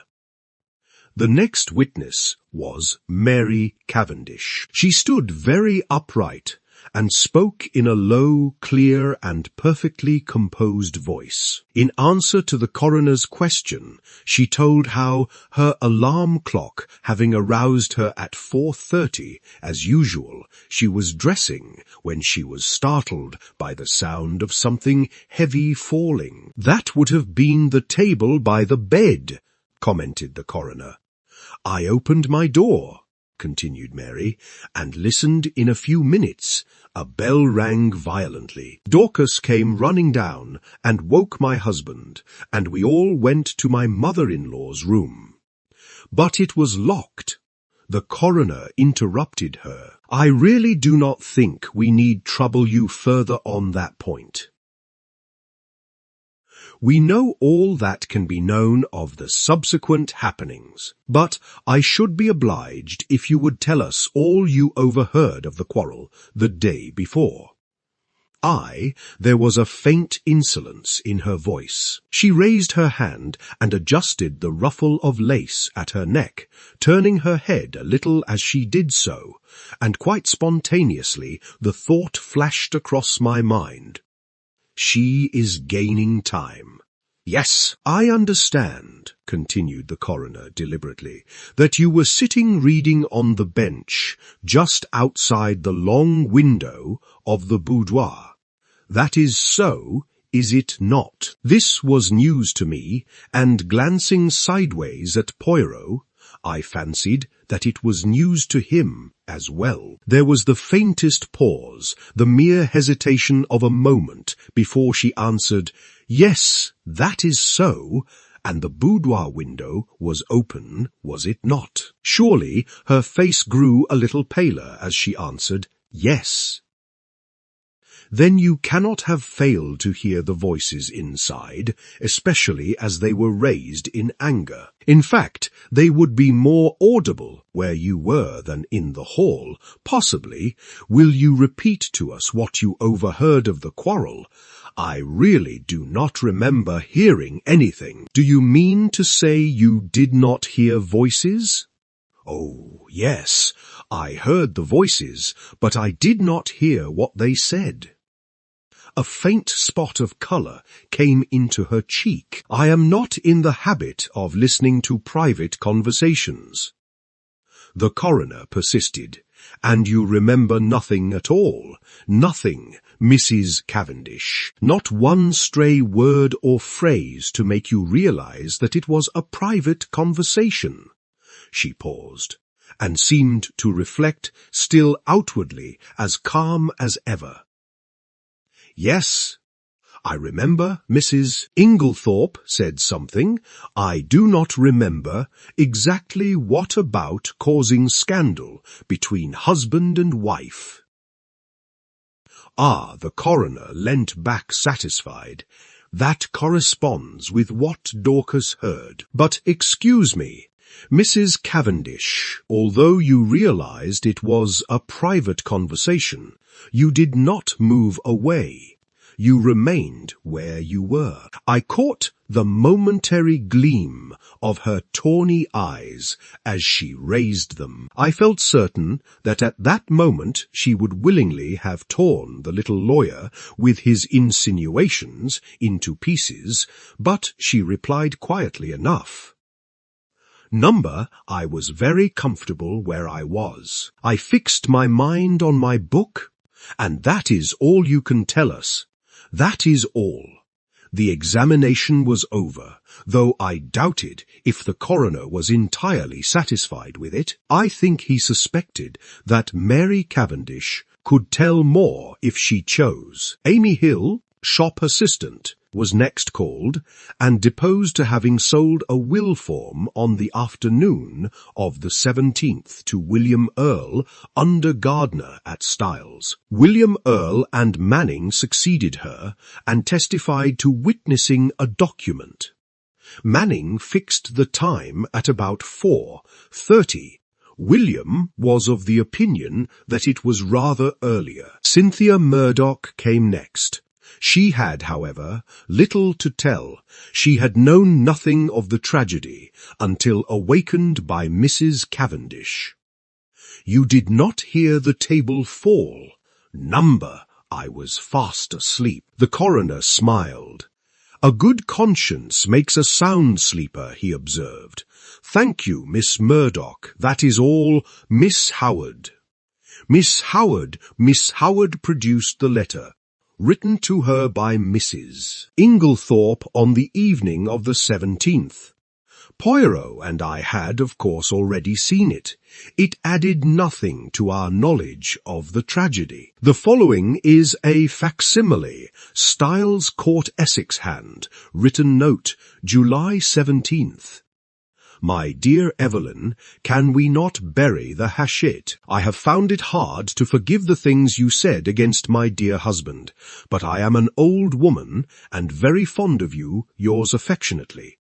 Emily Inglethorp. It was handed to the jury, who scrutinized it attentively. I fear it does not help us much, said the coroner with a sigh. There is no mention of any of the events of that afternoon. Plain as a pikestaff to me, said Miss Howard shortly. It shows clearly enough that my poor old friend had just found out she'd been made a fool of. It says nothing of the kind in the letter, the coroner pointed out. No, because Emily never could bear to put herself in the wrong. But I know her. She wanted me back, but she wasn't going to own that I'd been right.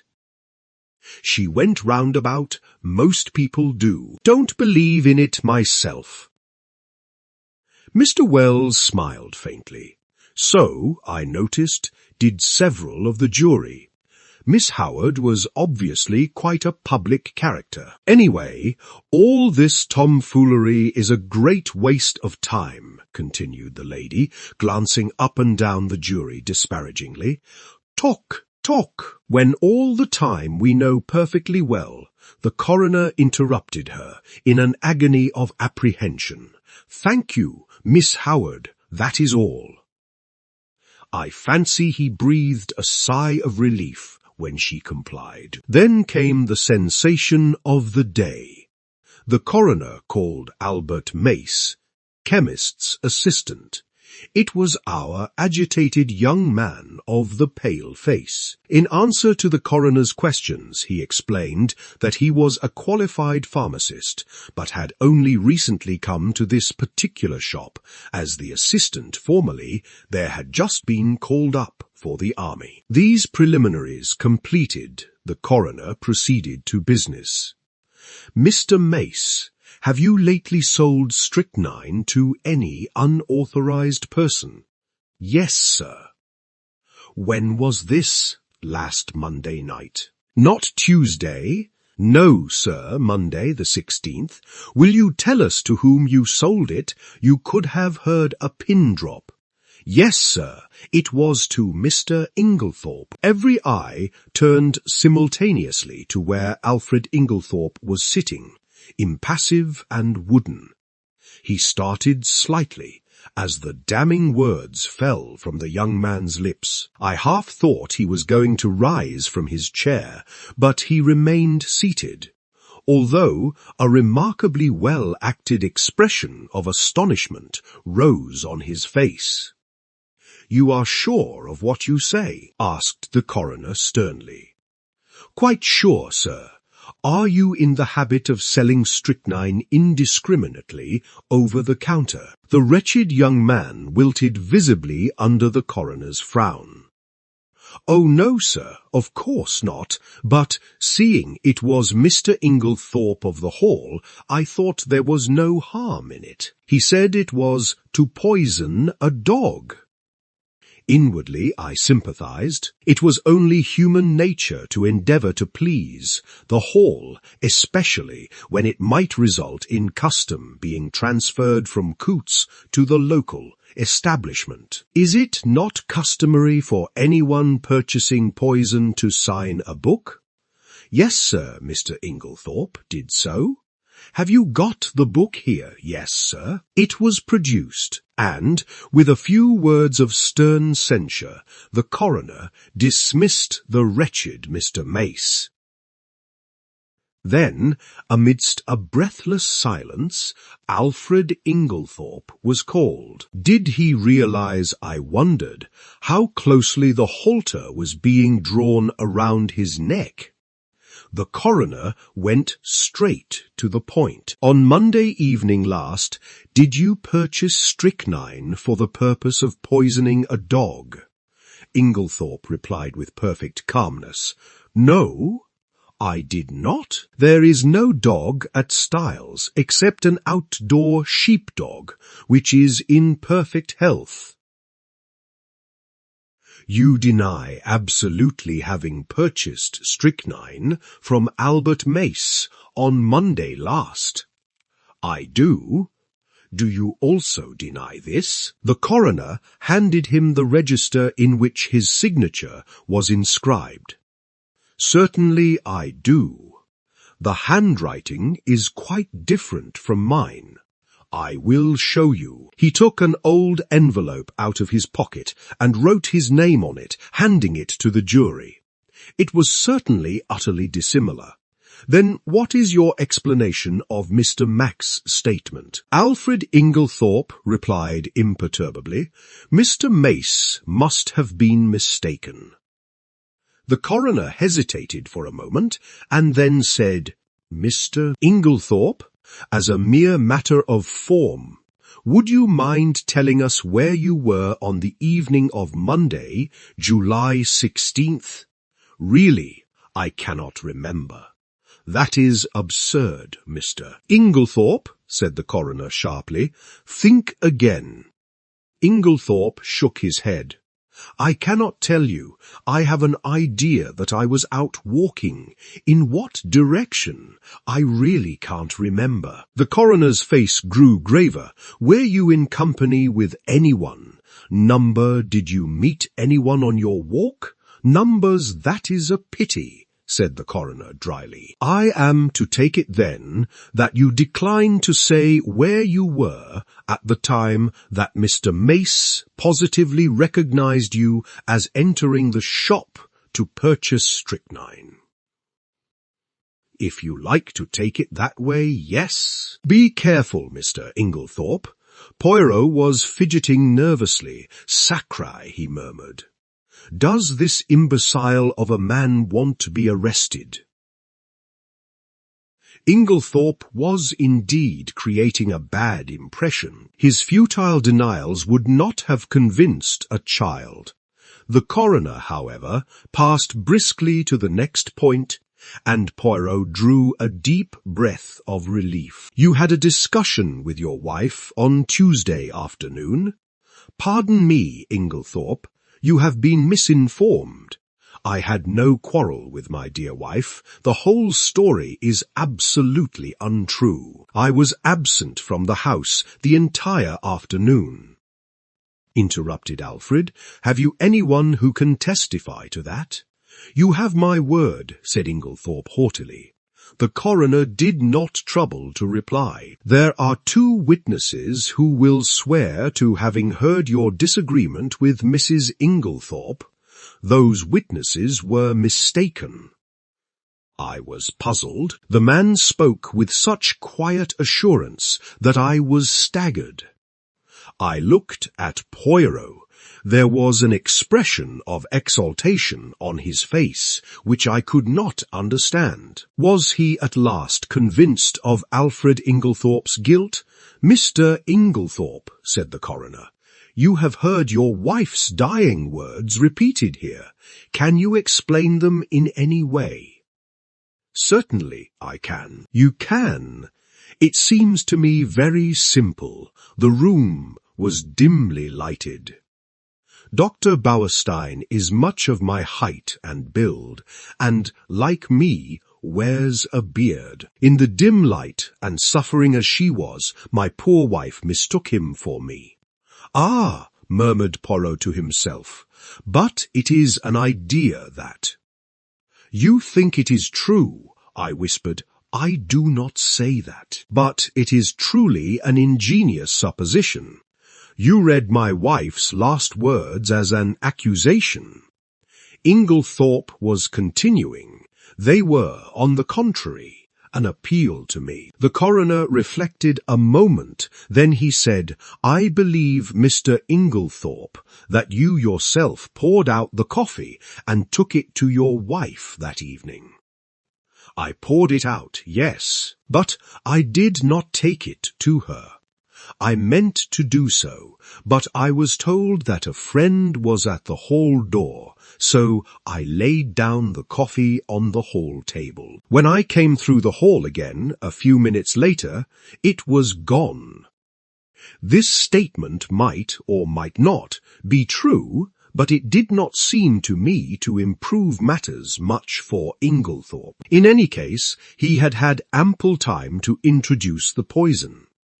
At that point, Poirot nudged me gently, indicating two men who were sitting together near the door. One was a little sharp, dark ferret-faced man. The other was tall and fair. I questioned Poirot mutely. He put his lips to my ear. "Do you know who that little man is?" I shook my head. "That is Detective Inspector James Japp of Scotland Yard, Jimmy Japp. The other man is from Scotland Yard, too. Things are moving quickly, my friend." I stared at the two men intently. There was certainly nothing of the policeman about them. I should never have suspected them of being official personages. I was still staring when I was startled and recalled by the verdict being given, willful murder against some person or persons unknown. Chapter 7. Poirot pays his debts. As we came out of the Stylites' Arms, Poirot drew me aside by a gentle pressure of the arm. I understood his object.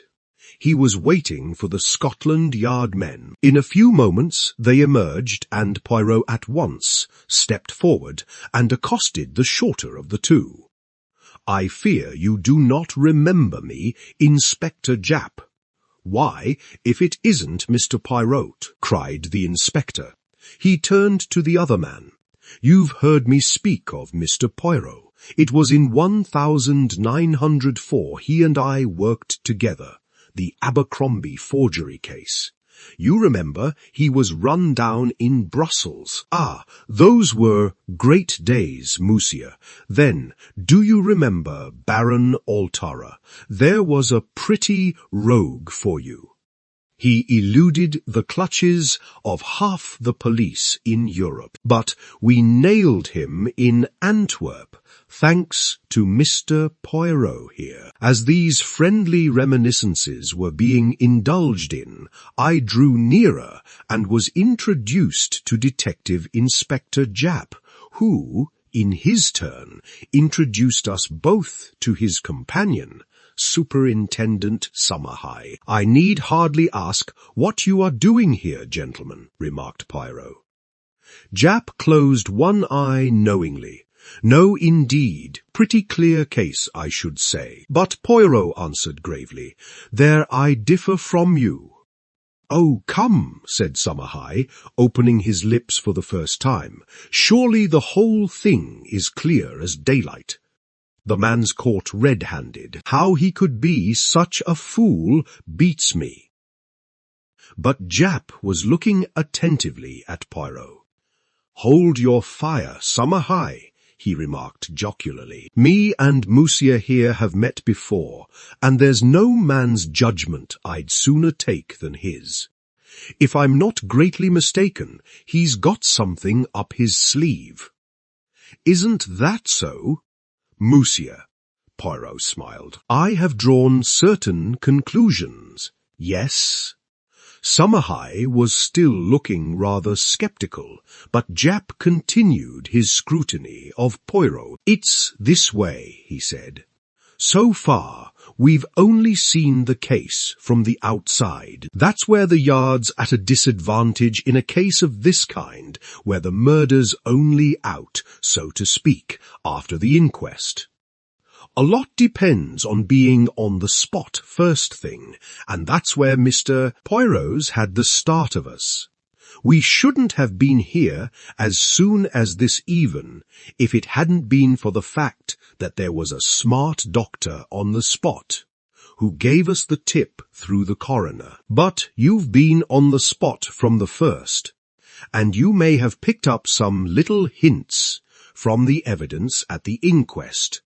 Mr. Inglethorp murdered his wife as sure as I stand here, and if anyone but you hinted the contrary, I'd laugh in his face. I must say I was surprised the jury didn't bring it in willful murder against him right off.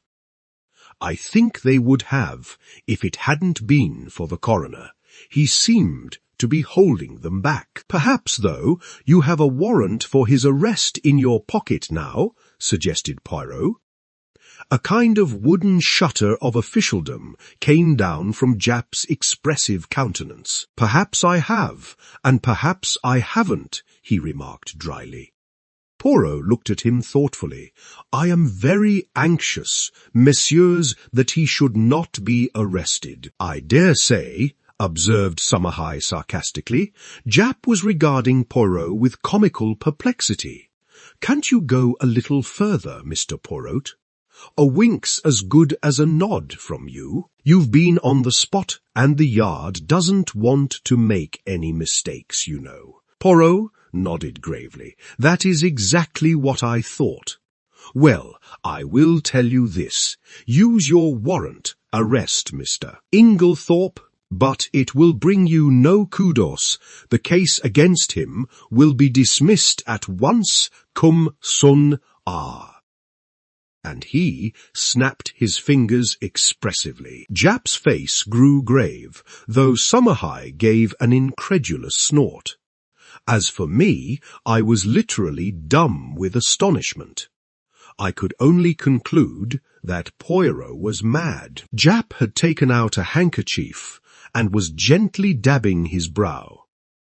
I daren't do it, Mr. Poirot. I'd take your word, but there's others over me who'll be asking what the devil I mean by it. Can't you give me a little more to go on? Poirot reflected a moment. It can be done, he said at last. I admit I do not wish it. It forces my hand. I would have preferred to work in the dark just for the present, but what you say is very just, the word of a Belgian policeman, whose day is past, is not enough, and Alfred Inglethorp must not be arrested. That I have sworn, as my friend Hastings here knows. See then, my good Japp, you go at once to Styles. Well, in about half an hour. We're seeing the coroner and the doctor first. Good, call for me in passing, the last house in the village. I will go with you. At Styles, Mr. Inglethorp will give you, or if he refuses, as is probable, I will give you such proofs that shall satisfy you that the case against him could not possibly be sustained. Is that a bargain? That's a bargain, said Japp heartily, and, on behalf of the Yard, I'm much obliged to you, though I'm bound to confess I can't at present see the faintest possible loophole in the evidence. But you always were a marvel. So long. Then, Moussia. The two detectives strode away, Summerhigh with an incredulous grin on his face. Well, my friend, cried Poirot before I could get in a word, what do you think Monday due? I had some warm moments in that court. I did not figure to myself that the man would be so pig-headed as to refuse to say anything at all. Decidedly, it was the policy of an imbecile. There are other explanations besides that of imbecility, I remarked, for if the case against him is true, how could he defend himself except by silence? Why, in 1,000 ingenious ways, cried Poirot. Say that it is I who have committed this murder. I can think of 7 most plausible stories.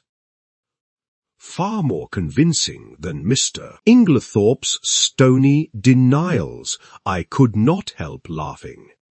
My dear Poirot, I am sure you are capable of thinking of 70, but seriously, In spite of what I heard you say to the detectives, you surely cannot still believe in the possibility of Alfred Inglethorp's innocence.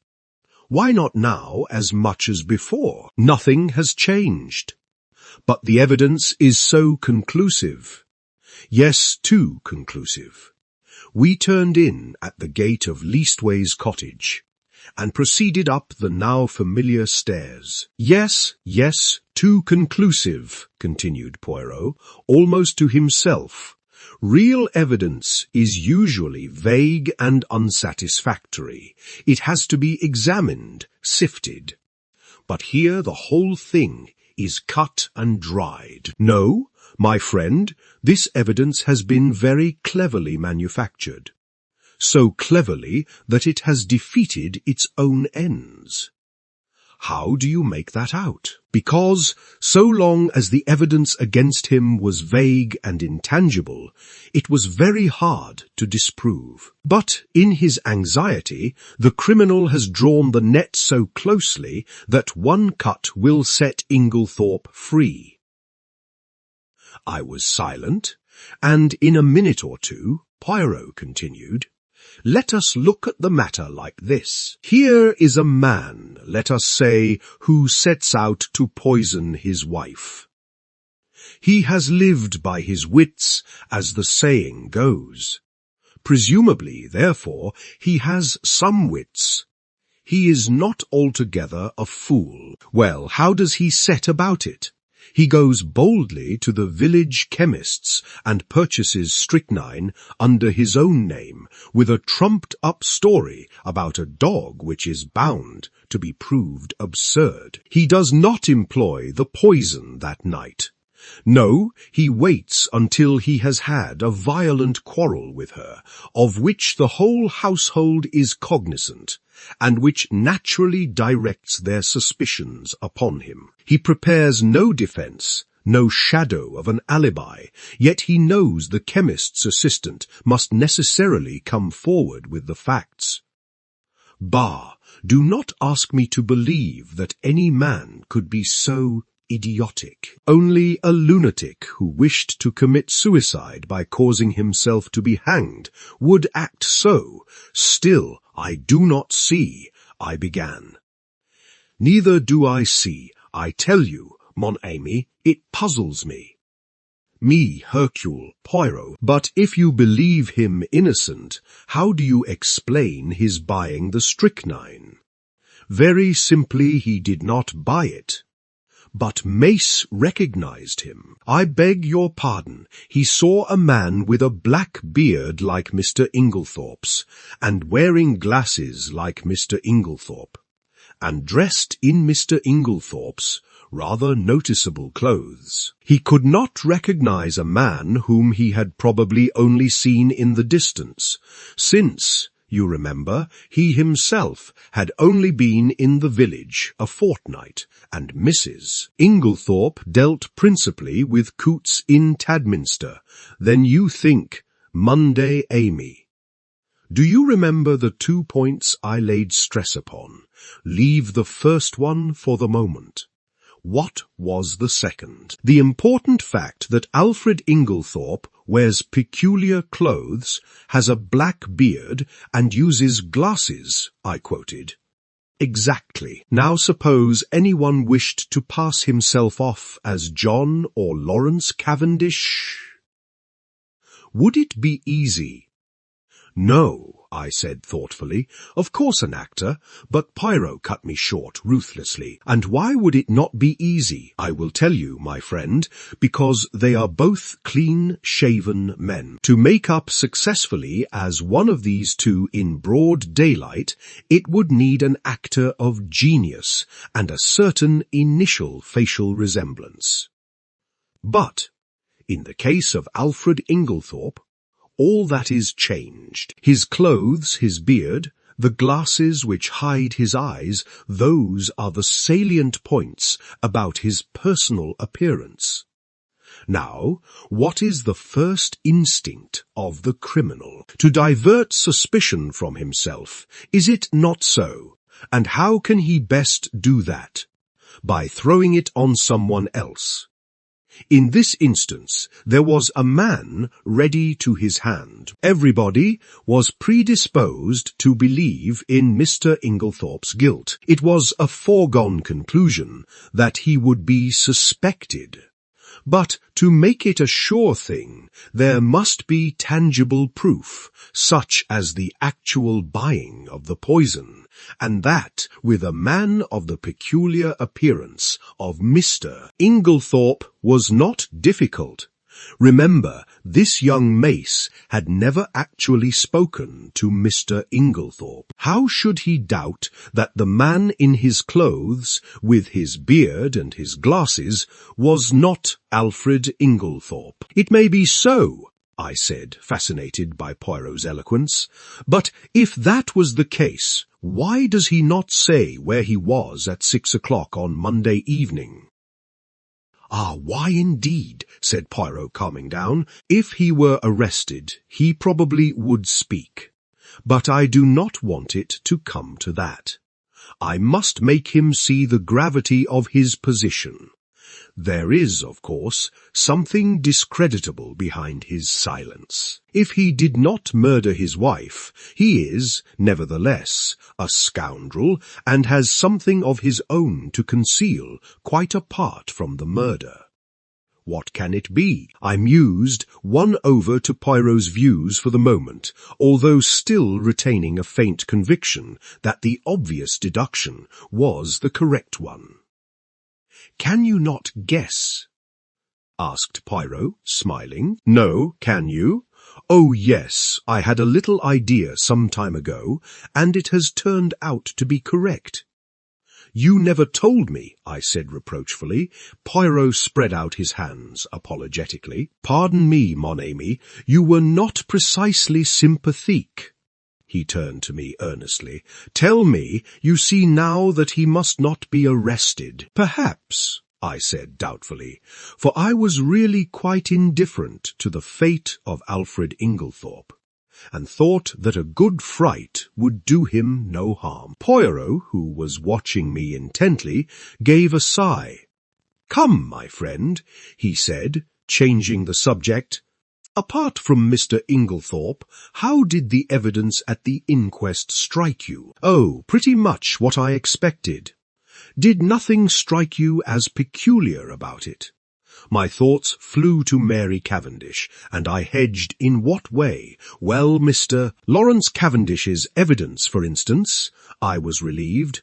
Oh, Lawrence, no, I don't think so. He's always a nervous chap. His suggestion that his mother might have been poisoned accidentally by means of the tonic she was taking, that did not strike you as strange, Hein?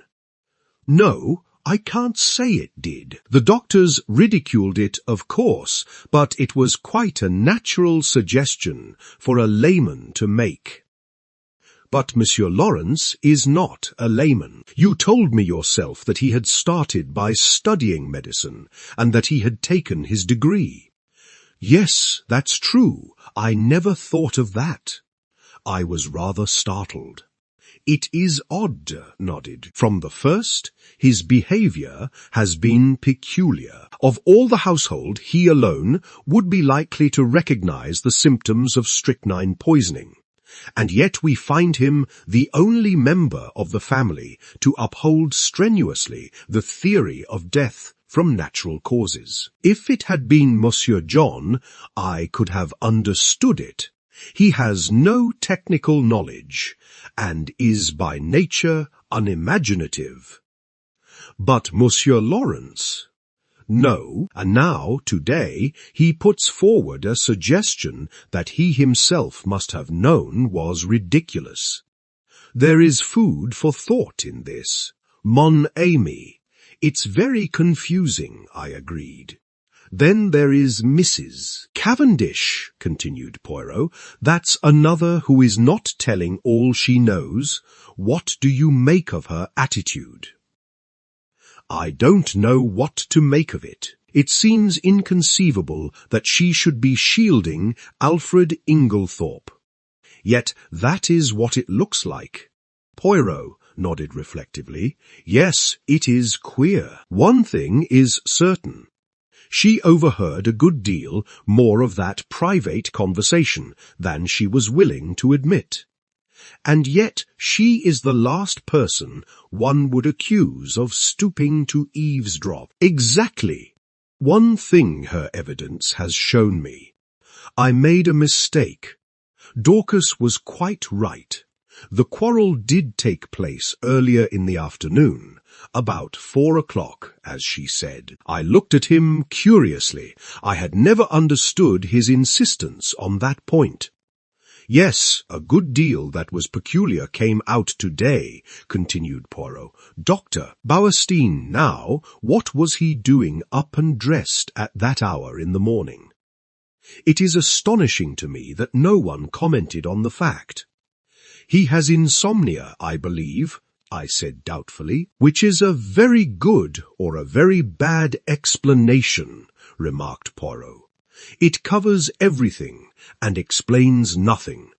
I shall keep my eye on our clever Dr. Bauerstein. Any more faults to find with the evidence? I inquired satirically. Monday ami, replied Poirot gravely, when you find that people are not telling you the truth. Look out. Now, unless I am much mistaken, at the inquest today only one at most, 2 persons were speaking the truth without reservation or subterfuge. Oh, come now, Poirot. I won't cite Lawrence or Mrs. Cavendish. But there's John and Miss Howard. Surely they were speaking the truth. Both of them, my friend. One, I grant you, but both. His words gave me an unpleasant shock. Miss Howard's evidence, unimportant as it was, had been given in such a downright straightforward manner that it had never occurred to me to doubt her sincerity. Still, I had a great respect for Poirot's sagacity, except on the occasions when he was what I described to myself as foolishly pig-headed.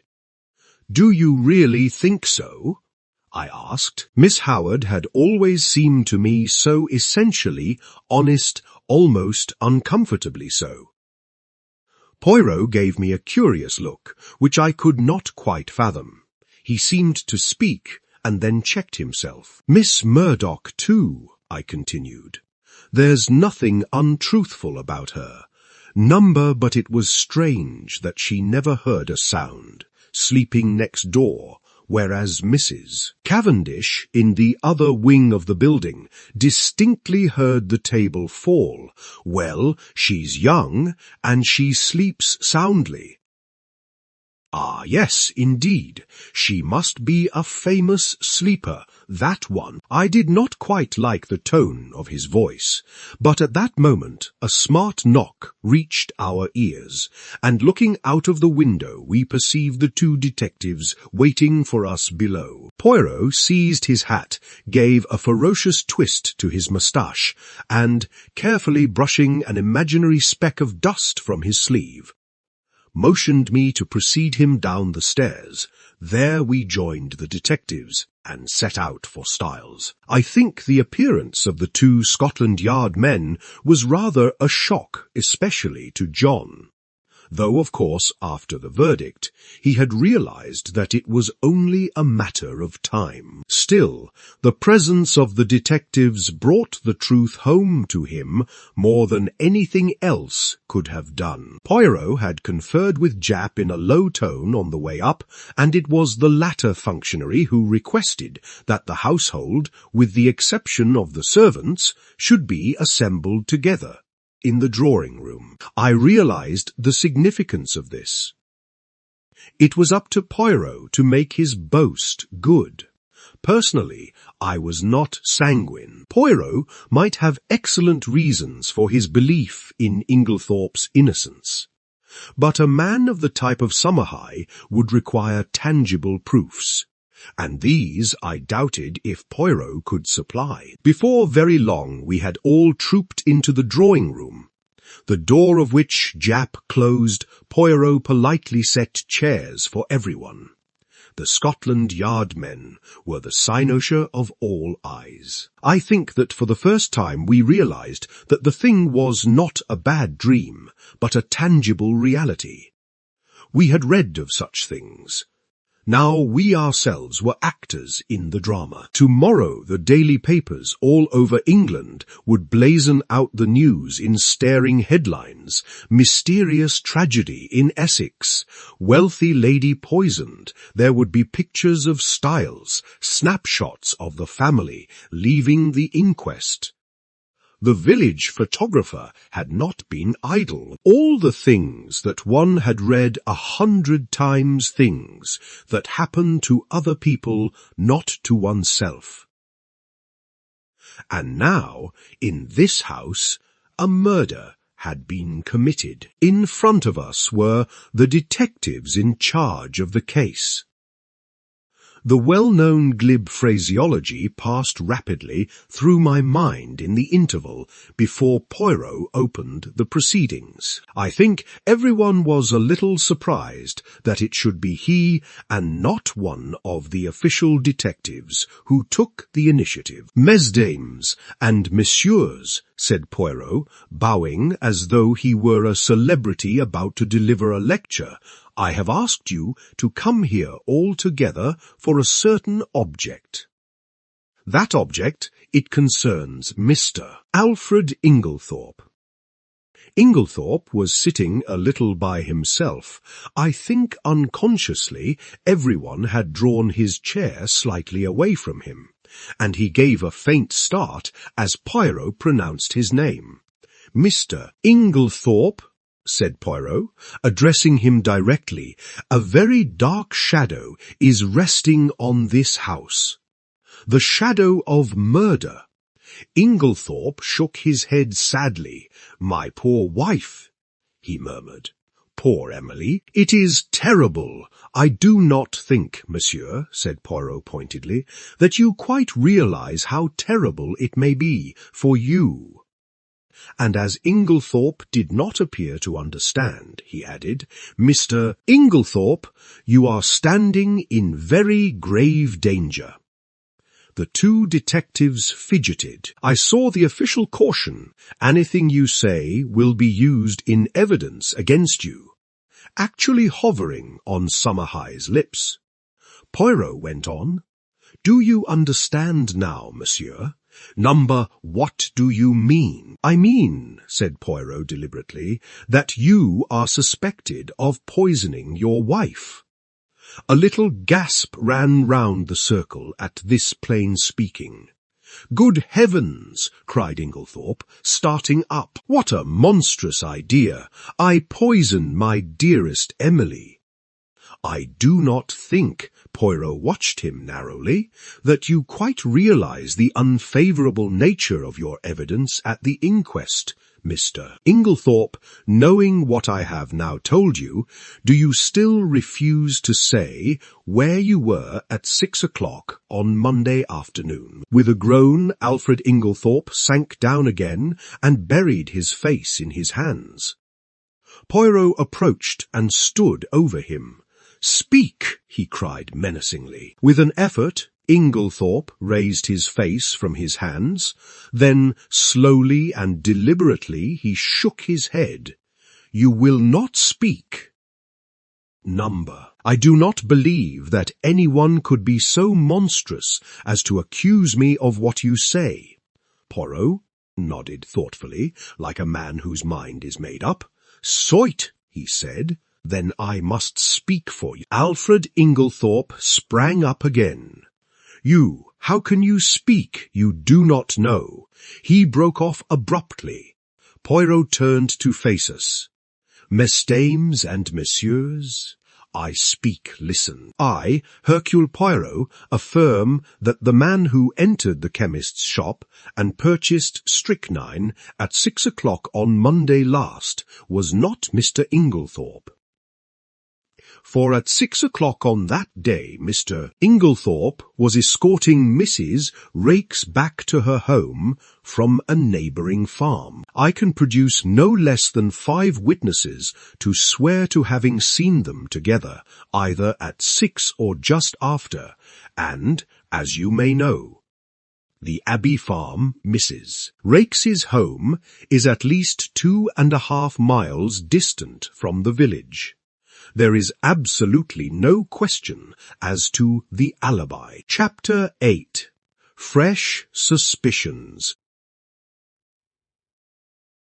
There was a moment's stupefied silence. Jap, who was the least surprised of any of us, was the first to speak. "My word," he cried, "you're the goods. And no mistake, Mr. Poirot. These witnesses of yours are all right, I suppose. Voyle, I have prepared a list of them, names and addresses. You must see them, of course, but you will find it all right." "I'm sure of that." Jap lowered his voice. "I'm much obliged to you. A pretty mare's nest arresting him would have been." He turned to Inglethorp. "But, if you'll excuse me, sir, why couldn't you say all this at the inquest?" "I will tell you why," interrupted Poirot. "There was a certain rumour, a most malicious and utterly untrue one," interrupted Alfred Inglethorp in an agitated voice, and Mr. Inglethorp was anxious to have no scandal revived just at present. Am I right?" "Quite right." Inglethorp nodded. "With my poor Emily not yet buried, can you wonder I was anxious that no more lying rumours should be started?" "Between you and me, sir," remarked Jap, "I'd sooner have any amount of rumours than be arrested for murder, and I venture to think your poor lady would have felt the same. And if it hadn't been for Mr. Poirot here, arrested you would have been as sure as eggs is eggs." "I was foolish, no doubt," murmured Inglethorp, "but you do not know, Inspector, how I have been persecuted and maligned." And he shot a baleful glance at Evelyn Howard. "Now, sir," said Jap, turning briskly to John, "I should like to see the lady's bedroom, please, and after that I'll have a little chat with the servants." "Don't you bother about anything, Mr. Poirot here will show me the way." As they all went out of the room, Poirot turned and made me a sign to follow him upstairs. There he caught me by the arm and drew me aside. "Quick, go to the other wing stand there, just this side of the baize door. Do not move till I come." Then, turning rapidly, he rejoined the 2 detectives. I followed his instructions, taking up my position by the baize door and wondering what on earth lay behind the request. Why was I to stand in this particular spot on guard? I looked thoughtfully down the corridor in front of me. An idea struck me. With the exception of Cynthia Murdoch's, everyone's room was in this left wing. Had that anything to do with it? Was I to report who came or went? I stood faithfully at my post. The minutes passed. Nobody came. Nothing happened. It must have been quite 20 minutes before Poirot rejoined me. "You have not stirred." "No, I've stuck here like a rock. Nothing's happened." "Ah, was he pleased or disappointed? You've seen nothing at all. Number, but you have probably heard something. A big bumpé, mon ami. Number. Is it possible? Ah, but I am vexed with myself. I am not usually clumsy. I made but a slight gesture. I know Poirot's gestures. With the left hand, and over went the table by the bed. He looked so childishly vexed and crestfallen that I hastened to console him. "Never mind, old chap. What does it matter? Your triumph downstairs excited you. I can tell you. That was a surprise to us all. There must be more in this affair of Inglethorpe's with Mrs. Rakes than we thought to make him hold his tongue so persistently. What are you going to do now? Where are the Scotland Yard fellows? Gone down to interview the servants. I showed them all our exhibits. I am disappointed in Jap. He has no method. Hollow, I said, looking out of the window. Here's Dr. Bowerstein. I believe you're right about that man, Poirot. I don't like him. He is clever, observed Poirot meditatively. Oh, clever as the devil. I must say I was overjoyed to see him in the plight he was in. On Tuesday you never saw such a spectacle. And I described the doctor's adventure. He looked a regular scarecrow, plastered with mud from head to foot. You saw him, then? Yes, of course. He didn't want to come in. It was just after dinner. But Mr. Inglethorpe insisted. What? Poirot caught me violently by the shoulders. Was Dr. Bowerstein here on Tuesday evening? Here, and you never told me. Why did you not tell me? Why he appeared to be in an absolute frenzy? My dear Poirot, I expostulated. I never thought it would interest you. I didn't know it was of any importance. Importance? It is of the first importance. So Dr. Bowerstein was here on Tuesday night, the night of the murder. Hastings, do you not see? That alters everything. I had never seen him so upset. Loosening his hold of me, he mechanically straightened a pair of candlesticks, still murmuring to himself, "Yes, that alters everything. Suddenly he seemed to come to a decision. "Allons," he said, "we must act at once. Where is Mr. Cavendish?" John was in the smoking room. Poirot went straight to him. "Mr. Cavendish, I have some important business in Tadminster, a new clue. May I take your motor?" "Why, of course. Do you mean at once, if you please?" John rang the bell and ordered round the car. In another 10 minutes we were racing down the park and along the high road to Tadminster. "Now, Poirot," I remarked resignedly, "perhaps you will tell me what all this is about."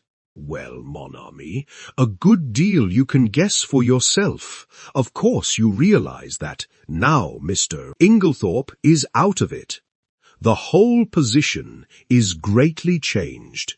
We are face to face with an entirely new problem. We know now that there is one person who did not buy the poison. We have cleared away the manufactured clues. Now for the real ones. I have ascertained that anyone in the household, with the exception of Mrs. Cavendish, who was playing tennis with you, could have personated Mr. Inglethorpe on Monday evening. In the same way, we have his statement that he put the coffee down in the hall. No one took much notice of that at the inquest, but now it has a very different significance. We must find out who did take that coffee to Mrs. Inglethorpe eventually, or who passed through the hall whilst it was standing there. From your account, there are only 2 people whom we can positively say did not go near the coffee, Mrs. Cavendish and Mademoiselle Cynthia. Yes, that is so. I felt an inexpressible lightening of the heart. Mary Cavendish could certainly not rest under suspicion. In clearing Alfred Inglethorpe, continued Poirot, I have been obliged to show my hand sooner than I intended. As long as I might be thought to be pursuing him, the criminal would be off his guard. Now he will be doubly careful. Yes, doubly careful. He turned to me abruptly. "Tell me, Hastings, you yourself, have you no suspicions of anybody?" I hesitated. To tell the truth, an idea, wild and extravagant in itself, had once or twice that morning flashed through my brain. I had rejected it as absurd. Nevertheless, it persisted. "You couldn't call it a suspicion," I murmured. "It's so utterly foolish." "Come now," urged Poirot encouragingly. "Do not fear. Speak your mind. You should always pay attention to your instincts." "Well then," I blurted out, "it's absurd, but I suspect Miss Howard of not telling all she knows. Miss Howard." "Yes, you'll laugh at me. Not at all." "Why should I?" "I can't help feeling," I continued blunderingly, "that we've rather left her out of the possible suspects, simply on the strength of her having been away from the place. But, after all, she was only 15 miles away. A car would do it in half an hour. Can we say positively that she was away from Styles on the night of the murder?" "Yes, my friend," said Poirot unexpectedly, "we can. One of my first actions was to ring up the hospital where she was working." Well, I learnt that Miss Howard had been on afternoon duty on Tuesday, and that a convoy coming in unexpectedly. She had kindly offered to remain on night duty, which offer was gratefully accepted. That disposes of that. "Oh," I said, rather nonplussed. "Really," I continued, "it's her extraordinary vehemence against Inglethorp that started me off suspecting her. I can't help feeling she'd do anything against him. And I had an idea she might know something about the destroying of the will. She might have burnt the new one, mistaking it for the earlier one in his favour. She is so terribly bitter against him. You consider her vehemence unnatural, or natural. She is so very violent. I wondered really whether she is quite sane on that point." Poirot shook his head energetically. No, you are on a wrong tack there. There is nothing weak-minded or degenerate about Miss Howard. She is an excellent specimen of well-balanced English beef and brawn. She is sanity itself. Yet her hatred of Inglethorp seems almost a mania. My idea was a very ridiculous one. No doubt that she had intended to poison him, and that, in some way, Mrs. Inglethorp got hold of it by mistake. But I don't at all see how it could have been done. The whole thing is absurd and ridiculous to the last degree. Still, you are right in one thing. It is always wise to suspect everybody until you can prove logically and to your own satisfaction that they are innocent. Now, what reasons are there against Miss Howard's having deliberately poisoned Mrs. Inglethorp? Why, she was devoted to her. I exclaimed. "Cha-cha!" cried Poirot irritably. "You argue like a child. If Miss Howard were capable of poisoning the old lady, she would be quite equally capable of simulating devotion. No, we must look elsewhere. You are perfectly correct in your assumption that her vehemence against Alfred Inglethorp is too violent to be natural, but you are quite wrong in the deduction you draw from it. I have drawn my own deductions, which I believe to be correct, but I will not speak of them at present." He paused a minute, then went on. "Now, to my way of thinking, there is one insuperable objection to Miss Howard's being the murderess. And that is, that in no possible way could Mrs. Inglethorpe's death benefit Miss Howard. Now, there is no murder without a motive." I reflected. Could not Mrs. Inglethorp have made a will in her favour? Poirot shook his head. But you yourself suggested that possibility to Mr. Wells. Poirot smiled. That was for a reason. I did not want to mention the name of the person who was actually in my mind. Miss Howard occupied very much the same position, so I used her name instead. Still, Mrs. Inglethorp might have done so. Why, that will, made on the afternoon of her death, may, but Poirot's shake of the head was so energetic that I stopped. No, my friend, I have certain little ideas of my own about that will, but I can tell you this much. It was not in Miss Howard's favour. I accepted his assurance, though I did not really see how he could be so positive about the matter. Well, I said with a sigh, we will acquit Miss Howard. Then it is partly your fault that I ever came to suspect her. It was what you said about her evidence at the inquest that set me off. Poirot looked puzzled. What did I say about her evidence at the inquest? Don't you remember when I cited her and John Cavendish as being above suspicion? Oh, yes. He seemed a little confused, but recovered himself. By the way, Hastings, there is something I want you to do for me. Certainly. What is it? Next time you happen to be alone with Lawrence Cavendish, I want you to say this to him. I have a message for you from Poirot. He says, find the extra coffee cup, and you can rest in peace. Nothing more, nothing less. Find the extra coffee cup, and you can rest in peace. Is that right? I asked, much mystified. Excellent, but what does it mean?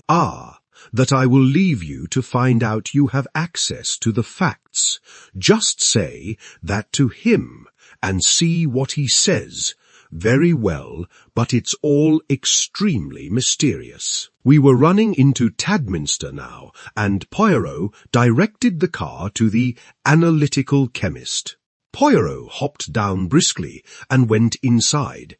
In a few minutes he was back again. There, he said, that is all my business. What were you doing there? I asked, in lively curiosity. I left something to be analyzed.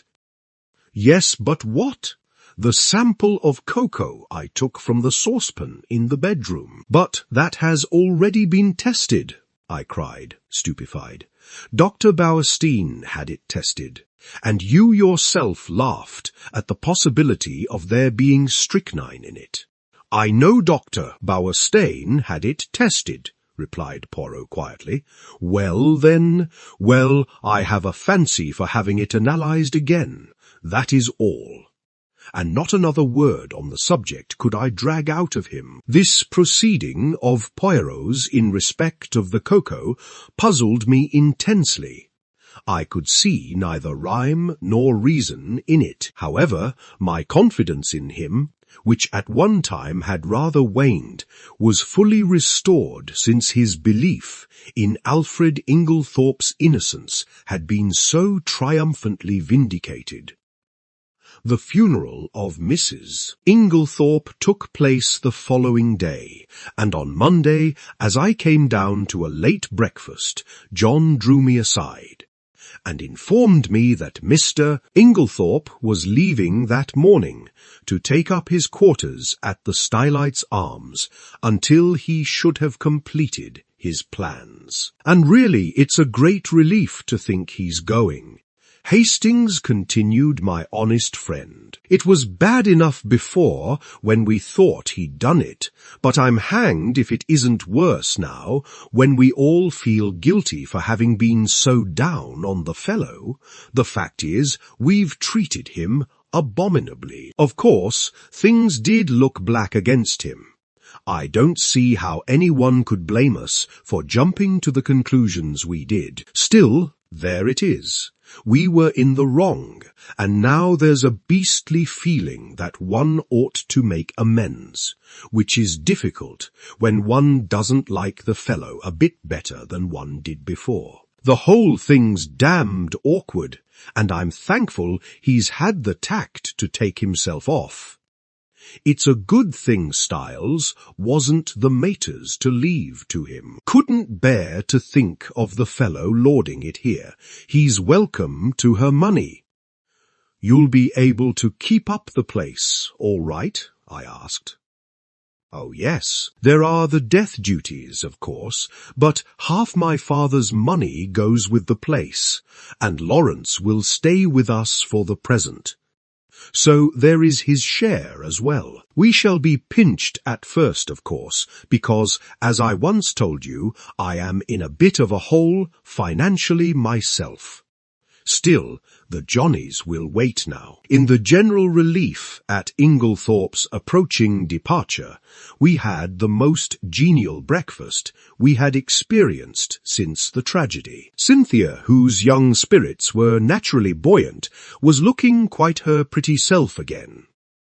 And we all, with the exception of Lawrence, who seemed unalterably gloomy and nervous, were quietly cheerful at the opening of a new and hopeful future. The papers, of course, had been full of the tragedy. Glaring headlines, sandwiched biographies of every member of the household, subtle innuendos, the usual familiar tag about the police having a clue.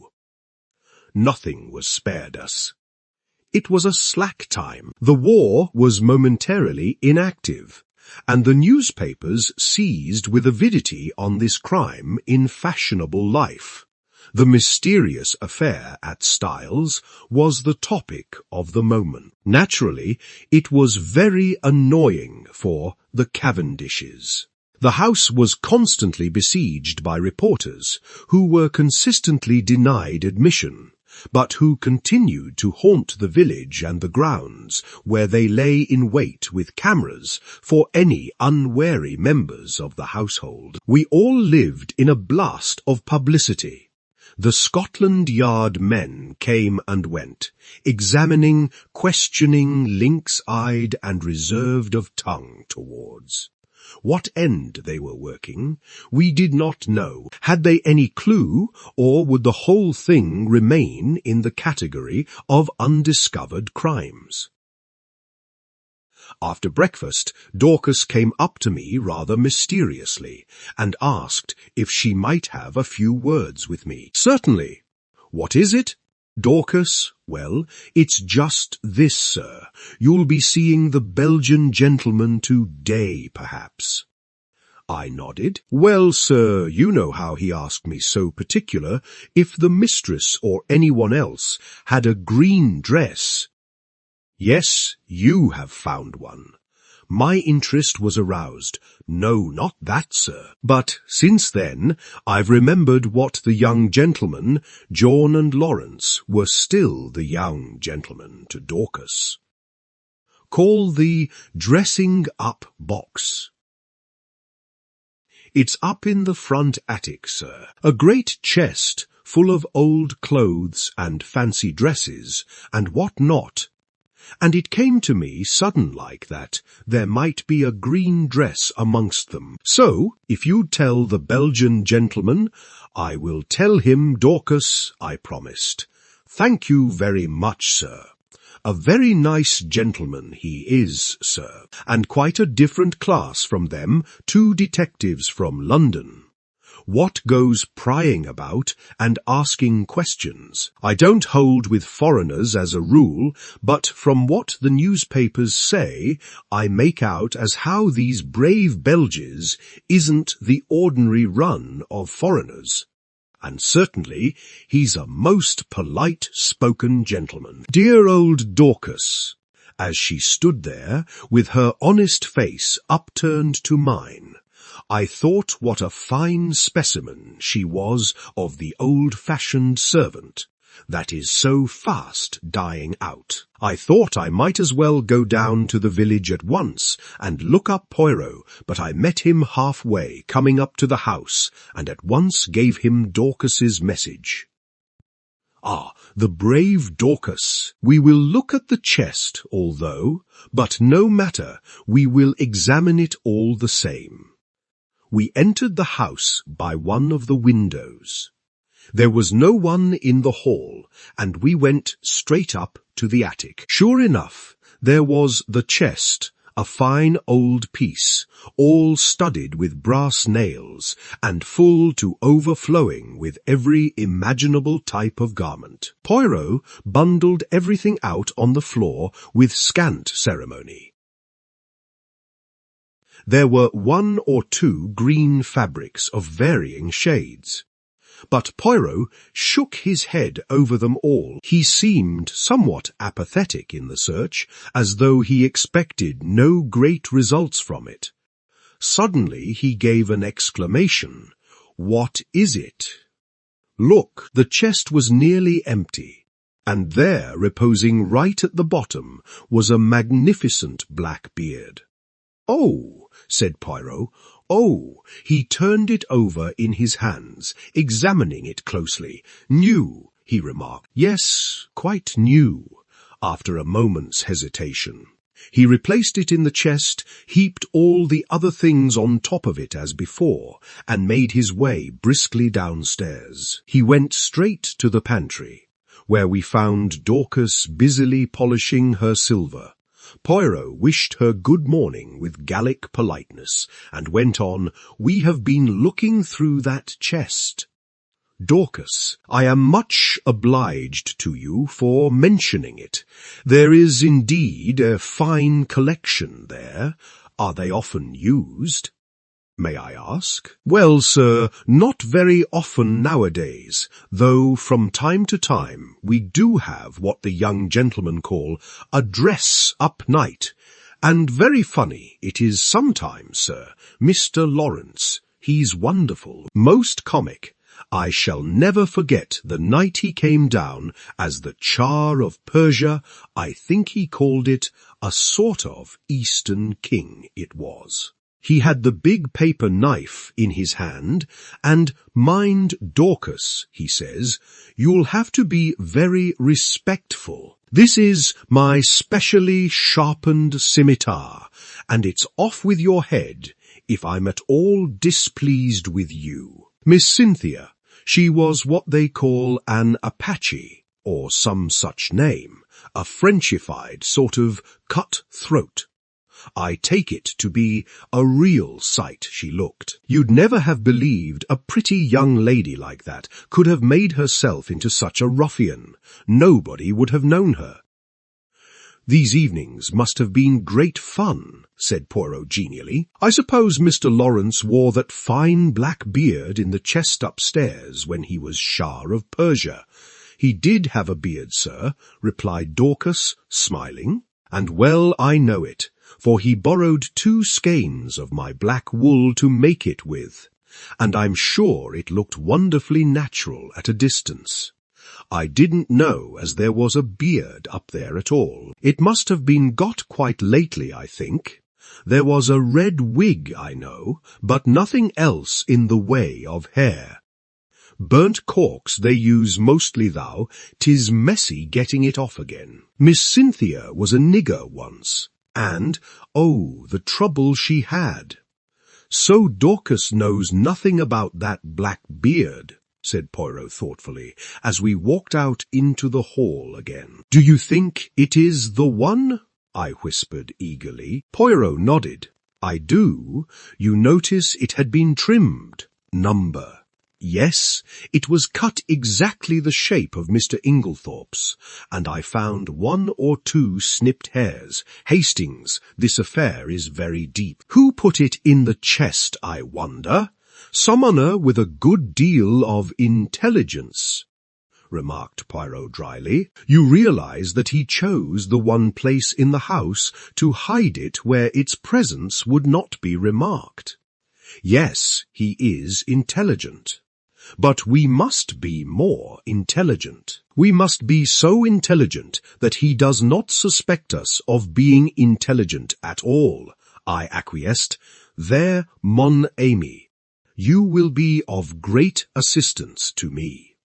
I was pleased with the compliment. There had been times when I hardly thought that Poirot appreciated me at my true worth. Yes, he continued, staring at me thoughtfully, you will be invaluable. This was naturally gratifying, but Poirot's next words were not so welcome. I must have an ally in the house, he observed reflectively. You have me, I protested. True, but you are not sufficient. I was hurt and showed it. Poirot hurried to explain himself. You do not quite take my meaning. You are known to be working with me. I want somebody who is not associated with us in any way. Oh, I see. How about John? No, I think not. The dear fellow isn't perhaps very bright, I said thoughtfully. Here comes Miss Howard, said Poirot suddenly. She is the very person, but I am in her black books. Since I cleared Mr. Inglethorp, still we can but try. With a nod that was barely civil, Miss Howard assented to Poirot's request for a few minutes' conversation. We went into the little morning room, and Poirot closed the door. Well, Monsieur Poirot, said Miss Howard impatiently, what is it? Out with it, I'm busy. Do you remember, mademoiselle, that I once asked you to help me? Yes, I do. The lady nodded, and I told you I'd help you with pleasure to hang Alfred Inglethorp. Ah, Poirot studied her seriously. Miss Howard, I will ask you one question. I beg of you to reply to it truthfully. Never tell lies, replied Miss Howard. It is this. Do you still believe that Mrs. Inglethorp was poisoned by her husband? What do you mean? She asked sharply. You needn't think your pretty explanations influence me in the slightest.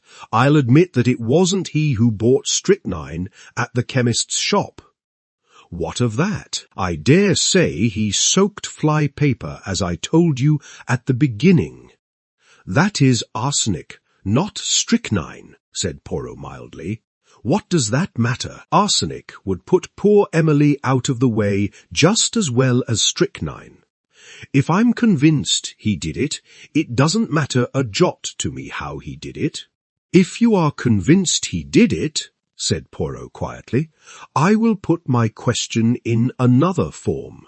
Did you ever in your heart of hearts believe that Mrs. Inglethorp was poisoned by her husband? Good heavens, cried Miss Howard. Haven't I always told you the man is a villain? Haven't I always told you he would murder her in her bed? Haven't I always hated him like poison? Exactly, said Poirot. That bears out my little idea entirely. What little idea?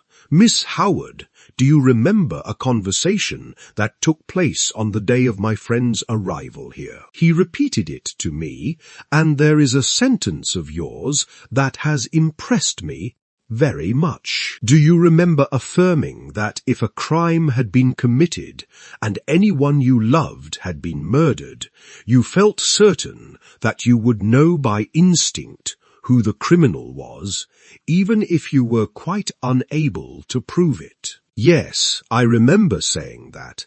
I believe it too. I suppose you think it nonsense.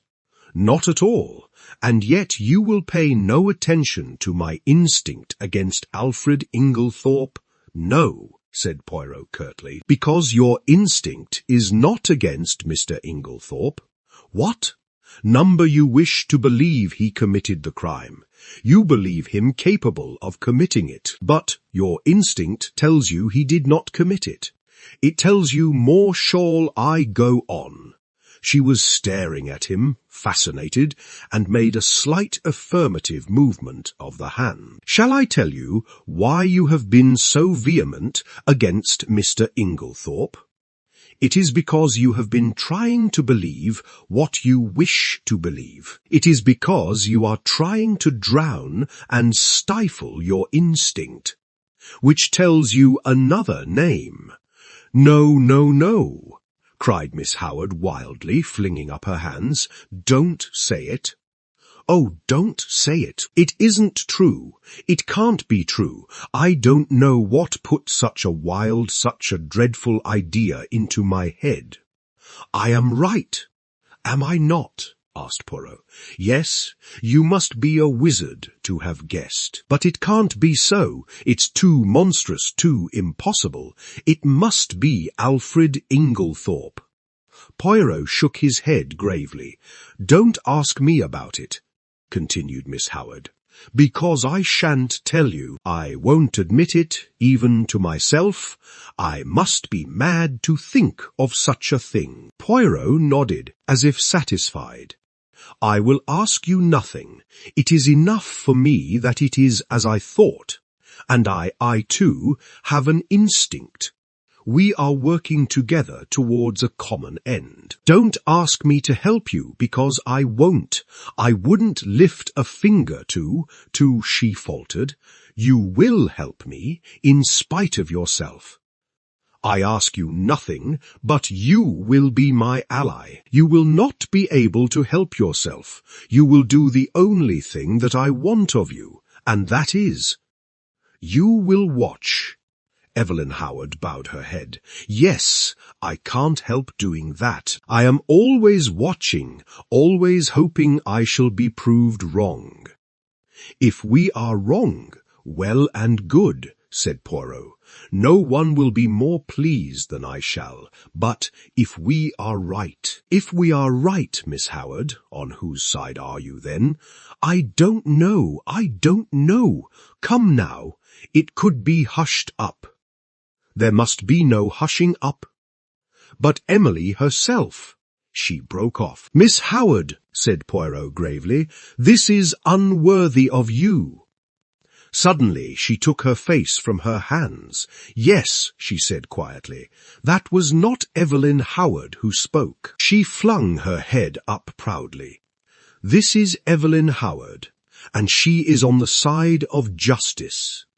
Let the cost be what it may. And with these words she walked firmly out of the room. There, said Poirot, looking after her, goes a very valuable ally. That woman, Hastings, has got brains as well as a heart. I did not reply. Instinct is a marvellous thing, mused Poirot. It can neither be explained nor ignored. You and Miss Howard seem to know what you are talking about. I observed coldly. Perhaps you don't realize that I am still in the dark. Really, is that so, mon ami? Yes, enlighten me, will you? Poirot studied me attentively for a moment or two. Then, to my intense surprise, he shook his head decidedly. No, my friend. Oh, look here, why not? 2 is enough for a secret. Well, I think it is very unfair to keep back facts from me. I am not keeping back facts. Every fact that I know is in your possession. You can draw your own deductions from them. This time it is a question of ideas. Still, it would be interesting to know. Poirot looked at me very earnestly, and again shook his head. You see, he said sadly, you have no instincts. It was intelligence you were requiring just now, I pointed out. The two often go together, said Poirot enigmatically. The remark seemed so utterly irrelevant that I did not even take the trouble to answer it. But I decided that if I made any interesting and important discoveries, as no doubt I should, I would keep them to myself and surprise Poirot with the ultimate result. There are times when it is one's duty to assert oneself. Chapter 9.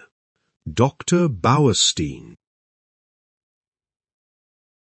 I had had no opportunity as yet of passing on Poirot's message to Lawrence, but now as I strolled out on the lawn, still nursing a grudge against my friend's high-handedness, I saw Lawrence on the croquet lawn, aimlessly knocking a couple of very ancient balls about, with a still more ancient mallet. It struck me that it would be a good opportunity to deliver my message. Otherwise, Poirot himself might relieve me of it. It was true that I did not quite gather its purport, but I flattered myself that by Lawrence's reply, and perhaps a little skilful cross-examination on my part, I should soon perceive its significance. Accordingly, I accosted him. "I've been looking for you," I remarked untruthfully. "Have you?" "Yes, the truth is, I've got a message for you from Poirot. Yes, he told me to wait until I was alone with you," I said, dropping my voice significantly and watching him intently out of the corner of my eye. I have always been rather good at what is called, I believe, creating an atmosphere.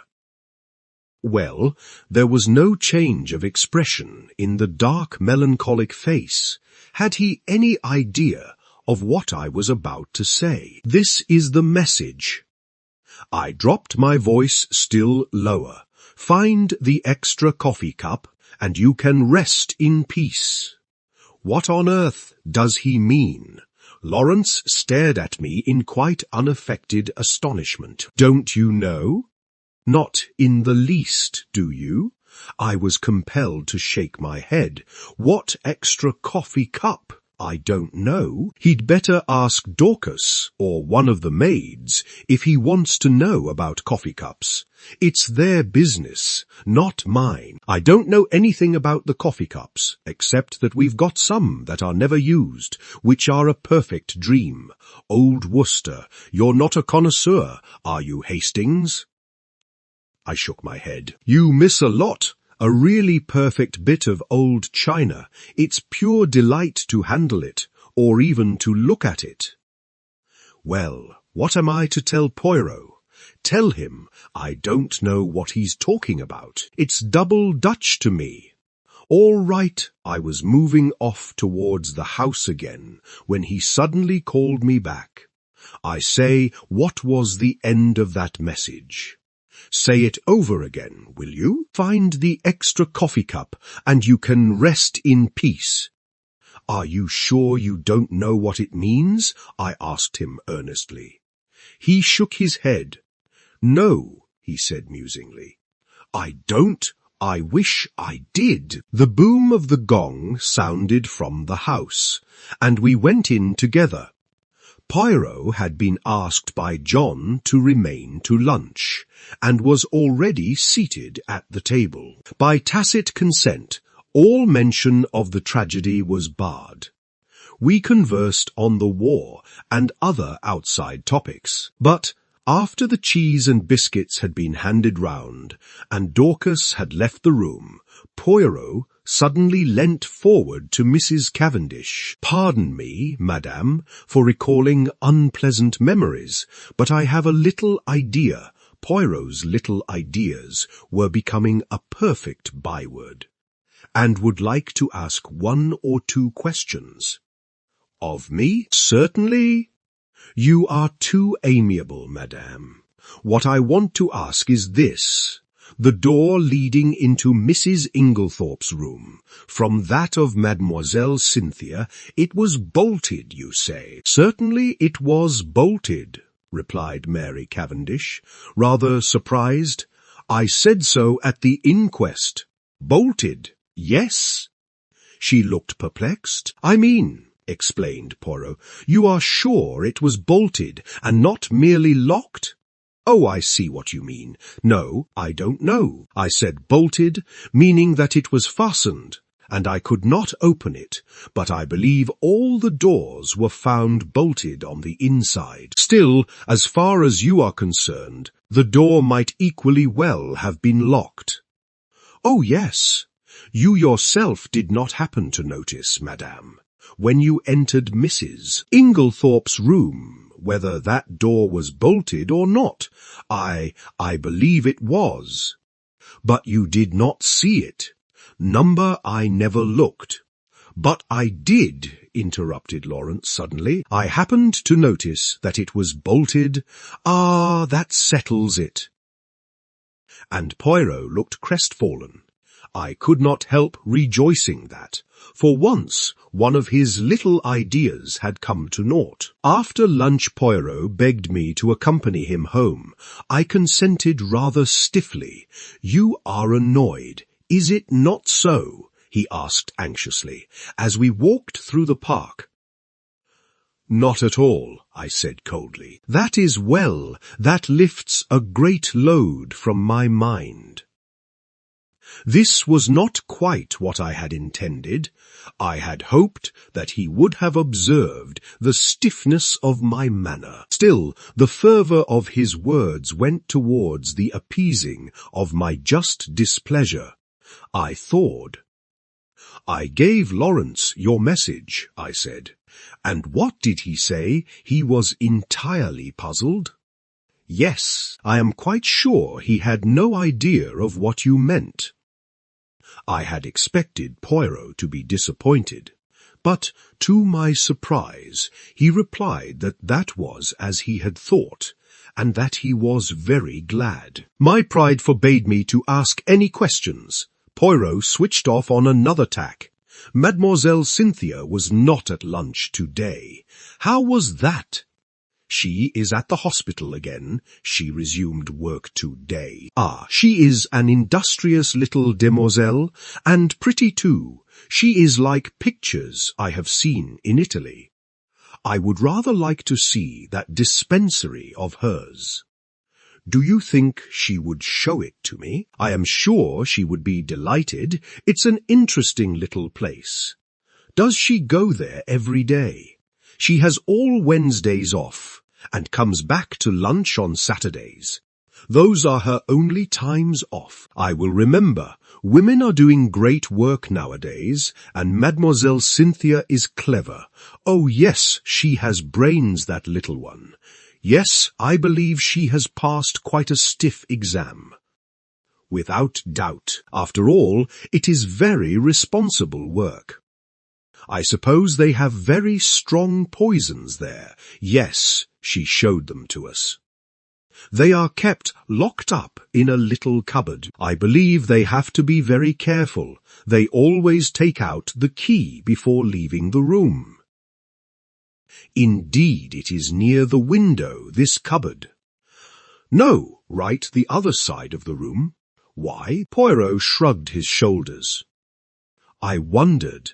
That is all. Will you come in? We had reached the cottage.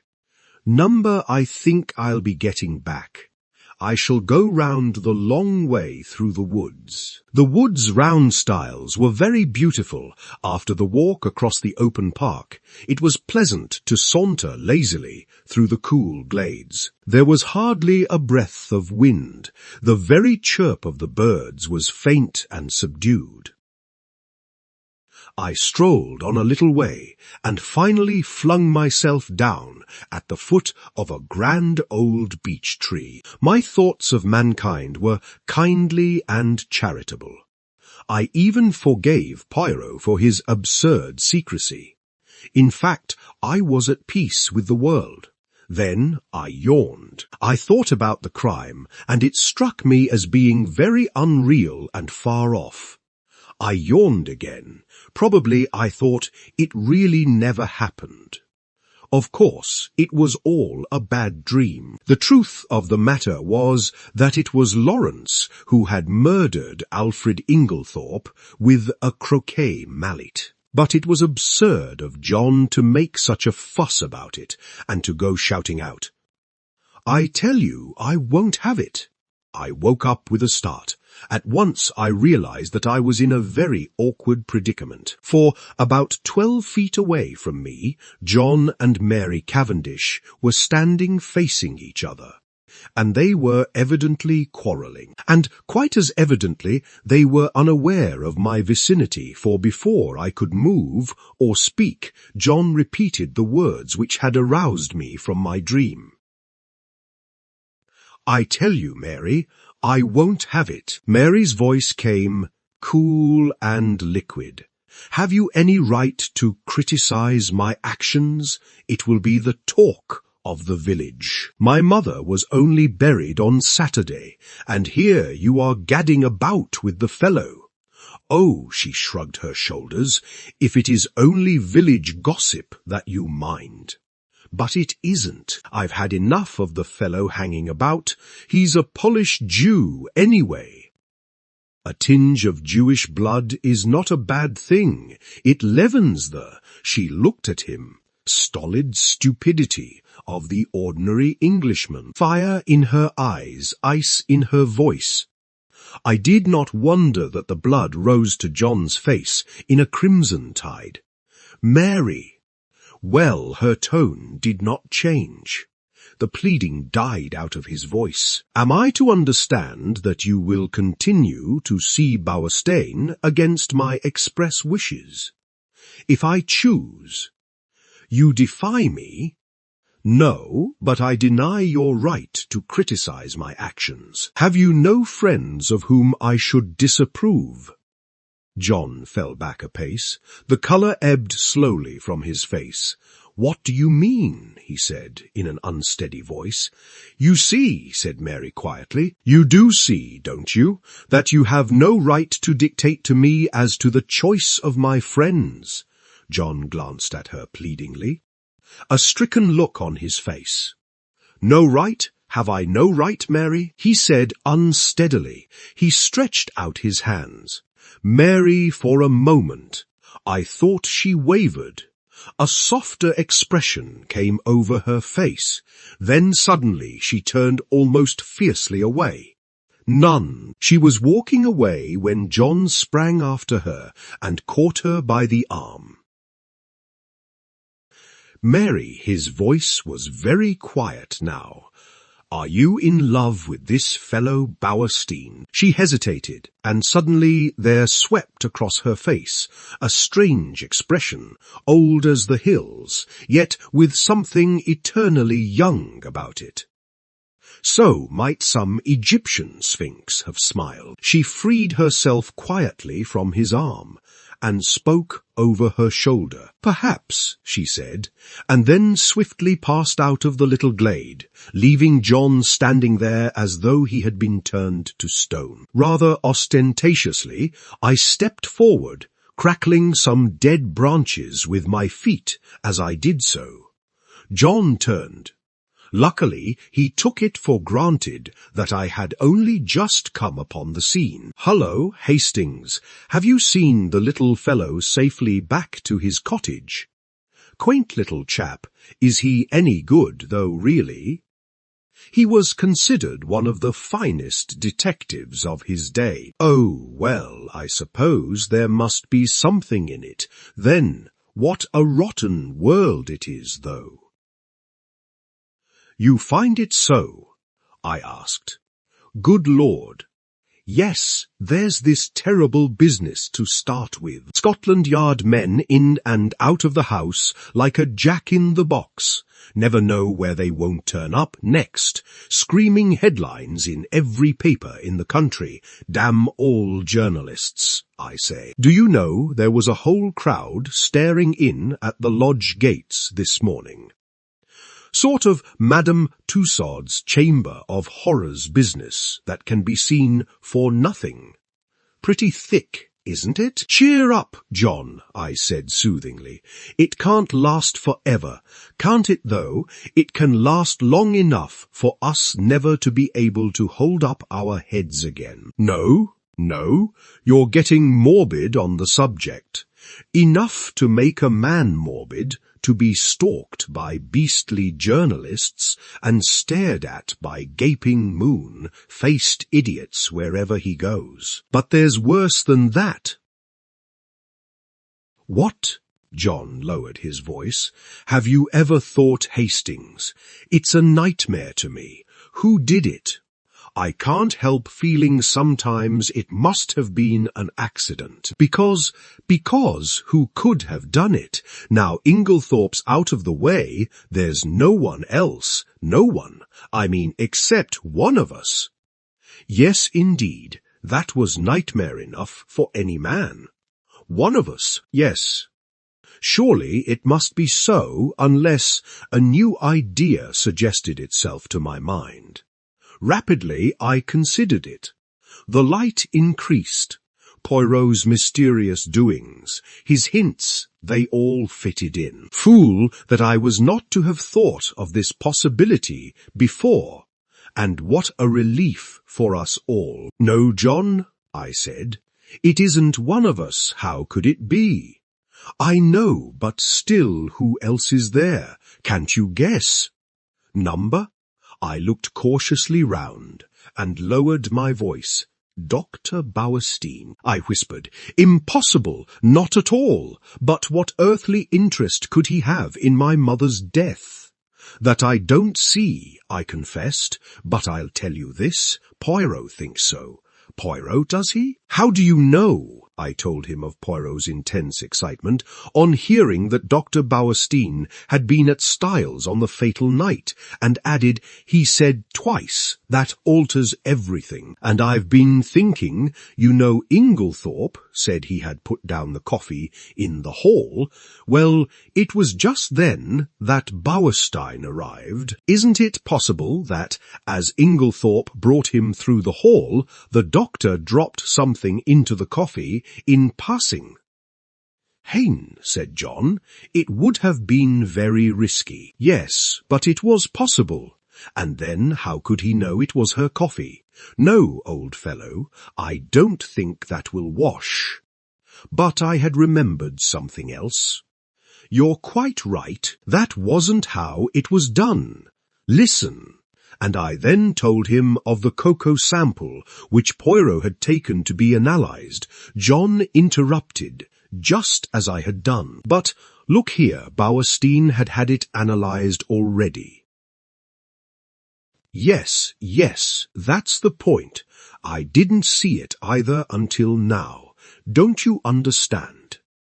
Bowerstein had it analysed. That's just it. If Bowerstein's the murderer, nothing could be simpler than for him to substitute some ordinary cocoa for his sample and send that to be tested.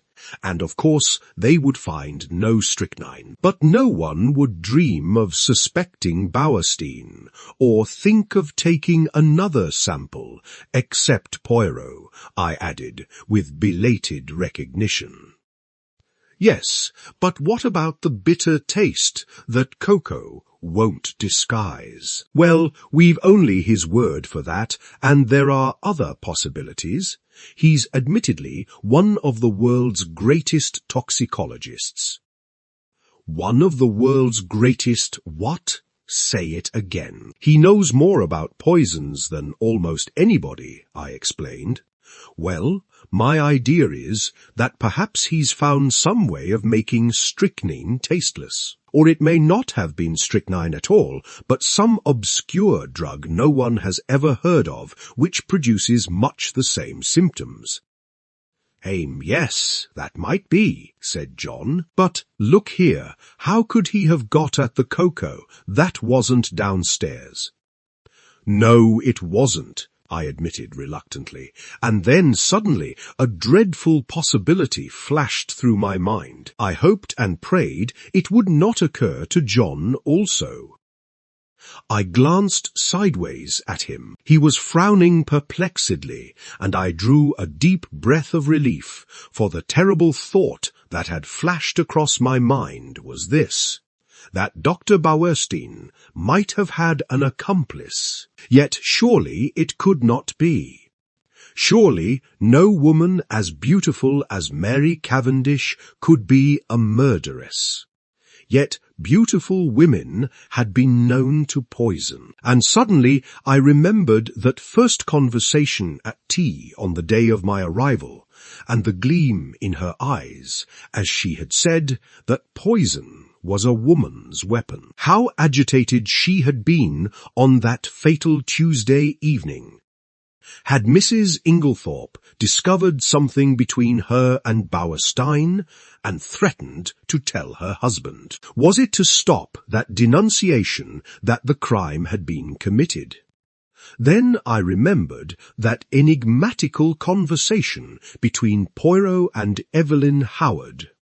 Was this what they had meant? Was this the monstrous possibility that Evelyn had tried not to believe? Yes, it all fitted in.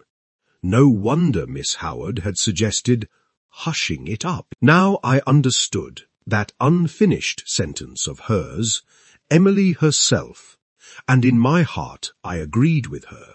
Would not Mrs. Inglethorp have preferred to go unavenged rather than have such terrible dishonour fall upon the name of Cavendish? "There's another thing," said John suddenly, and the unexpected sound of his voice made me start guiltily.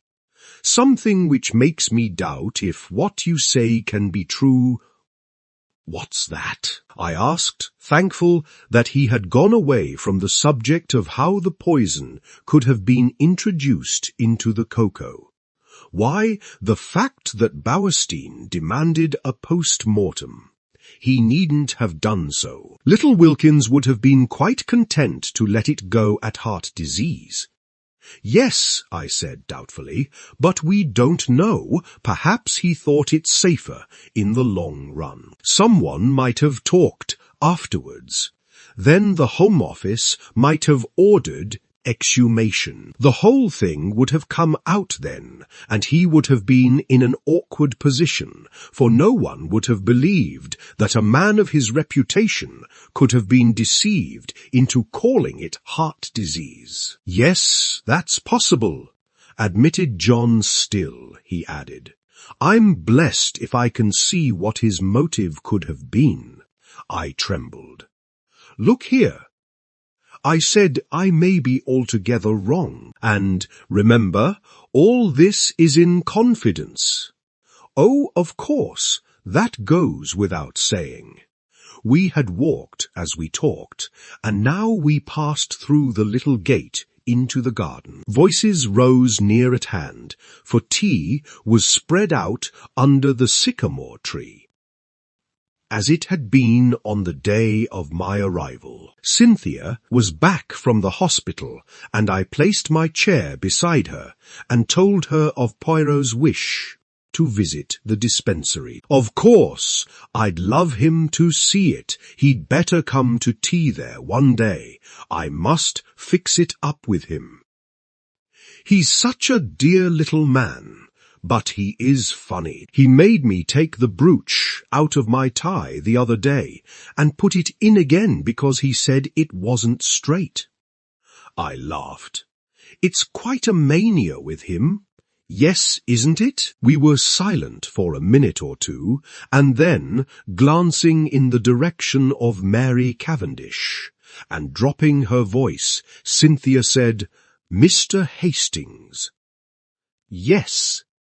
After tea, I want to talk to you." Her glance at Mary had set me thinking. I fancied that between these two there existed very little sympathy. For the first time, it occurred to me to wonder about the girl's future. Mrs. Inglethorp had made no provisions of any kind for her, but I imagined that John and Mary would probably insist on her making her home with them, at any rate until the end of the war. John, I knew, was very fond of her, and would be sorry to let her go. John, who had gone into the house, now reappeared. His good-natured face wore an unaccustomed frown of anger. "Confound those detectives. I can't think what they're after. They've been in every room in the house, turning things inside out and upside down. It really is too bad. I suppose they took advantage of our all being out. I shall go for that fellow Jap when I next see him." "Lot of Paul Pry's," grunted Miss Howard. Lawrence opined that they had to make a show of doing something. Mary Cavendish said nothing. After tea, I invited Cynthia to come for a walk, and we sauntered off into the woods together. "Well?" I inquired, as soon as we were protected from prying eyes by the leafy screen. With a sigh, Cynthia flung herself down and tossed off her hat. The sunlight, piercing through the branches, turned the auburn of her hair to quivering gold. "Mr. Hastings, you are always so kind, and you know such a lot." It struck me at this moment that Cynthia was really a very charming girl, much more charming than Mary, who never said things of that kind. "Well," I asked benignantly, as she hesitated, "I want to ask your advice. What shall I do?" "Do?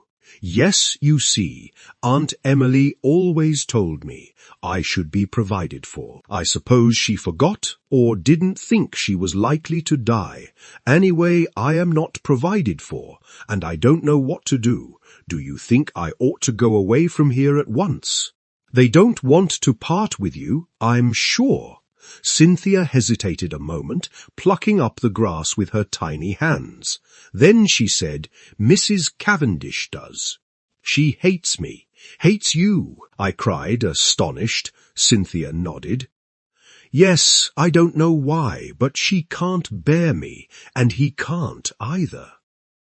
"There, I know you're wrong," I said warmly. "On the contrary, John is very fond of you." "Oh, yes, John. I meant Lawrence. Not, of course, that I care whether Lawrence hates me or not. Still, it's rather horrid when no one loves you, isn't it?" "But they do, Cynthia dear," I said earnestly. "I'm sure you are mistaken. Look, there is John and Miss Howard." Cynthia nodded rather gloomily. "Yes, John likes me, I think, and of course Evie, for all her gruff ways, wouldn't be unkind to a fly. But Lawrence never speaks to me if he can help it, and Mary can hardly bring herself to be civil to me. She wants Evie to stay on, is begging her to, but she doesn't want me, and I don't know what to do." Suddenly the poor child burst out crying. I don't know what possessed me. Her beauty, perhaps, as she sat there, with the sunlight glinting down on her head. Perhaps the sense of relief at encountering someone who so obviously could have no connection with the tragedy. Perhaps honest pity for her youth and loneliness. Anyway, I leant forward and, taking her little hand, I said awkwardly, "Marry me, Cynthia."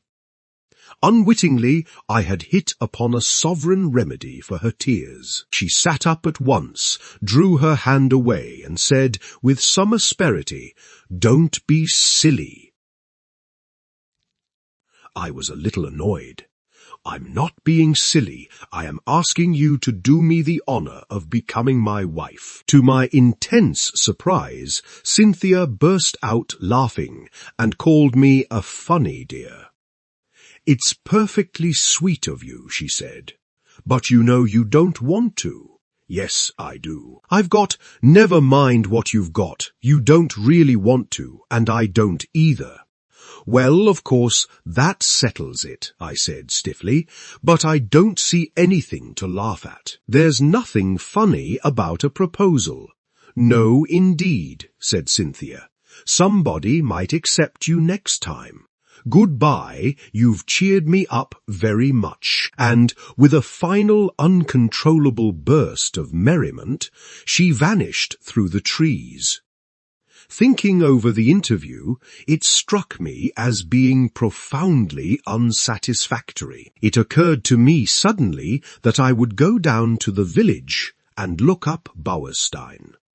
Somebody ought to be keeping an eye on the fellow. At the same time, it would be wise to allay any suspicions he might have as to his being suspected. I remembered how Poirot had relied on my diplomacy. Accordingly, I went to the little house with the apartments card inserted in the window, where I knew he lodged, and tapped on the door. An old woman came and opened it. "Good afternoon," I said pleasantly. "Is Dr. Bauerstein in?" She stared at me. "Haven't you heard?" "Heard what? About him?" "What about him?" "He's took, dead."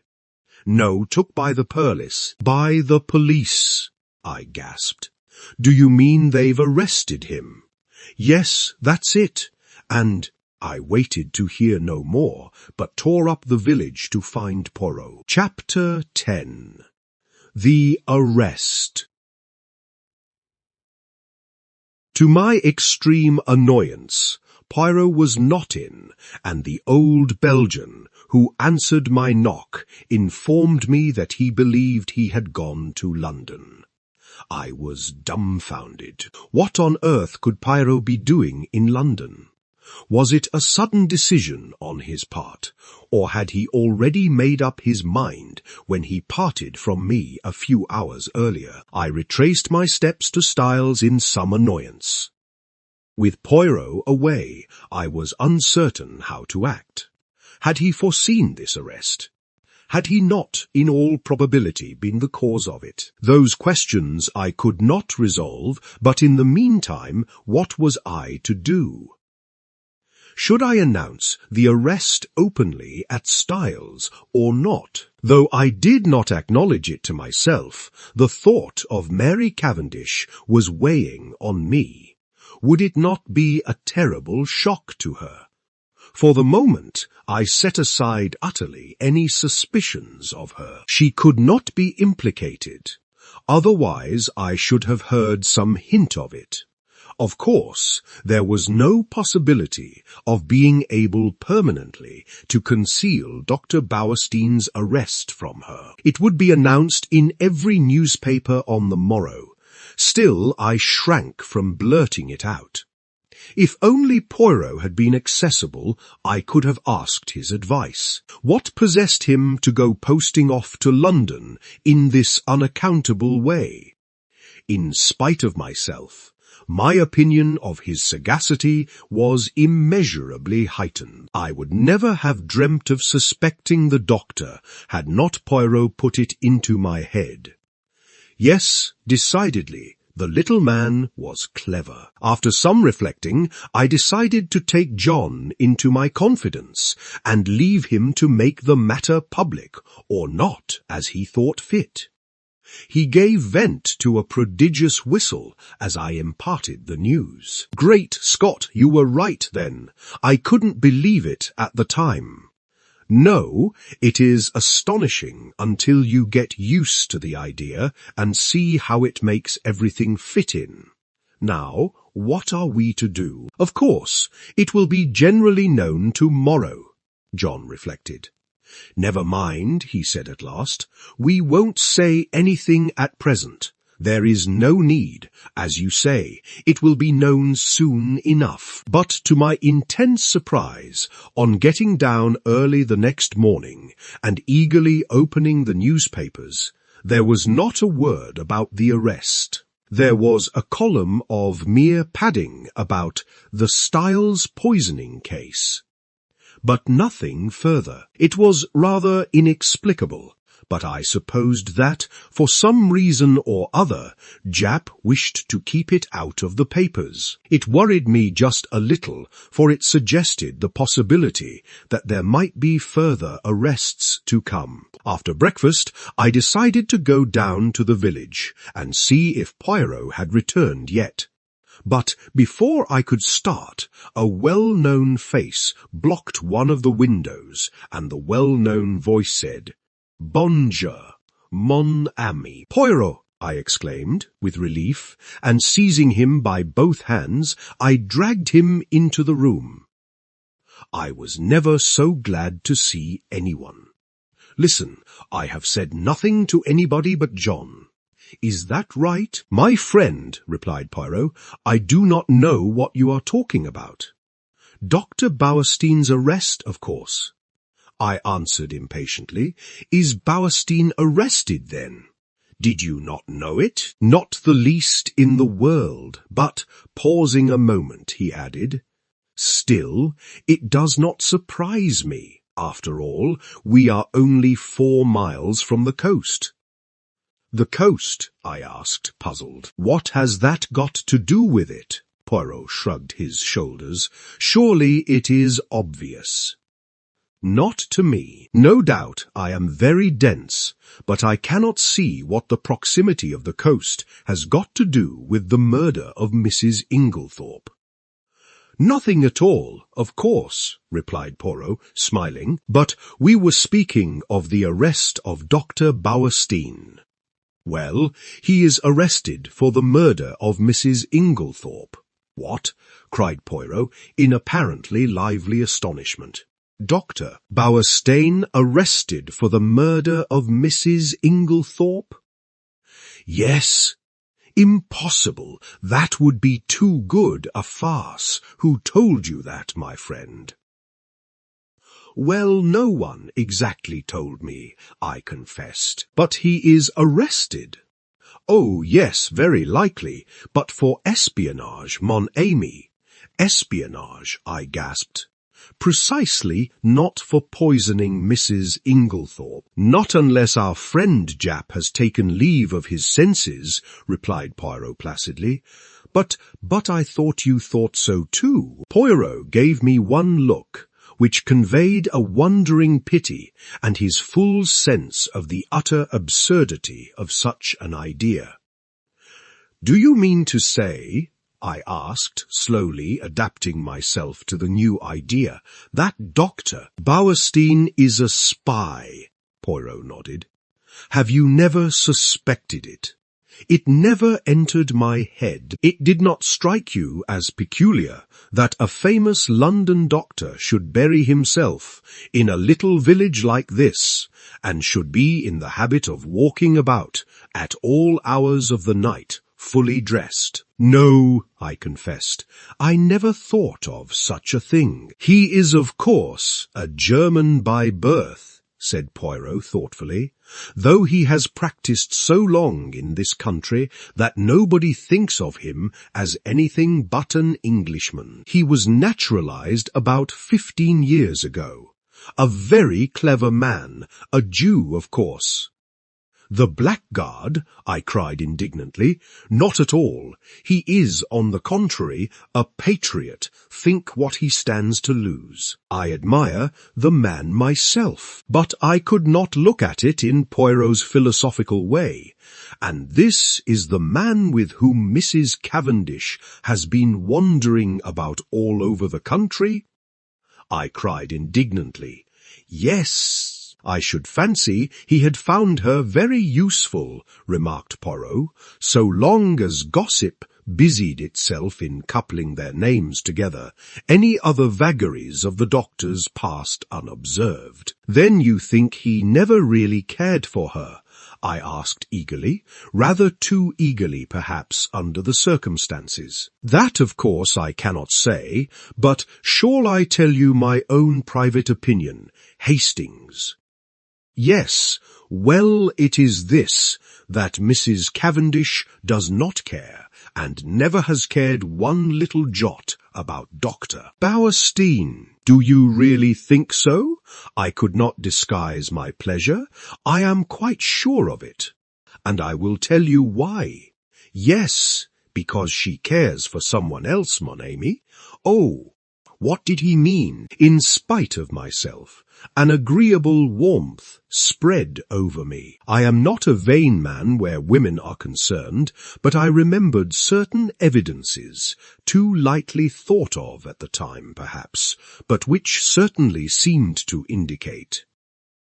My pleasing thoughts were interrupted by the sudden entrance of Miss Howard. She glanced round hastily to make sure there was no one else in the room, and quickly produced an old sheet of brown paper. This she handed to Poirot, murmuring as she did so the cryptic words on top of the wardrobe. Then she hurriedly left the room. Poirot unfolded the sheet of paper eagerly and uttered an exclamation of satisfaction. He spread it out on the table.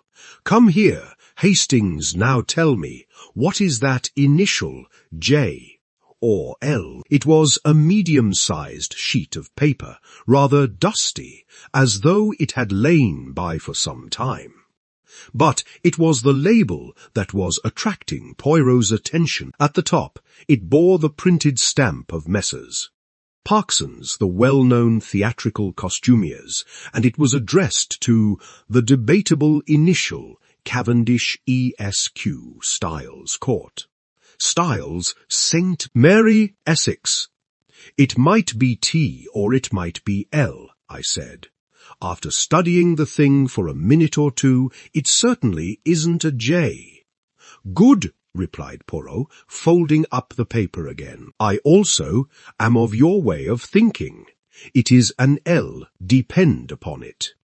"Where did it come from?" I asked curiously. "Is it important?" "Moderately so. It confirms a surmise of mine. Having deduced its existence, I set Miss Howard to search for it, and, as you see, she has been successful." "What did she mean by on the top of the wardrobe?" "She meant," replied Poirot promptly, "that she found it on top of a wardrobe." "A funny place for a piece of brown paper," I mused. "Not at all. The top of a wardrobe is an excellent place for brown paper and cardboard boxes. I have kept them there myself. Neatly arranged. There is nothing to offend the eye." "Poirot," I asked earnestly, "have you made up your mind about this crime?" "Yes, that is to say, I believe I know how it was committed." "Ah, unfortunately, I have no proof beyond my surmise unless, with sudden energy, he caught me by the arm and whirled me down the hall, calling out in his excitement,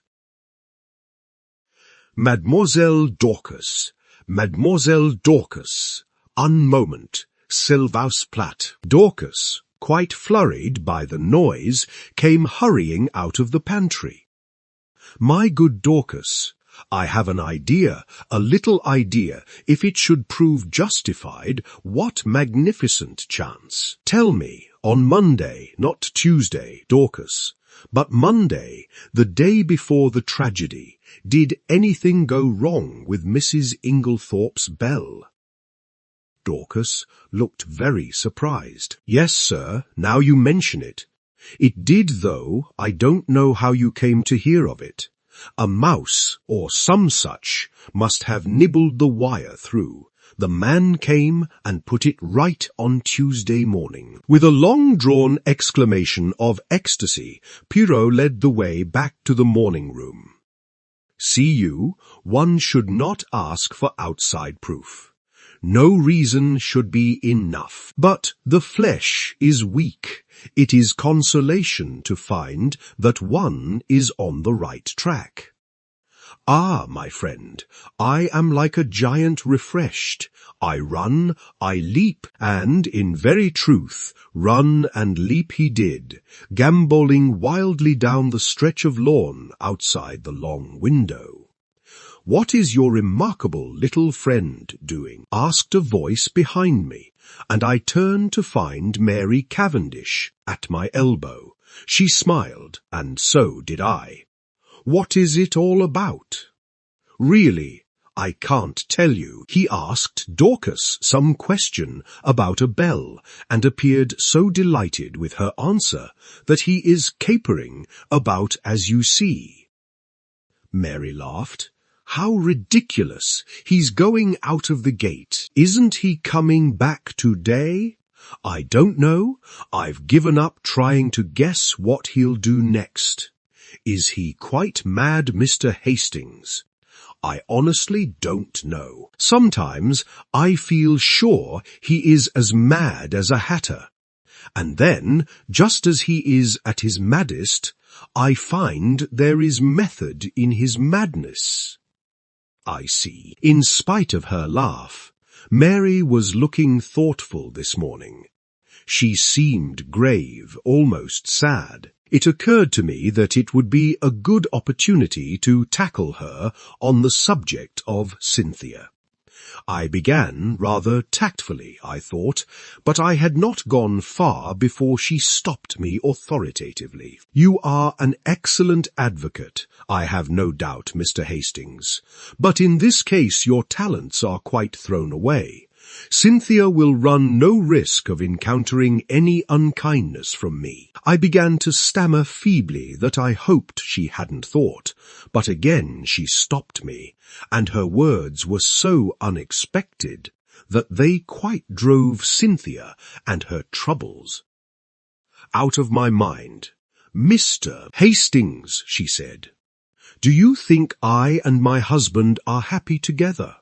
I was considerably taken aback, and murmured something about, "It's not being my business to think anything of the sort." "Well," she said quietly, "whether it is your business or not, I will tell you that we are not happy."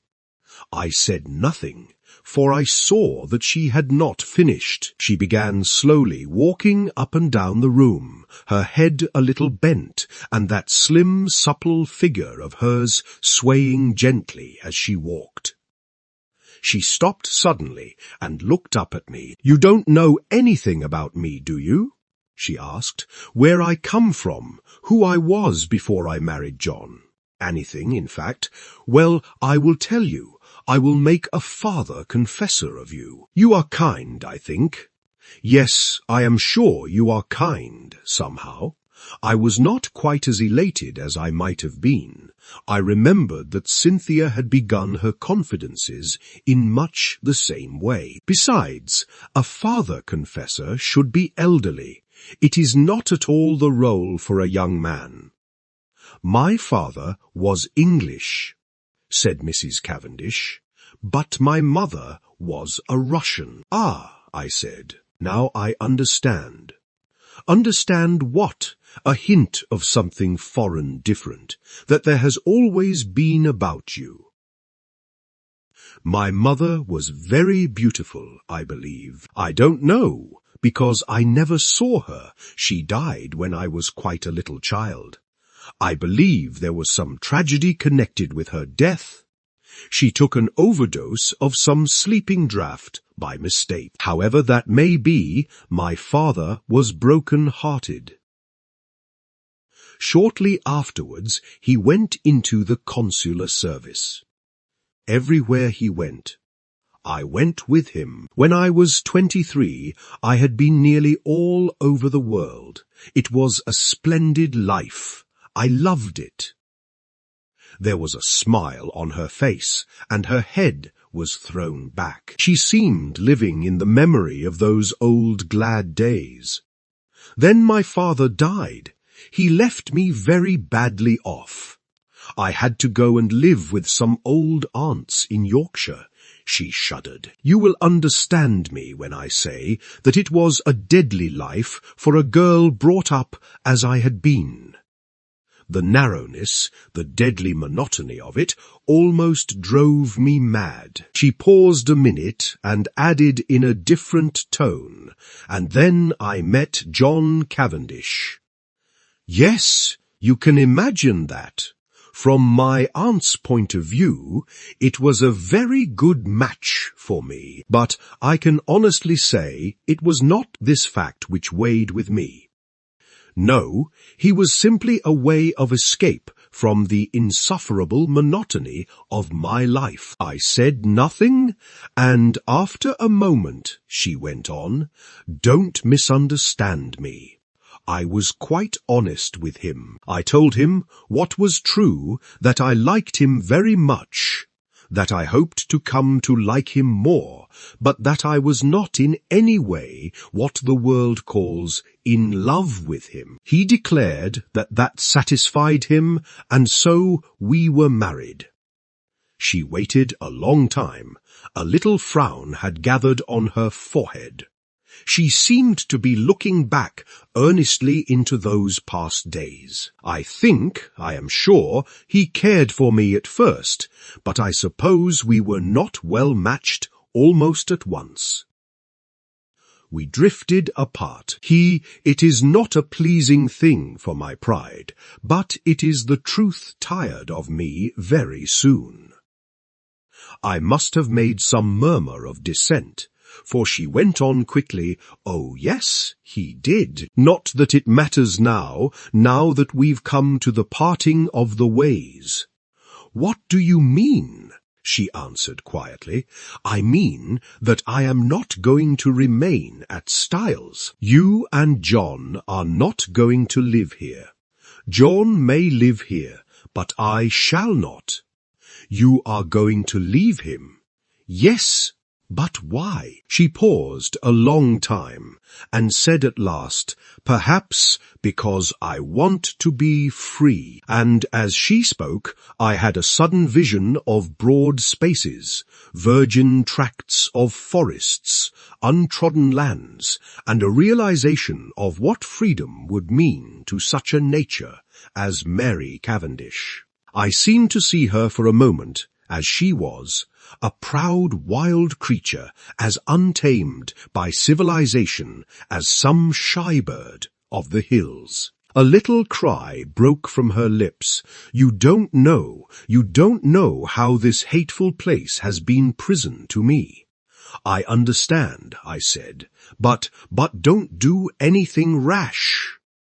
"Oh, rash!" Her voice mocked at my prudence. Then suddenly I said a thing I could have bitten out my tongue for. "You know that Dr. Bardistine has been arrested." An instant coldness passed like a mask over her face, blotting out all expression. Joan was so kind as to break that to me this morning. "Well, what do you think?" I asked feebly. "Of what? Of the arrest?" "What should I think? Apparently he is a German spy, so the gardener had told John." Her face and voice were absolutely cold and expressionless. Did she care? Or did she not? She moved away a step or two and fingered one of the flower vases. "These are quite dead. I must do them again. Would you mind moving? Thank you, Mr. Hastings."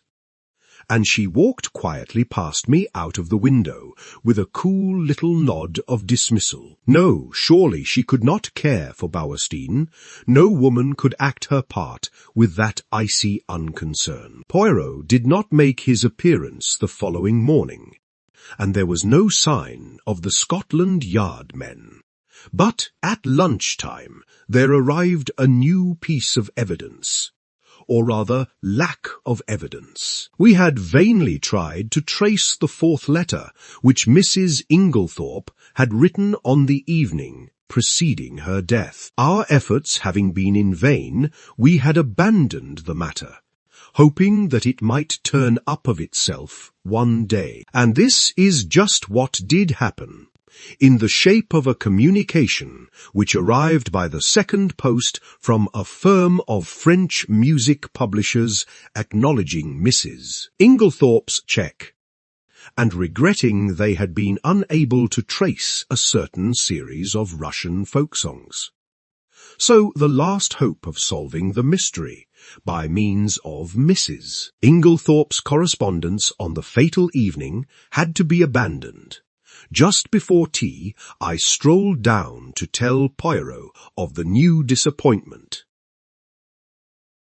but found, to my annoyance, that he was once more out. "Gone to London again." "Oh, no, monsieur. He has but taken the train to Tadminster to see a young ladies' dispensary," he said. "Silly ass!"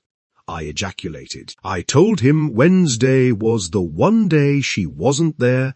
Well, tell him to look us up tomorrow morning, will you?" "Certainly, monsieur." But on the following day, no sign of Poirot. I was getting angry. He was really treating us in the most cavalier fashion. After lunch, Lawrence drew me aside and asked if I was going down to see him. "No, I don't think I shall. He can come up here if he wants to see us." "Oh." Lawrence looked indeterminate. Something unusually nervous and excited in his manner roused my curiosity.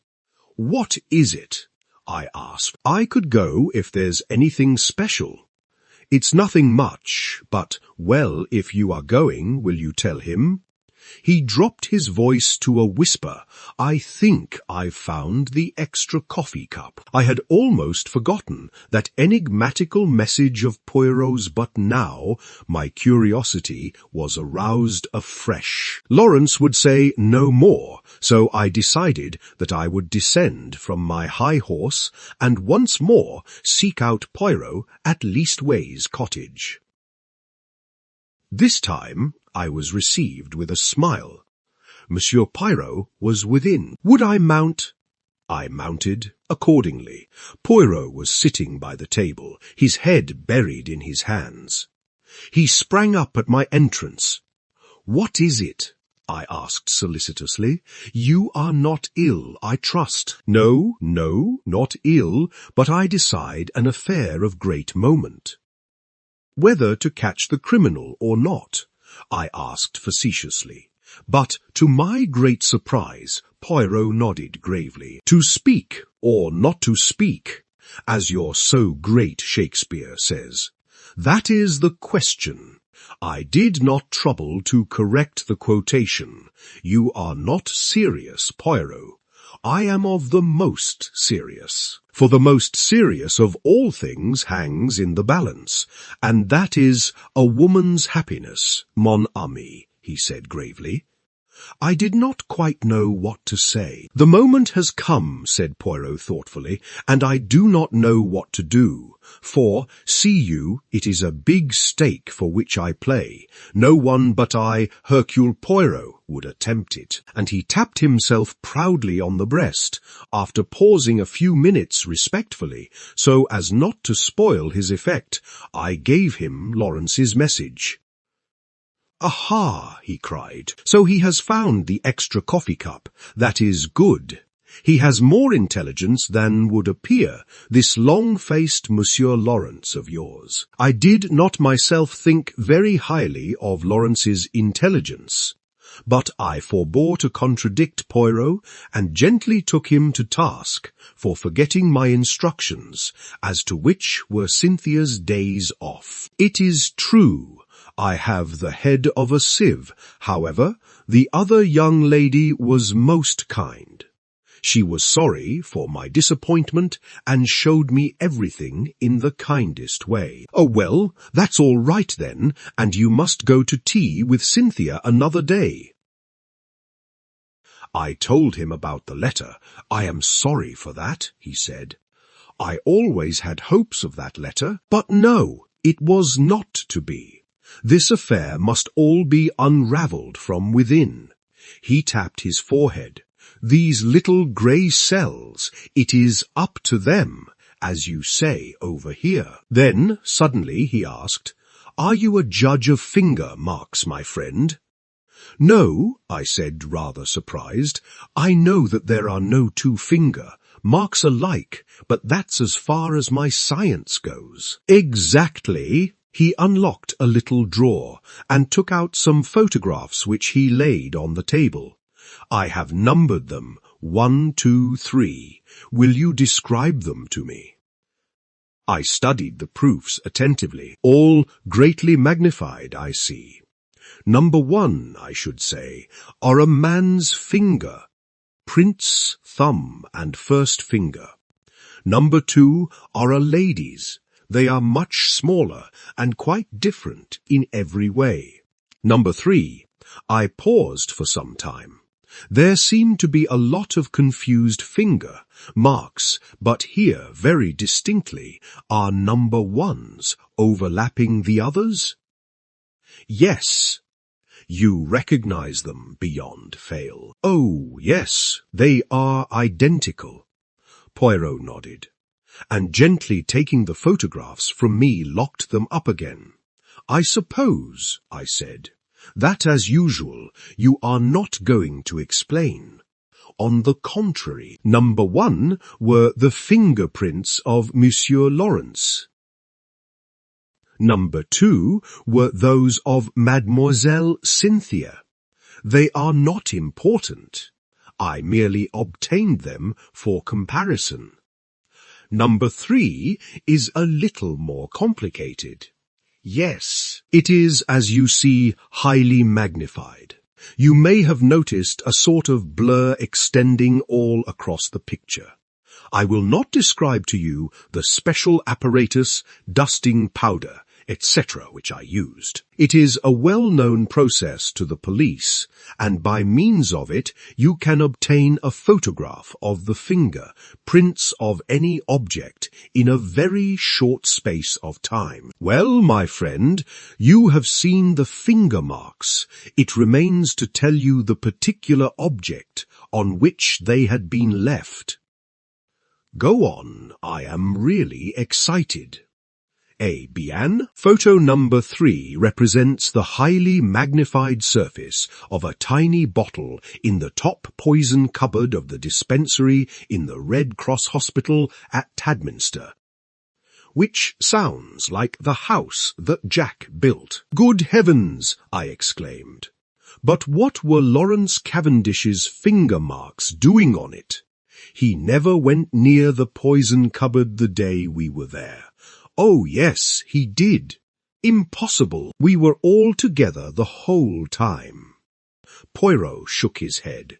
No, my friend, there was a moment when you were not all together. There was a moment when you could not have been all together, or it would not have been necessary to call to Monsieur Lawrence to come and join you on the balcony.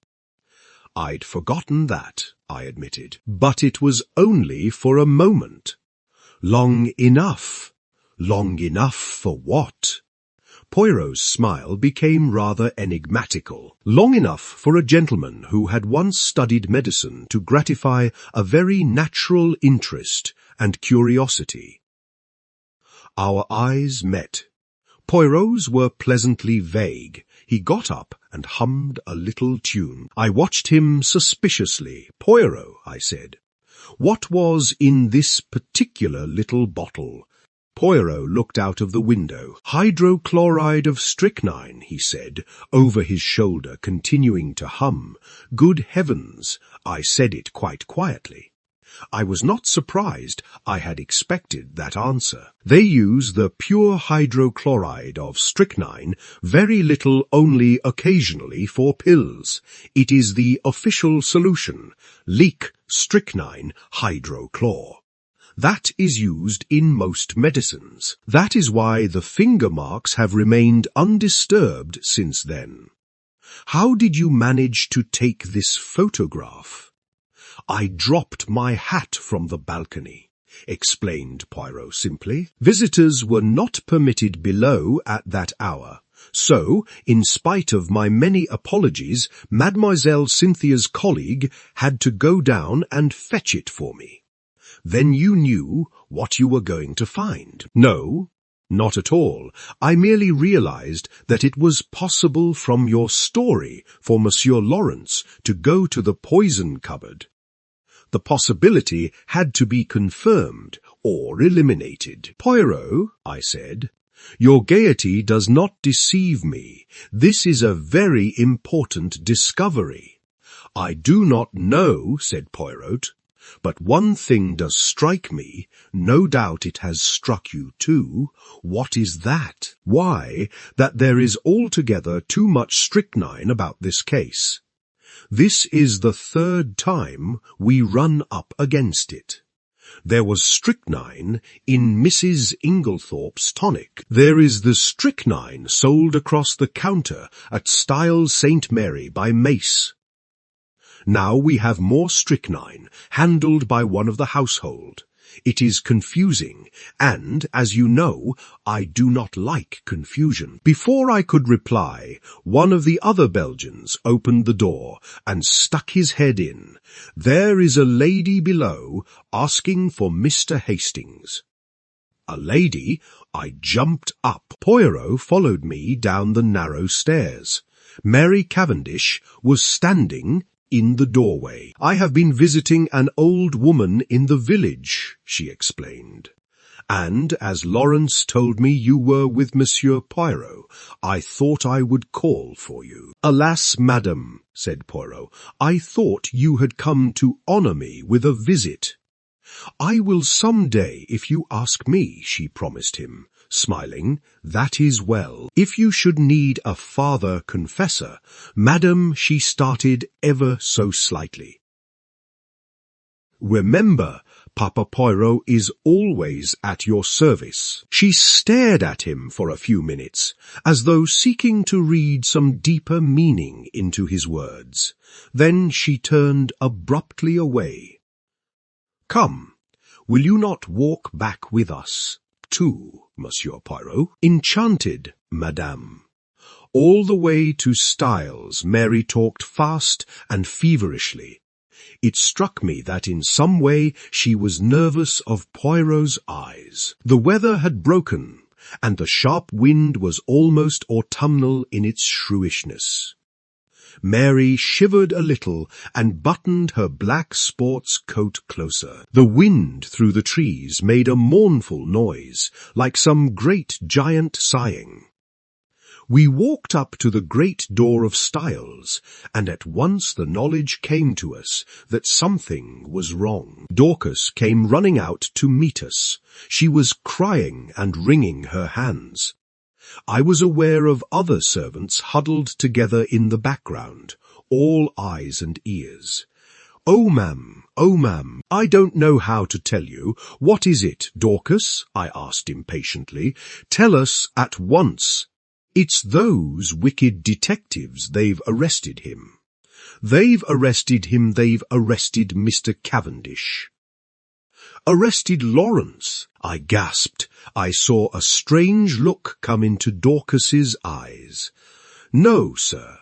Not Mr. Lawrence, Mr. John." Behind me, with a wild cry, Mary Cavendish fell heavily against me, and as I turned to catch her, I met the quiet triumph in Poirot's eyes. Chapter 11.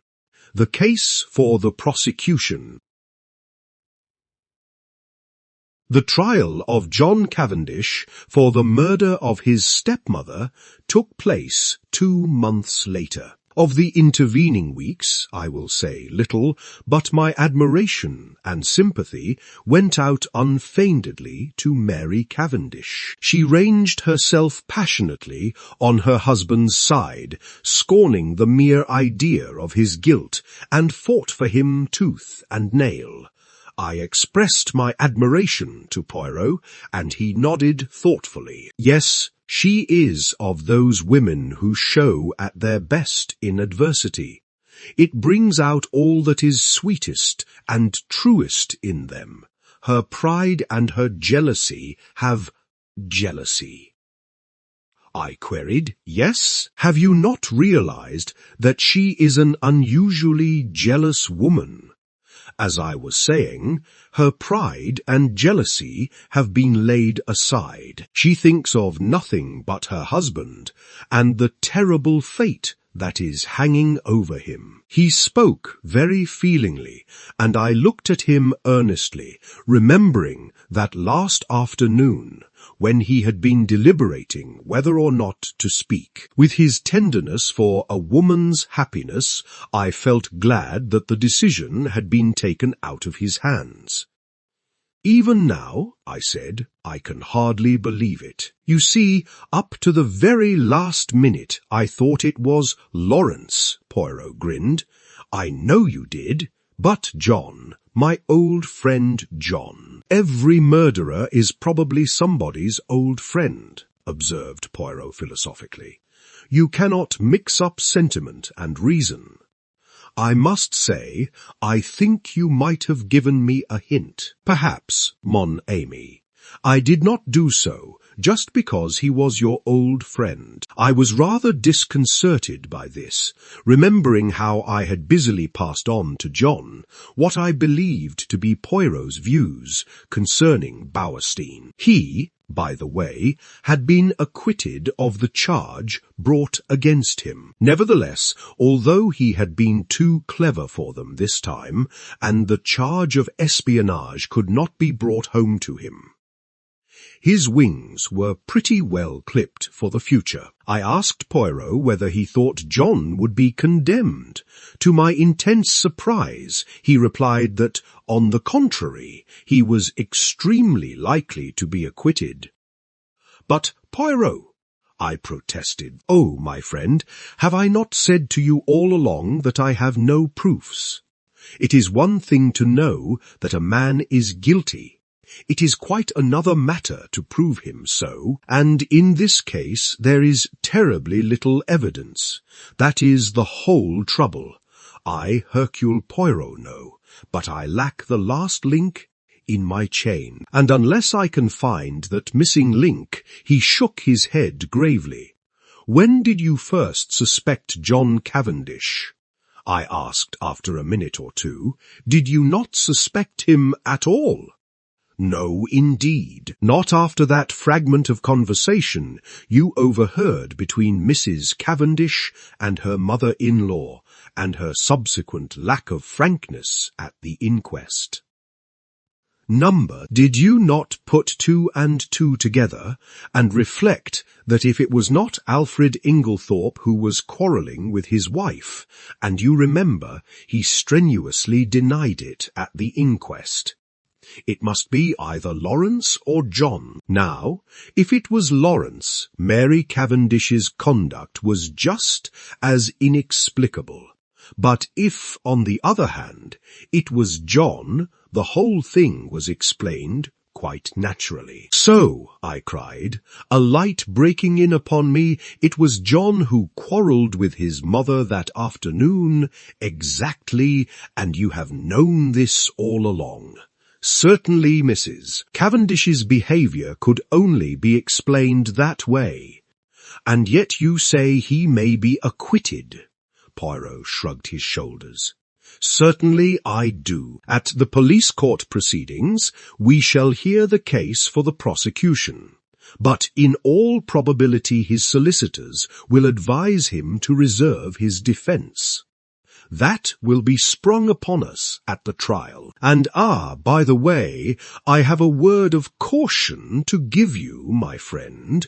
I must not appear in the case. What? Officially, I have nothing to do with it. Until I have found that last link in my chain, I must remain behind the scenes. Mrs. Cavendish must think I am working for her husband, not against him. I say, that's playing it a bit low down, I protested. Not at all. We have to deal with a most clever and unscrupulous man, and we must use any means in our power, otherwise he will slip through our fingers.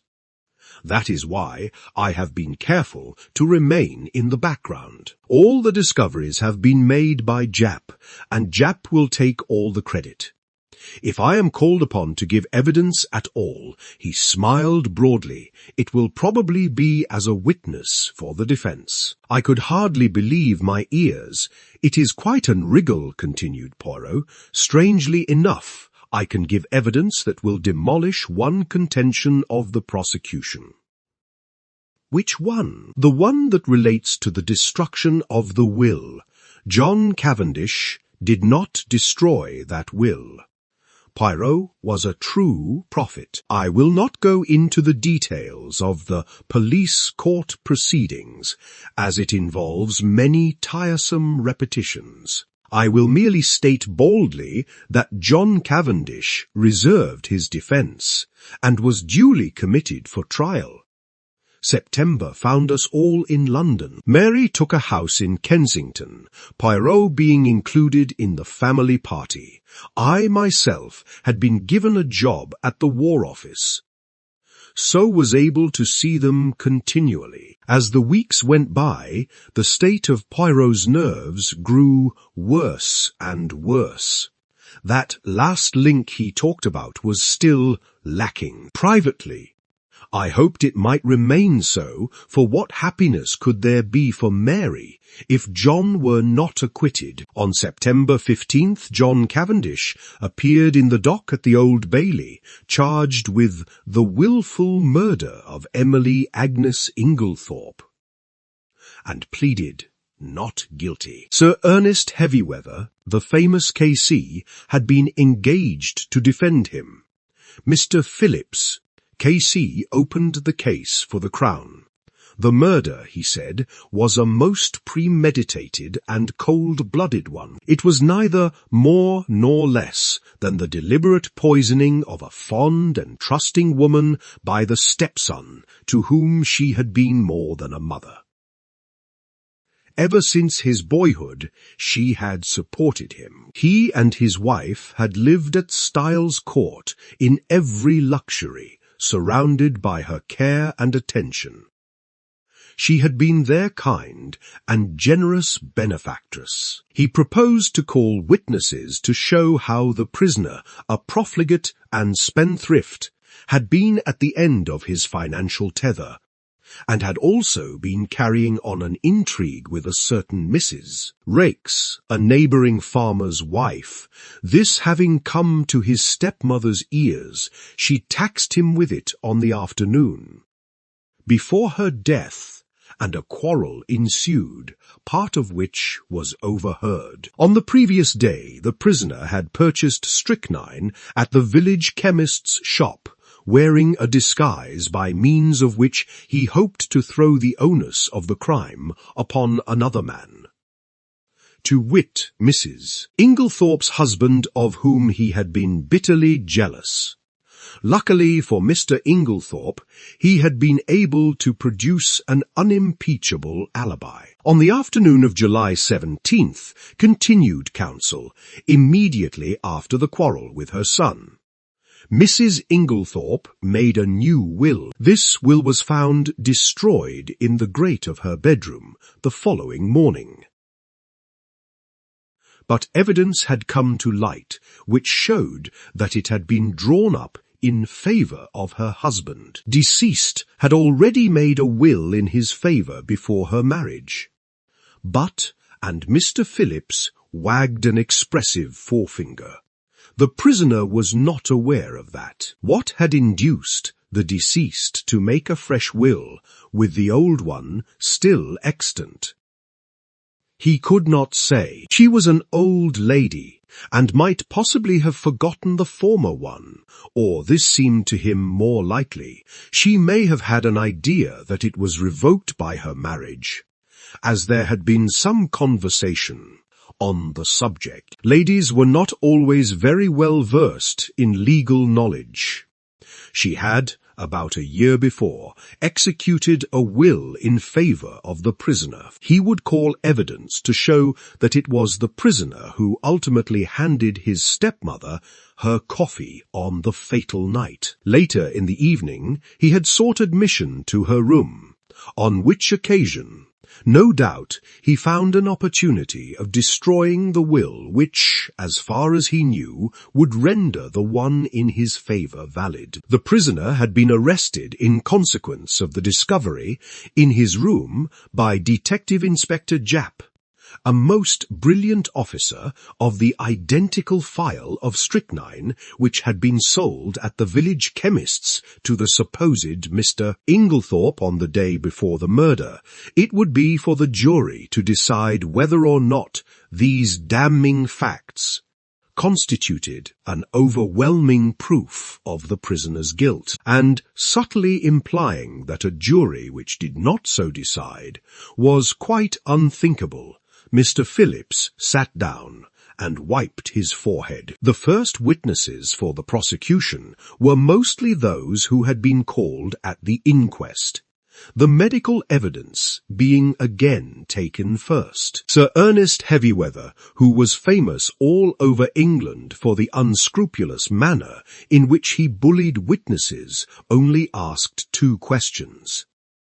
"I take it, Dr. Bauerstein, that strychnine, as a drug, acts quickly?" "Yes." "And that you are unable to account for the delay in this case?" "Yes, thank you." Mr. Mace identified the file handed him by counsel as that sold by him to Mr. Inglethorp. Pressed, he admitted that he only knew Mr. Inglethorp by sight.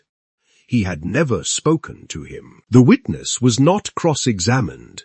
Alfred Inglethorp was called and denied having purchased the poison. He also denied having quarrelled with his wife. Various witnesses testified to the accuracy of these statements.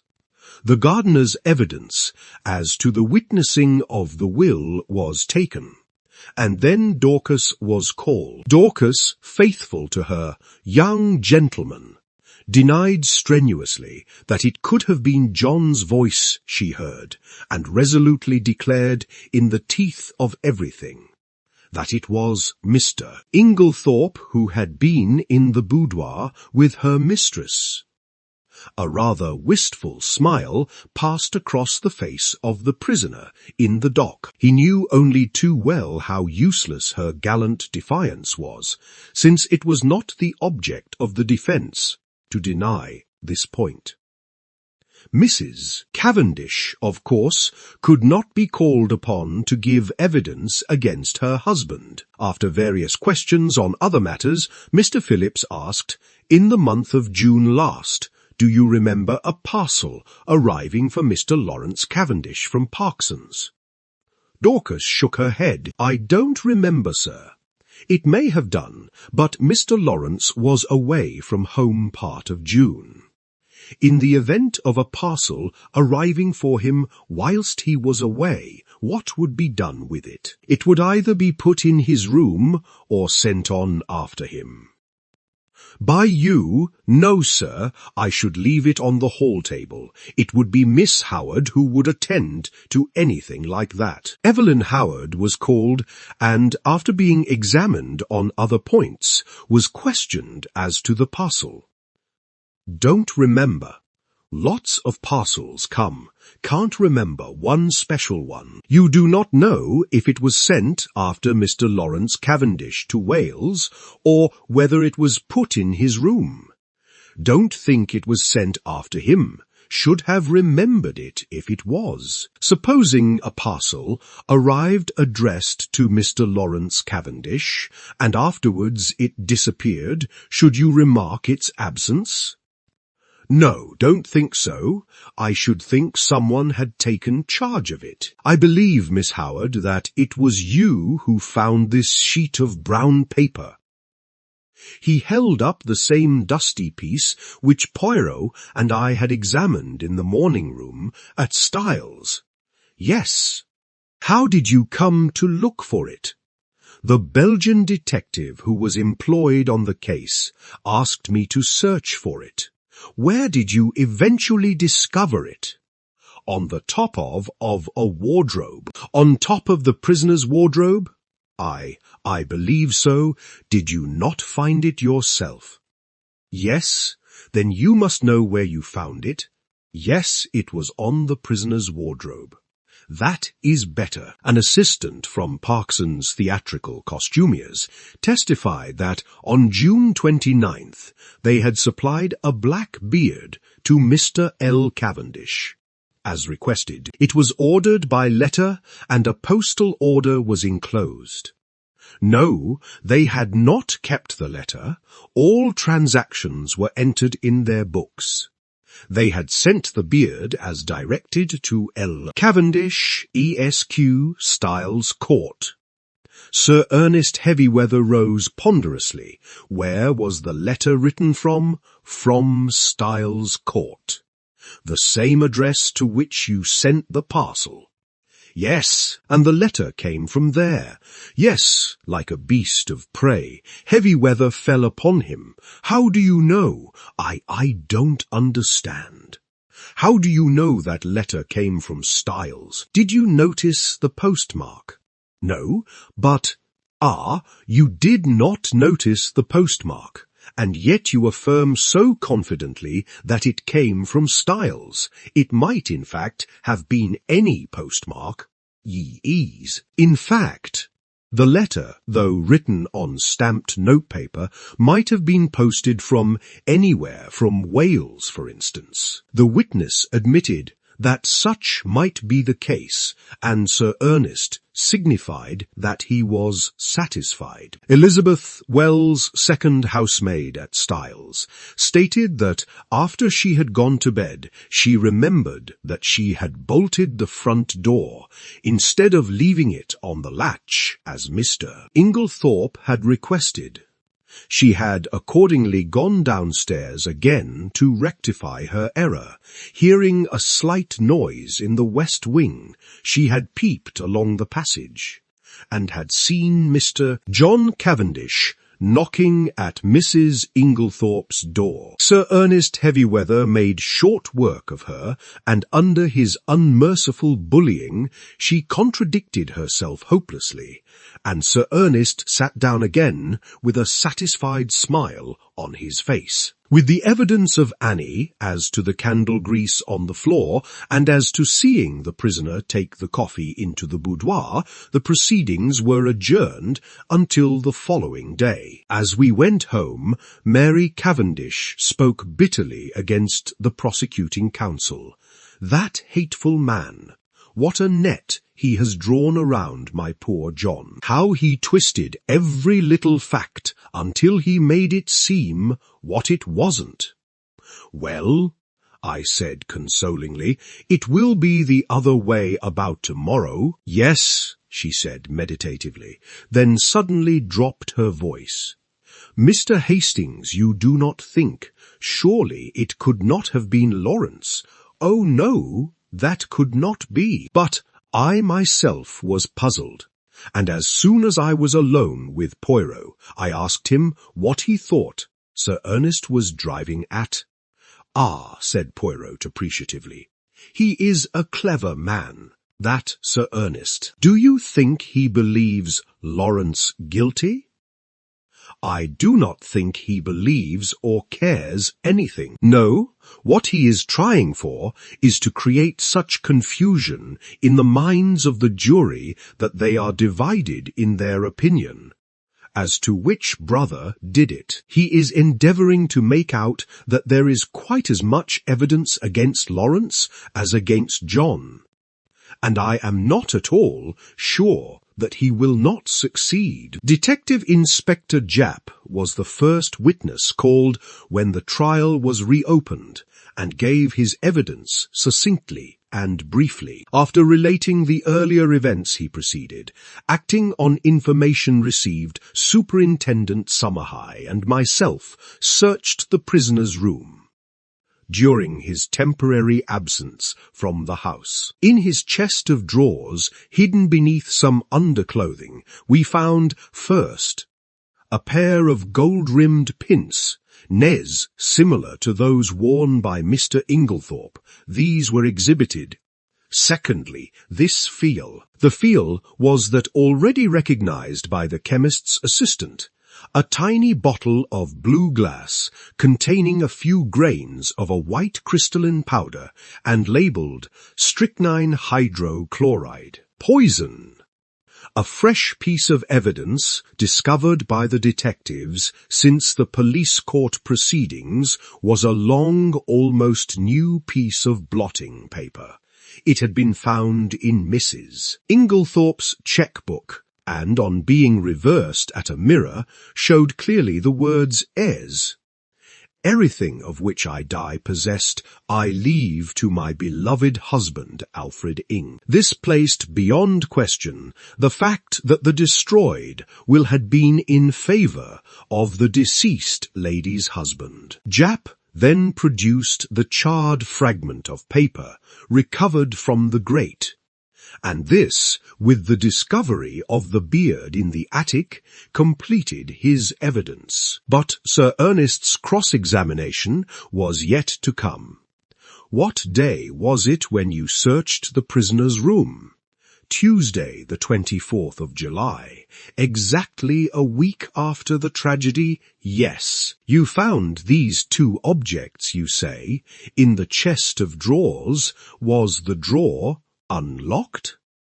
Yes. Does it not strike you as unlikely that a man who had committed a crime should keep the evidence of it in an unlocked drawer for anyone to find? He might have stowed them there in a hurry, but you have just said it was a whole week since the crime. He would have had ample time to remove them and destroy them. Perhaps. There is no perhaps about it. Would he, or would he not have had plenty of time to remove and destroy them? Yes. Was the pile of underclothes under which the things were hidden heavy or light, heavyish? In other words, it was winter underclothing. Obviously, the prisoner would not be likely to go to that drawer. Perhaps not. Kindly answer my question. Would the prisoner, in the hottest week of a hot summer, be likely to go to a drawer containing winter underclothing? Yes or no? Number, in that case, is it not possible that the articles in question might have been put there by a third person, and that the prisoner was quite unaware of their presence? I should not think it likely, but it is possible. Yes, that is all. More evidence followed. Evidence as to the financial difficulties in which the prisoner had found himself at the end of July. Evidence as to his intrigue with Mrs. Rakespore Mary that must have been bitter hearing for a woman of her pride. Evelyn Howard had been right in her facts, though her animosity against Alfred Inglethorp had caused her to jump to the conclusion that he was the person concerned. Lawrence Cavendish was then put into the box, in a low voice. In answer to Mr. Phillips's questions, he denied having ordered anything from Parkson's in June. In fact, on June 29th he had been staying away, in Wales instantly. Sir Ernest's chin was shooting pugnaciously forward. You deny having ordered a black beard from Parkson's on June 29th. I do. Ah? In the event of anything happening to your brother, who will inherit Styles Court. The brutality of the question called a flush to Lawrence's pale face. The judge gave vent to a faint murmur of disapprobation, and the prisoner in the dock leant forward angrily. Heavyweather cared nothing for his client's anger. Answer my question, if you please. I suppose, said Lawrence quietly, that I should. What do you mean by you suppose your brother has no children? You would inherit it, wouldn't you? Yes. Ah, that's better, said Heavyweather, with ferocious geniality. And you'd inherit a good slice of money too, wouldn't you? Really, Sir Ernest, protested the judge, these questions are not relevant. Sir Ernest bowed, and having shot his arrow, proceeded. On Tuesday, the 17th July, you went, I believe with another guest, to visit the dispensary at the Red Cross Hospital in Tadminster. Yes, did you? While you happen to be alone for a few seconds, unlock the poison cupboard and examine some of the bottles. I may have done so. I put it to you that you did do so. Yes. Sir Ernest fairly shot the next question at him. Did you examine one bottle in particular? No, I do not think so. Be careful, Mr. Cavendish. I am referring to a little bottle of hydrochloride of strychnine. Lawrence was turning a sickly greenish colour. No, I am sure I didn't. Then how do you account for the fact that you left the unmistakable impress of your fingerprints on it? The bullying manner was highly efficacious, with a nervous disposition. I suppose I must have taken up the bottle. I suppose so too. Did you abstract any of the contents of the bottle? Certainly not. Then why did you take it up? I once studied to be a doctor. Such things naturally interest me. Ah, so poisons naturally interest you, do they? Still, you waited to be alone before gratifying that interest of yours?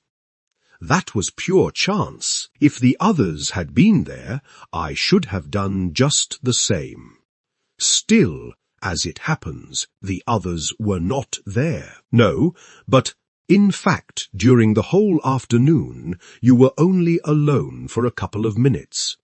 And it happened, I say, it happened to be during those 2 minutes that you displayed your natural interest in hydrochloride of strychnine. Lawrence stammered pitiably. I.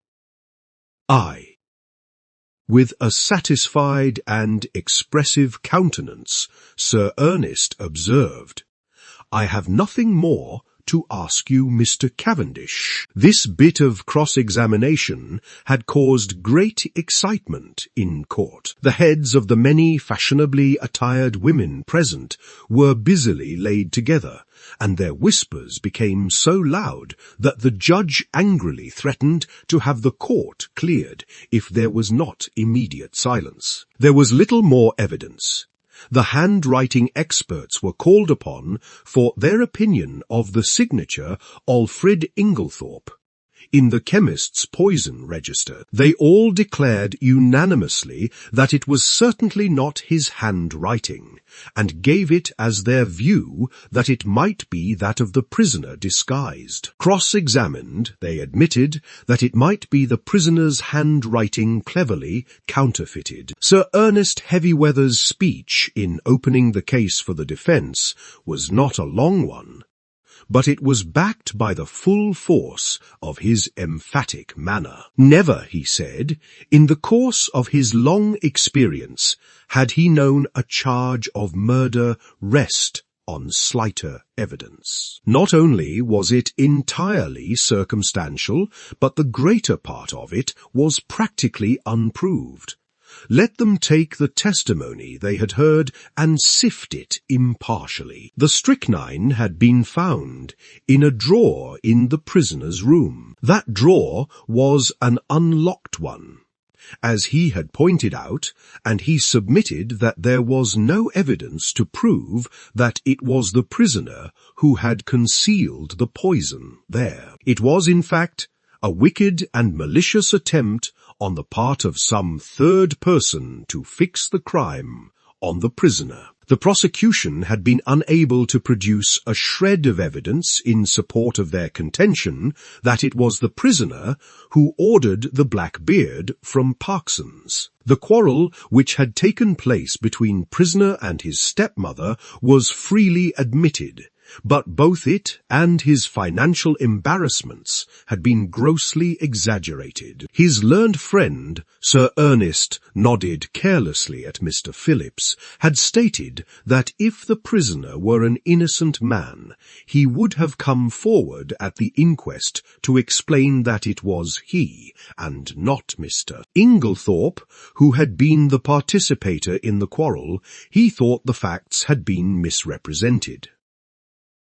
What had actually occurred was this. The prisoner, returning to the house on Tuesday evening, had been authoritatively told that there had been a violent quarrel between Mr. and Mrs. Inglethorp. No suspicion had entered the prisoner's head that anyone could possibly have mistaken his voice for that of Mr. Inglethorp.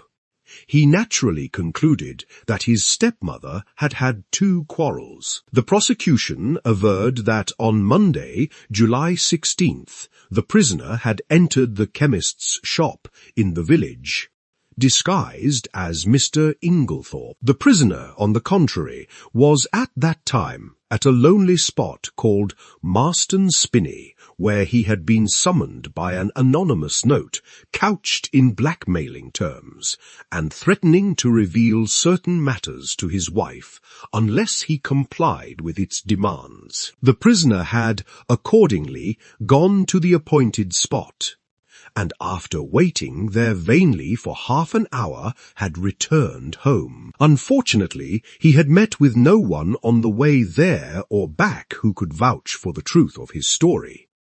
But luckily he had kept the note, and it would be produced as evidence. As for the statement relating to the destruction of the will, the prisoner had formerly practiced at the bar, and was perfectly well aware that the will made in his favour a year before was automatically revoked by his stepmother's remarriage. He would call evidence to show who did destroy the will, and it was possible that that might open up quite a new view of the case. Finally, he would point out to the jury that there was evidence against other people besides John Cavendish.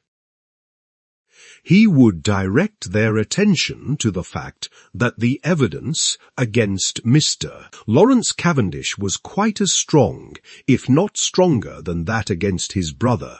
He would now call the prisoner. John acquitted himself well in the witness box. Under Sir Ernest's skilful handling, he told his tale credibly and well. The anonymous note received by him was produced and handed to the jury to examine. The readiness with which he admitted his financial difficulties and the disagreement with his stepmother lent value to his denials. At the close of his examination he paused and said, "I should like to make one thing clear. I utterly reject and disapprove of Sir Ernest Heavyweather's insinuations against my brother. My brother, I am convinced, had no more to do with the crime than I have." Sir Ernest merely smiled and noted with a sharp eye that John's protest had produced a very favourable impression on the jury. Then the cross-examination began. "I understand you to say that it never entered your head that the witnesses at the inquest could possibly have mistaken your voice for that of Mr. Inglethorp. Is not that very surprising?" "No, I don't think so. I was told there had been a quarrel between my mother and Mr. Inglethorp, and it never occurred to me that such was not really the case. Not when the servant Dorcas repeated certain fragments of the conversation, fragments which you must have recognized." "I did not recognize them." "Your memory must be unusually short." "No, but we were both angry, and, I think, said more than we meant. I paid very little attention to my mother's actual words." Mr. Phillip's incredulous sniff was a triumph of forensic skill. He passed on to the subject of the note. "You have produced this note very opportunely. Tell me, is there nothing familiar about the handwriting of it?" "Not that I know of." "Do you not think that it bears a marked resemblance to your own handwriting, carelessly disguised?" "No, I do not think so. I put it to you that it is your own handwriting." "Number." "I put it to you that, anxious to prove an alibi, you conceived the idea of a fictitious and rather incredible appointment, and wrote this note yourself in order to bear out your statement. Is it not a fact that, at the time you claim to have been waiting about at a solitary and unfrequented spot, you were really in the chemist's shop in Styles St. Mary, where you purchased strychnine in the name of Alfred Inglethorp?" "No, that is a lie. I put it to you that, wearing a suit of Mr. Inglethorp's clothes, with a black beard trimmed to resemble his, you were there and signed the register in his name. That is absolutely untrue. Then I will leave the remarkable similarity of handwriting between the note, the register, and your own to the consideration of the jury," said Mr. Phillips, and sat down with the air of a man who has done his duty, but who was nevertheless horrified by such deliberate perjury. After this, as it was growing late, the case was adjourned till Monday. Poirot, I noticed, was looking profoundly discouraged. He had that little frown between the eyes that I knew so well. "What is it, Poirot?" I inquired. "Ah, mon ami, things are going badly. In spite of myself, my heart gave a leap of relief. Evidently there was a likelihood of John Cavendish being acquitted. When we reached the house, my little friend waved aside Mary's offer of tea. "No, I thank you, madame. I will mount to my room." I followed him. Still frowning, he went across to the desk and took out a small pack of patience cards. Then he drew up a chair to the table and, to my utter amazement, began solemnly to build card-houses. My jaw dropped involuntarily, and he said at once, "No, mon ami, I am not in my second childhood. I steady my nerves, that is all.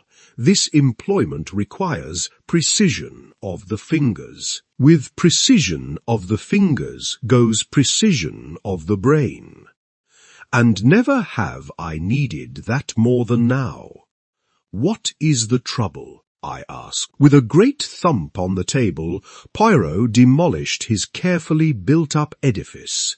"It is this, mon ami, that I can build card-houses 7 stories high, but I cannot find that last link of which I spoke to you." I could not quite tell what to say, so I held my peace, and he began slowly building up the cards again, speaking in jerks as he did so. "It is done so, by placing one card on another with mathematical precision." I watched the card-house rising under his hands, story by story. He never hesitated or faltered. It was really almost like a conjuring trick. "What a steady hand you've got," I remarked.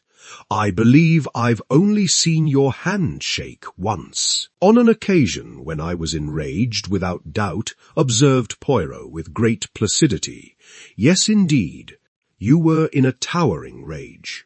Do you remember? It was when you discovered that the lock of the dispatch case in Mrs. Inglethorp's bedroom had been forced. You stood by the mantelpiece, twiddling the things on it in your usual fashion, and your hand shook like a leaf.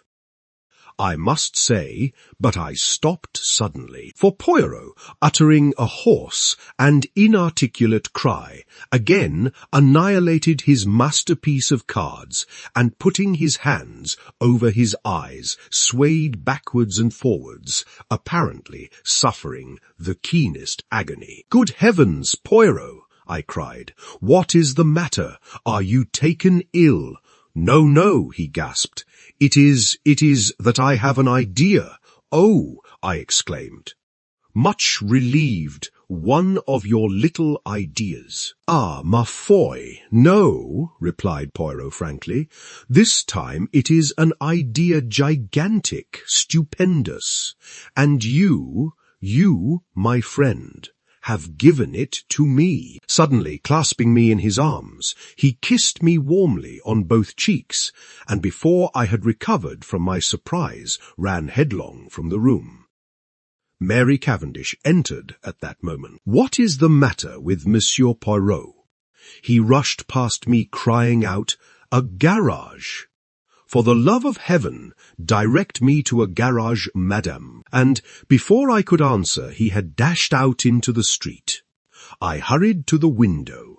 True enough, there he was, tearing down the street, hatless and gesticulating as he went. I turned to Mary with a gesture of despair. He'll be stopped by a policeman in another minute. There he goes, round the corner. Our eyes met, and we stared helplessly at one another. What can be the matter? I shook my head. I don't know. He was building card houses when suddenly he said he had an idea and rushed off as you saw. Well, said Mary, I expect he will be back before dinner. But night fell, and Poirot had not returned. Chapter 12. The Last Link. Poirot's abrupt departure had intrigued us all greatly. Sunday morning wore away, and still he did not reappear. But about 3 o'clock, a ferocious and prolonged hooting outside drove us to the window to see Poirot alighting from a car, accompanied by Jap and Summerhigh.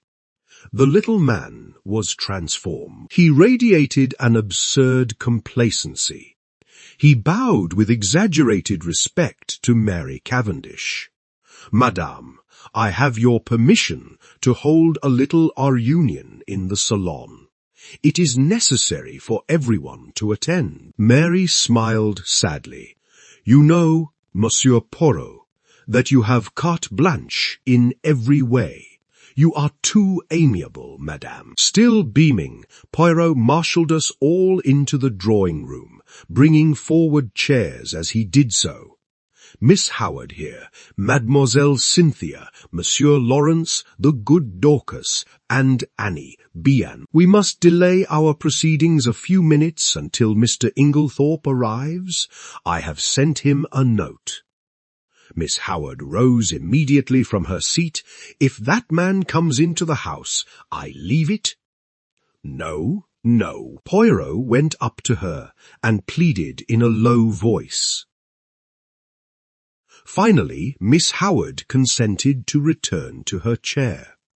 A few minutes later, Alfred Inglethorp entered the room. The company once assembled, Poirot rose from his seat with the air of a popular lecturer, and bowed politely to his audience. Messieurs, mesdames, as you all know, I was called in by Monsieur John Cavendish to investigate this case. I at once examined the bedroom of the deceased, which, by the advice of the doctors, had been kept locked, and was consequently exactly as it had been when the tragedy occurred. I found, first, a fragment of green material, second, a stain on the carpet near the window, still damp, thirdly, an empty box of bromide powders. To take the fragment of green material first, I found it caught in the bolt of the communicating door between that room and the adjoining one occupied by Mademoiselle Cynthia. I handed the fragment over to the police, who did not consider it of much importance. Nor did they recognize it for what it was, a piece torn from a green land armlet. There was a little stir of excitement. Now there was only one person at Styles who worked on the land, Mrs. Cavendish. Therefore, it must have been Mrs. Cavendish who entered the deceased's room through the door communicating with Mademoiselle Cynthia's room. But that door was bolted on the inside, I cried, when I examined the room. Yes, but in the first place we have only her word for it, since it was she who tried that particular door and reported it fastened. In the ensuing confusion, she would have had ample opportunity to shoot the bolt across. I took an early opportunity of verifying my conjectures. To begin with, the fragment corresponds exactly with a tear in Mrs. Cavendish's armlet. Also, at the inquest, Mrs. Cavendish declared that she had heard, from her own room, the fall of the table, by the bed. I took an early opportunity of testing that statement by stationing my friend Monsieur Hastings in the left wing of the building, just outside Mrs. Cavendish's door.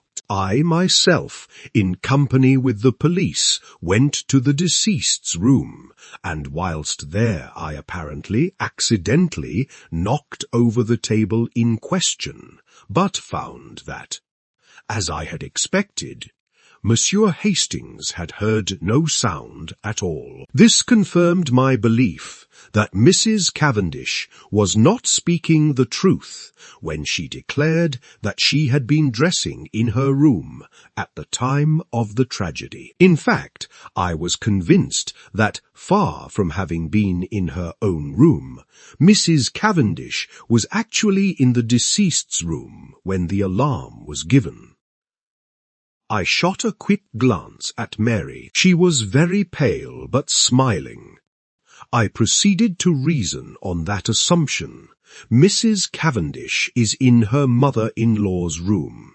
We will say that she is seeking for something and has not yet found it. Suddenly, Mrs. Inglethorp awakens and is seized with an alarming paroxysm. She flings out her arm, overturning the bed table, and then pulls desperately at the bell. Cavendish, startled, drops her candle, scattering the grease on the carpet. She picks it up and retreats quickly to Mademoiselle Cynthia's room, closing the door behind her. She hurries out into the passage, for the servants must not find her where she is. But it is too late. Already footsteps are echoing along the gallery which connects the two wings.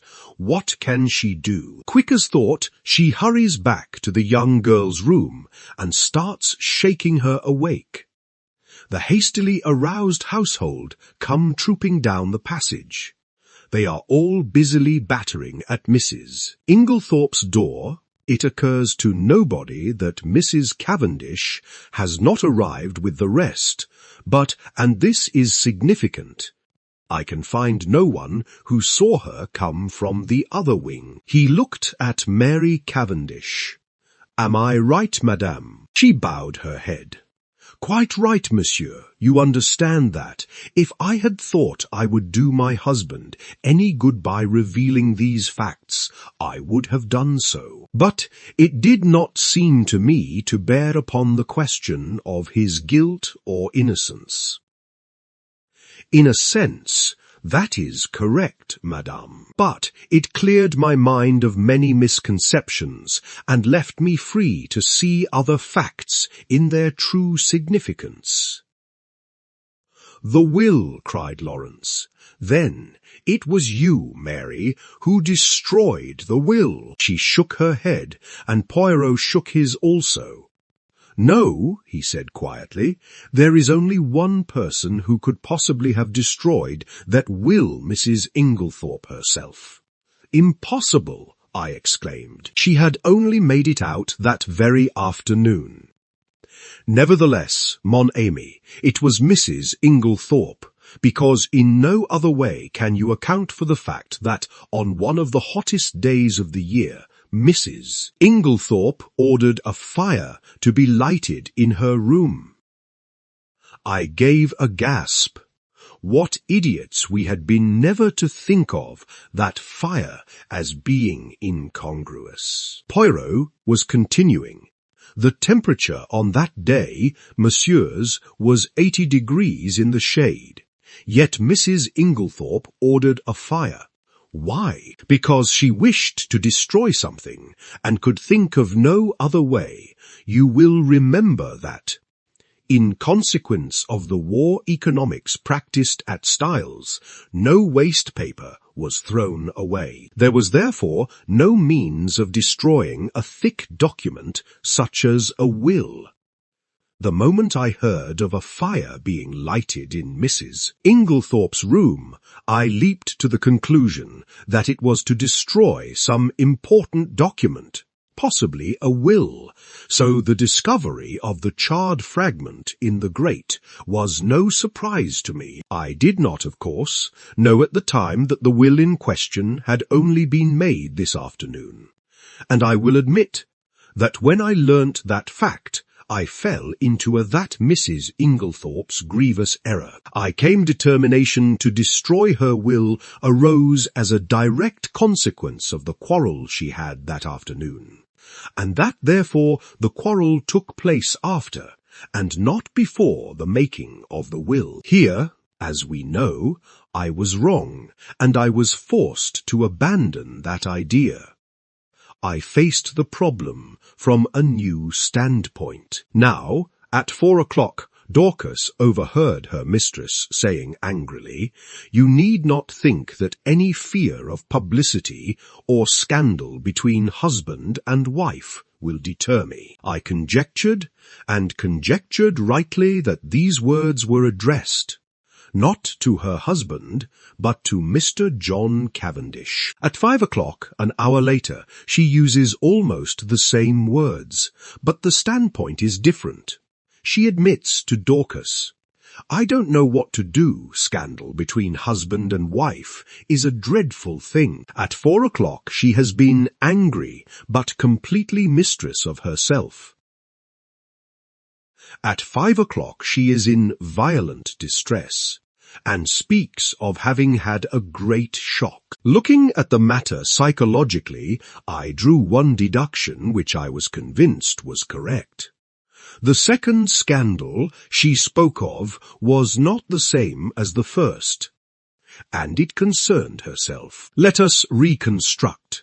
At 4 o'clock, Mrs. Inglethorp quarrels with her son, and threatens to denounce him to his wife, who, by the way, overheard the greater part of the conversation. At 4:30, Mrs. Inglethorp, in consequence of a conversation on the validity of wills, makes a will in favour of her husband, which the two gardeners witness. At 5 o'clock, Dorcas finds her mistress in a state of considerable agitation, with a slip of paper, a letter.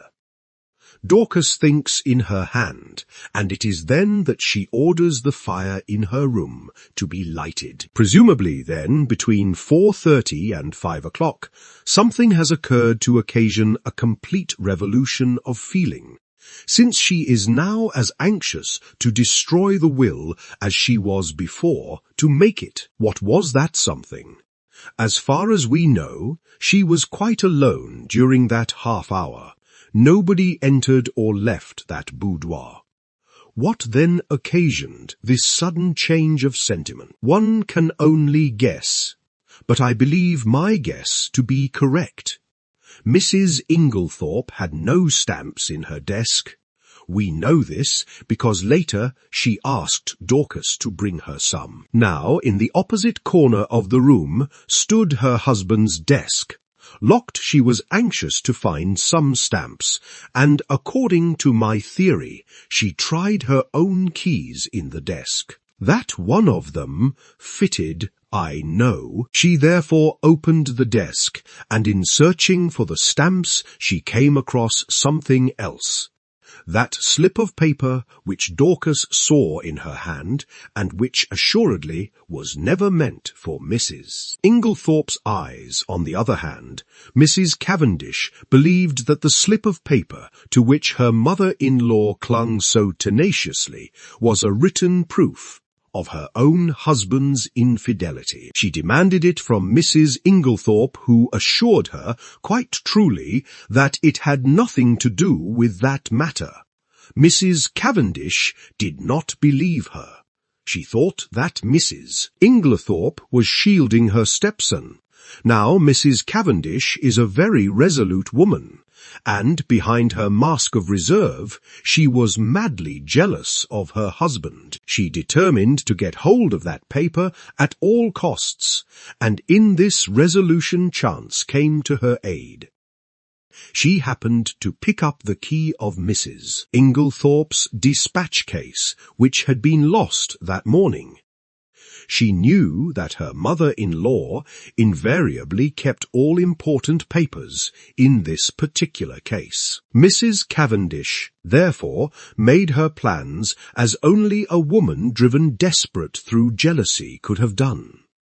Sometime in the evening she unbolted the door leading into Mademoiselle Cynthia's room. Possibly she applied oil to the hinges, for I found that it opened quite noiselessly when I tried it. She put off her project until the early hours of the morning, as being safer, since the servants were accustomed to hearing her move about her room at that time. She dressed completely in her land kit, and made her way quietly through Mademoiselle Cynthia's room into that of Mrs. Inglethorp. He paused a moment, and Cynthia interrupted, "But I should have woken up if anyone had come through my room." "Not if you were drugged, mademoiselle. Drugged, oui. You remember he addressed us collectively again, that through all the tumult and noise next door, Mademoiselle Cynthia slept."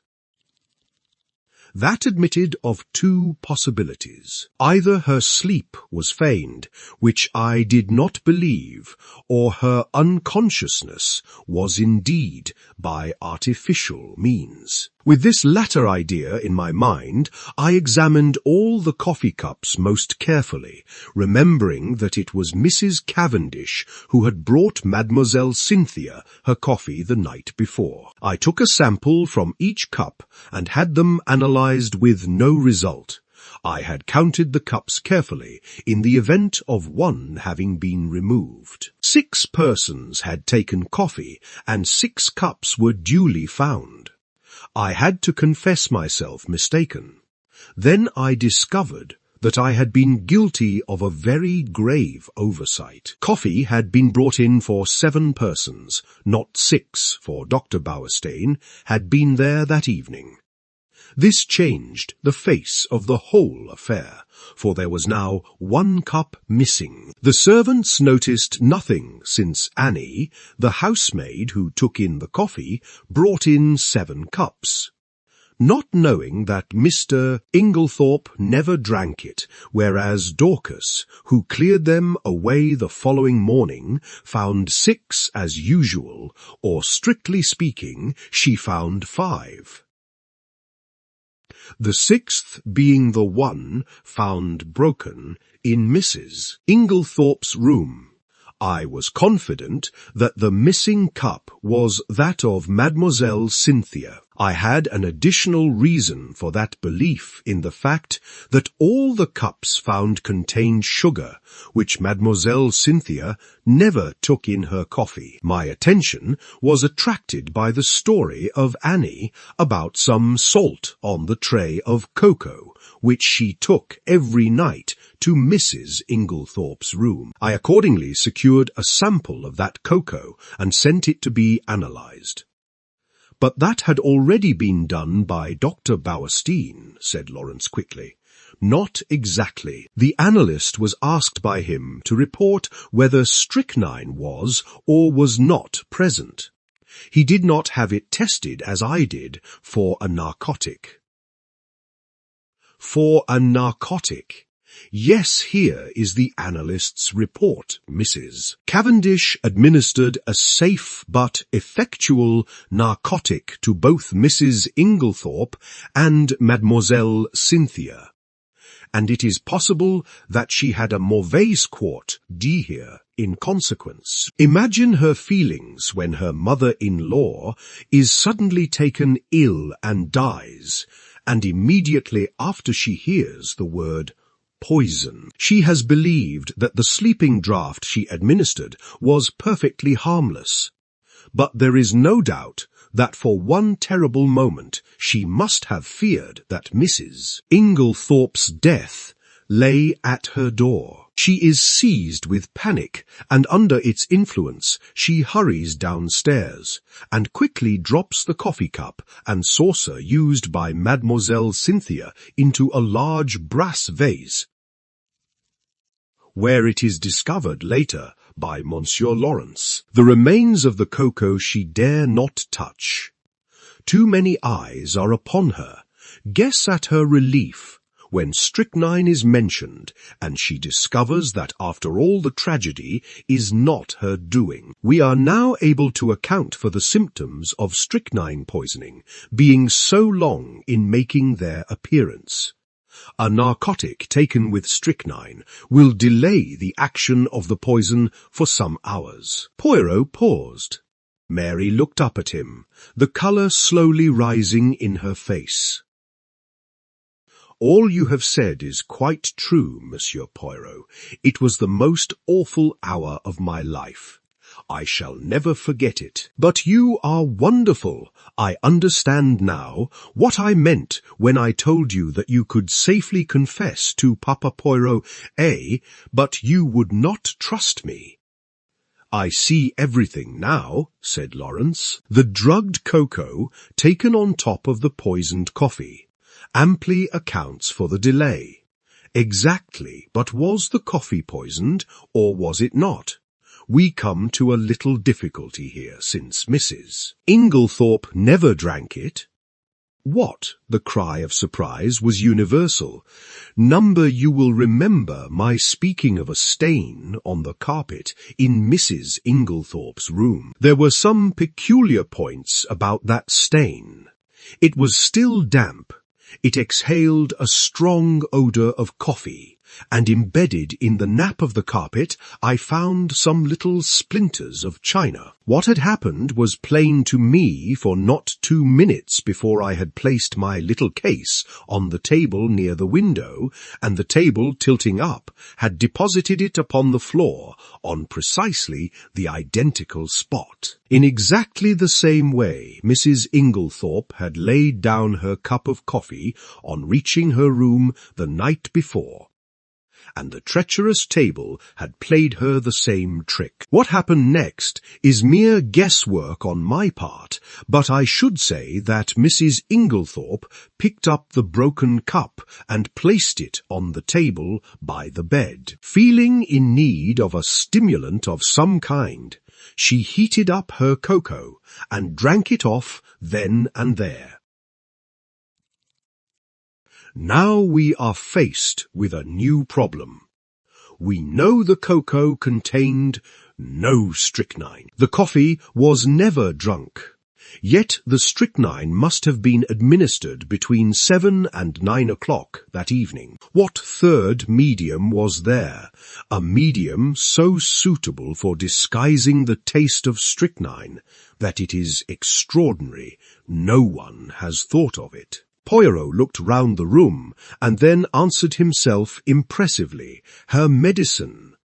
"Do you mean that the murderer introduced the strychnine into her tonic?" I cried. "There was no need to introduce it. It was already there.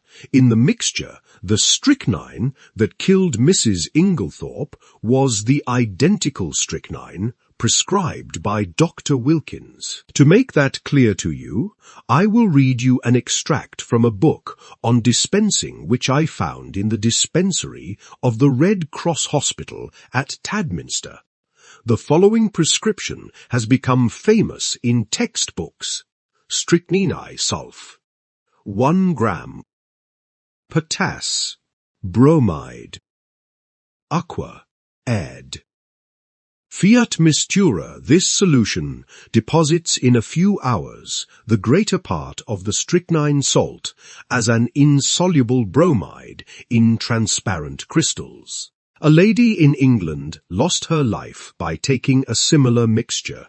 The precipitated strychnine collected at the bottom, and in taking the last dose, she swallowed nearly all of it. Now there was, of course, no bromide in Dr. Wilkins' prescription, but you will remember that I mentioned an empty box of bromide powders. 1 or 2 of those powders introduced into the full bottle of medicine would effectually precipitate the strychnine, as the book describes, and cause it to be taken in the last dose. You will learn later that the person who usually poured out Mrs. Inglethorpe's medicine was always extremely careful not to shake the bottle, but to leave the sediment at the bottom of it undisturbed. Throughout the case, there have been evidences that the tragedy was intended to take place on Monday evening.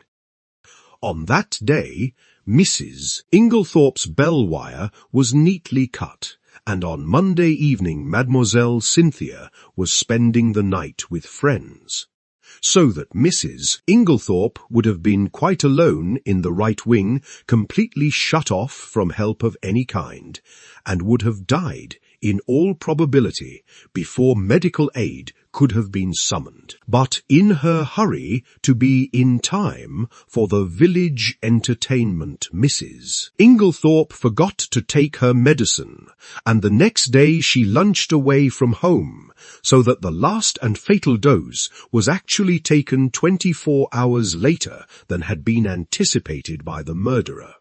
And it is owing to that delay that the final proof, the last link of the chain, is now in my hands. Amid breathless excitement, he held out 3 thin strips of paper, a letter in the murderer's own handwriting.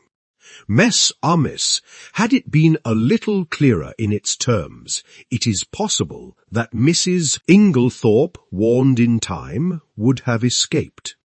As it was, she realized her danger, but not the manner of it. In the deathly silence, Poirot pieced together the slips of paper, and, clearing his throat, read, "Dearest Evelyn, you will be anxious at hearing nothing. It is all right, only it will be tonight instead of last night. You understand, there's a good time coming, once the old woman is dead and out of the way. No one can possibly bring home the crime to me. That idea of yours about the bromids was a stroke of genius. But we must be very circumspect. A false step. Here, my friends, the letter breaks off. Doubtless the writer was interrupted, but there can be no question as to his identity. We all know this handwriting, and a howl that was almost a scream broke the silence. You devil, how did you get it? A chair was overturned. Poirot skipped nimbly aside. A quick movement on his part, and his assailant fell with a crash. "Messieurs, mesdames," said Poirot, with a flourish, "let me introduce you to the murderer, Mr. Alfred Inglethorpe." Chapter 13. Poirot Explains. "Poirot, you old villain," I said, "I've half a mind to strangle you. What do you mean by deceiving me as you have done?" We were sitting in the library. Several hectic days lay behind us. In the room below, John and Mary were together once more, while Alfred Inglethorpe and Miss Howard were in custody. Now at last I had Poirot to myself, and could relieve my still burning curiosity. Poirot did not answer me for a moment, but at last he said, "I did not deceive you, mon ami. At most, I permitted you to deceive yourself." "Yes, but why?" "Well, it is difficult to explain. You see, my friend, you have a nature so honest, and a countenance so transparent, that, enfin, to conceal your feelings is impossible. If I had told you my ideas the very first time you saw Mr. Alfred Inglethorpe, that astute gentleman would have in your so expressive idiom smelt a rat, and then bonjour to our chances of catching him. I think that I have more diplomacy than you give me credit for." "My friend," besought Poirot, "I implore you, do not enrage yourself. Your help has been of the most invaluable. It is but the extremely beautiful nature that you have which made me pause." "Well," I grumbled, a little mollified, "I still think you might have given me a hint." "But I did, my friend. Several hints. You would not take them. Think now, did I ever say to you that I believed John Cavendish guilty? Did I not, on the contrary, tell you that he would almost certainly be acquitted? Yes, and did I not immediately afterwards speak of the difficulty of bringing the murderer to justice? Was it not plain to you that I was speaking of two entirely different persons?" "No," I said, "it was not plain to me." "Then again," continued Poirot, "at the beginning did I not repeat to you several times that I didn't want Mr. Inglethorp arrested now? That should have conveyed something to you. Do you mean to say you suspected him as long ago as that?" "Yes, to begin with, whoever else might benefit by Mrs. Inglethorp's death, her husband would benefit the most. There was no getting away from that. When I went up to Styles with you that first day, I had no idea as to how the crime had been committed. But from what I knew of Mr. Inglethorp, I fancied that it would be very hard to find anything to connect him with it. When I arrived at the Château, I realized at once that it was Mrs. Inglethorp who had burnt the will, and there, by the way, you cannot complain, my friend, for I tried my best to force on you the significance of that bedroom fire in midsummer." Yes, I said impatiently. "Go on." "Well, my friend, as I say, my views as to Mr. Inglethorp's guilt were very much shaken. There was, in fact, so much evidence against him that I was inclined to believe that he had not done it." "When did you change your mind?" "When I found that the more efforts I made to clear him, the more efforts he made to get himself arrested. Then, when I discovered that Inglethorp had nothing to do with Mrs. Raikes, and that in fact it was John Cavendish who was interested in that quarter, I was quite sure. But why? Simply this. If it had been Inglethorp who was carrying on an intrigue with Mrs. Raikes, his silence was perfectly comprehensible. But when I discovered that it was known all over the village that it was John who was attracted by the farmer's pretty wife, his silence bore quite a different interpretation. It was nonsense to pretend that he was afraid of the scandal, as no possible scandal could attach to him. This attitude of his gave me furiously to think, and I was slowly forced to the conclusion that Alfred Inglethorp wanted to be arrested.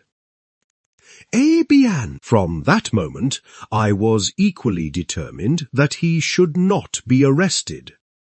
Wait a minute, I don't see why he wished to be arrested. Because, mon ami, it is the law of your country that a man once acquitted can never be tried again for the same offence. Aha, but it was clever, his idea.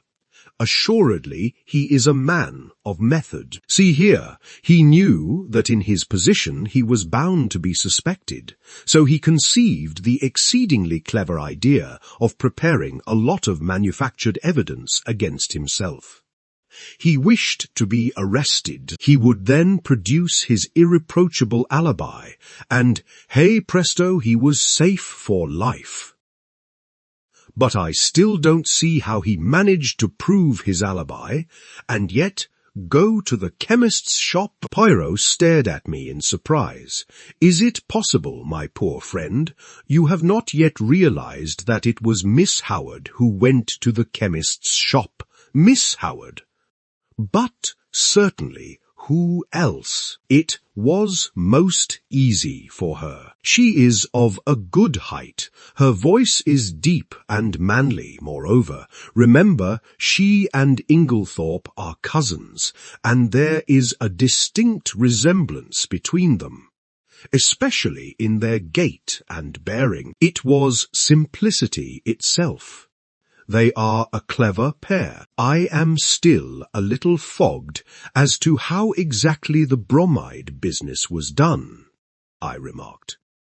Bon, I will reconstruct for you as far as possible. I am inclined to think that Miss Howard was the mastermind in that affair. You remember her once mentioning that her father was a doctor. Possibly she dispensed his medicines for him, or she may have taken the idea from one of the many books lying about when Mademoiselle Cynthia was studying for her exam. Anyway, she was familiar with the fact that the addition of a bromide to a mixture containing strychnine would cause the precipitation of the latter. Probably the idea came to her quite suddenly. Mrs. Inglethorp had a box of bromide powders which she occasionally took at night. What could be easier than quietly to dissolve one or more of those powders in Mrs. Inglethorp's large-sized bottle of medicine when it came from Coutts? The risk is practically nil. The tragedy will not take place until nearly a fortnight later. If anyone has seen either of them touching the medicine, they will have forgotten it by that time. Miss Howard will have engineered her quarrel and departed from the house. The lapse of time and her absence will defeat all suspicion. Yes, it was a clever idea. If they had left it alone, it is possible the crime might never have been brought home to them. But they were not satisfied. They tried to be too clever, and that was their undoing. Poirot puffed at his tiny cigarette, his eyes fixed on the ceiling. They arranged a plan to throw suspicion on John Cavendish by buying strychnine at the village chemist's and signing the register in his hand. On Monday, Mrs. Inglethorp will take the last dose of her medicine. On Monday, therefore, at 6 o'clock, Alfred Inglethorp arranges to be seen by a number of people at a spot far removed from the village. Miss Howard has previously made up a cock and bull story about him, and Mrs. Raikes to account for his holding his tongue afterwards. At 6 o'clock, Miss Howard, disguised as Alfred Inglethorp, enters the chemist's shop with her story about a dog, obtains the strychnine, and writes the name of Alfred Inglethorp in John's handwriting, which she had previously studied carefully. But, as it will never do if John too can prove an alibi, she writes him an anonymous note, still copying his hand, which takes him to a remote spot where it is exceedingly unlikely that anyone will see him. So far, all goes well. Miss Howard goes back to Midlingham. Alfred Inglethorp returns to Styles. There is nothing that can compromise him in any way, since it is Miss Howard who has the strychnine, which, after all, is only wanted as a blind to throw suspicion on John Cavendish. But now a hitch occurs. Mrs. Inglethorp does not take her medicine that night. The broken bell, Cynthia's absence, arranged by Inglethorp through his wife, all these are wasted, and then he makes his slip. Mrs. Inglethorp is out, and he sits down to write to his accomplice, who he fears may be in a panic at the non-success of their plan. It is probable that Mrs. Inglethorp returned earlier than he expected. Caught in the act, and somewhat flurried, he hastily shuts and locks his desk. He fears that if he remains in the room, he may have to open it again, and that Mrs. Inglethorp might catch sight of the letter before he could snatch it up. So he goes out and walks in the woods, little dreaming that Mrs. Inglethorp will open his desk and discover the incriminating document. But this, as we know, is what happened. Mrs. Inglethorp reads it and becomes aware of the perfidy of her husband and Evelyn Howard, though, unfortunately, the sentence about the bromides conveys no warning to her mind. She knows that she is in danger, but is ignorant of where the danger lies. She decides to say nothing to her husband, but sits down and writes to her solicitor, asking him to come on the morrow, and she also determines to destroy immediately the will which she has just made. She keeps the fatal letter. It was to discover that letter, then, that her husband forced the lock of the dispatch case. Yes, and from the enormous risk he ran we can see how fully he realized its importance.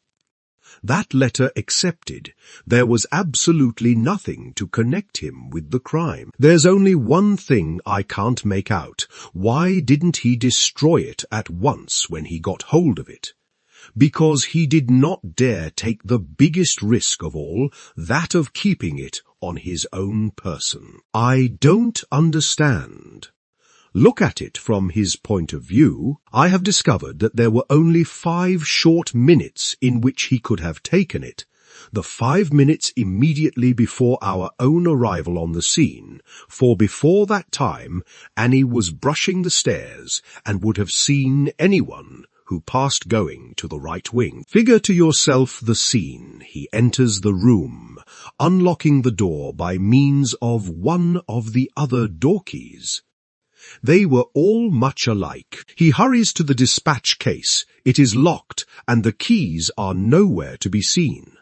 That is a terrible blow to him, for it means that his presence in the room cannot be concealed as he had hoped. But he sees clearly that everything must be risked for the sake of that damning piece of evidence. Quickly, he forces the lock with a penknife and turns over the papers until he finds what he is looking for. But now a fresh dilemma arises. He dare not keep that piece of paper on him. He may be seen leaving the room. He may be searched. If the paper is found on him, it is certain doom. Probably, at this minute, too, he hears the sounds below of Mr. Wells and John leaving the boudoir. He must act quickly. Where can he hide this terrible slip of paper? The contents of the waste paper basket are kept and in any case are sure to be examined. There are no means of destroying it, and he dare not keep it. He looks round and he sees— What do you think, mon ami? I shook my head. In a moment he has torn the letter into long thin strips, and rolling them up into spills, he thrusts them hurriedly in amongst the other spills in the vase on the mantelpiece. I uttered an exclamation. No one would think of looking there, Poirot continued. And he will be able at his leisure to come back and destroy this solitary piece of evidence against him. Then all the time it was in the spill vase in Mrs. Inglethorp's bedroom, under our very noses. I cried. Poirot nodded. Yes, my friend, that is where I discovered my last link, and I owe that very fortunate discovery to you. To me, yes? Do you remember telling me that my hand shook as I was straightening the ornaments on the mantelpiece? Yes, but I don't see— No, but I saw. Do you know, my friend, I remembered that earlier in the morning, when we had been there together, I had straightened all the objects on the mantelpiece, and if they were already straightened, there would be no need to straighten them again. Unless, in the meantime, someone else had touched them. "Dear me," I murmured. "So that is the explanation of your extraordinary behavior. You rushed down to Styles and found it still there." "Yes, and it was a race for time. But I still can't understand why Inglethorp was such a fool as to leave it there when he had plenty of opportunity to destroy it." "Ah, but he had no opportunity. I saw to that. You, yes. Do you remember reproving me for taking the household into my confidence on the subject?"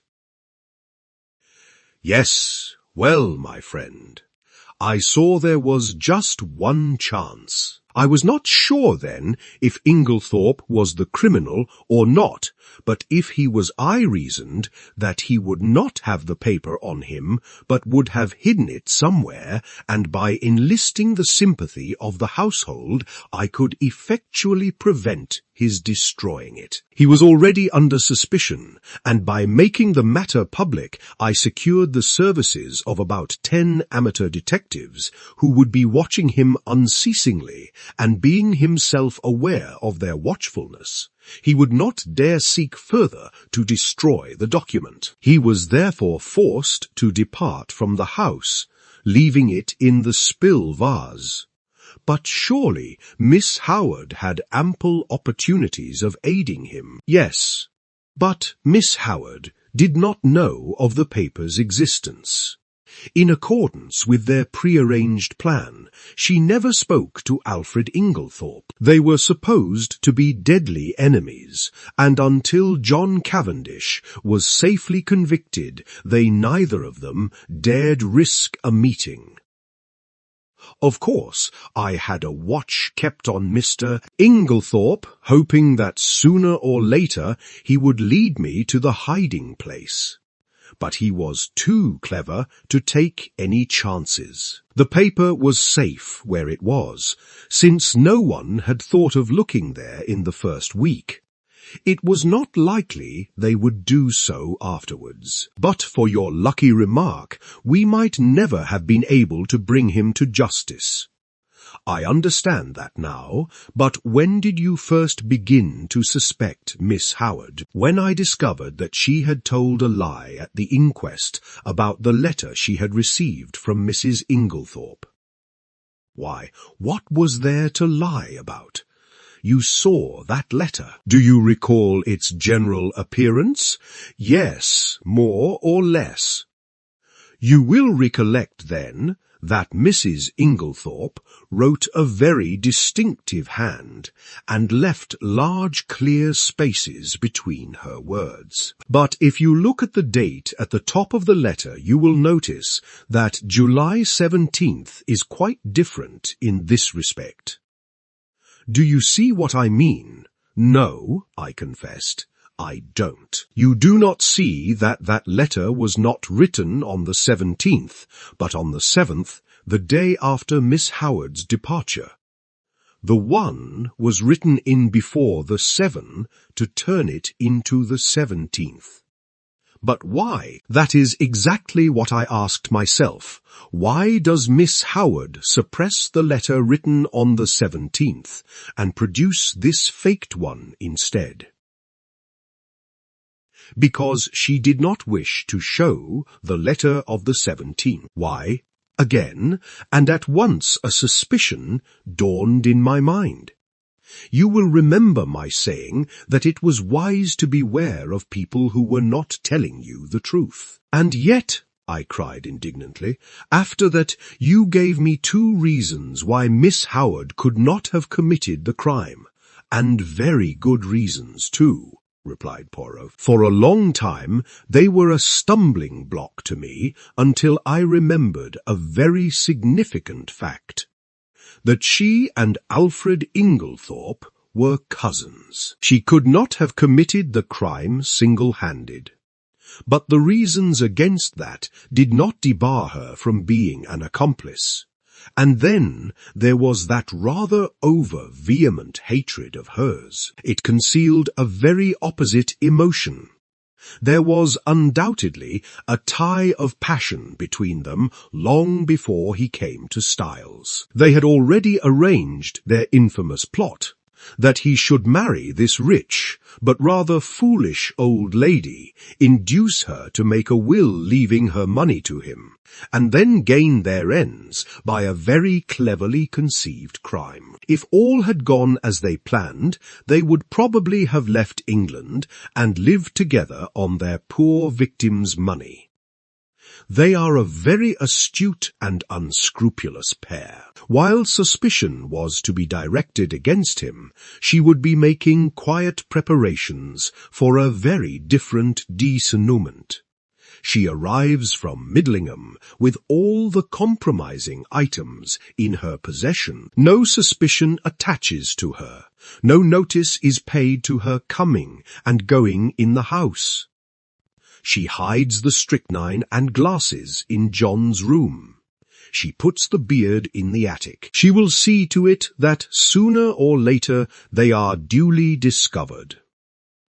I don't quite see why they tried to fix the blame on John, I remarked. It would have been much easier for them to bring the crime home to Lawrence. Yes, but that was mere chance. All the evidence against him arose out of pure accident. It must, in fact, have been distinctly annoying to the pair of schemers. His manner was unfortunate, I observed thoughtfully. Yes, you realize, of course, what was at the back of that.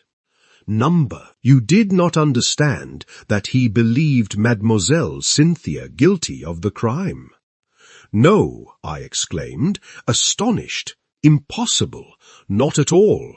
I myself nearly had the same idea. It was in my mind, when I asked Mr. Wells that first question about the will. Then there were the bromide powders which she had made up, and her clever male impersonations, as Dorcas recounted them to us.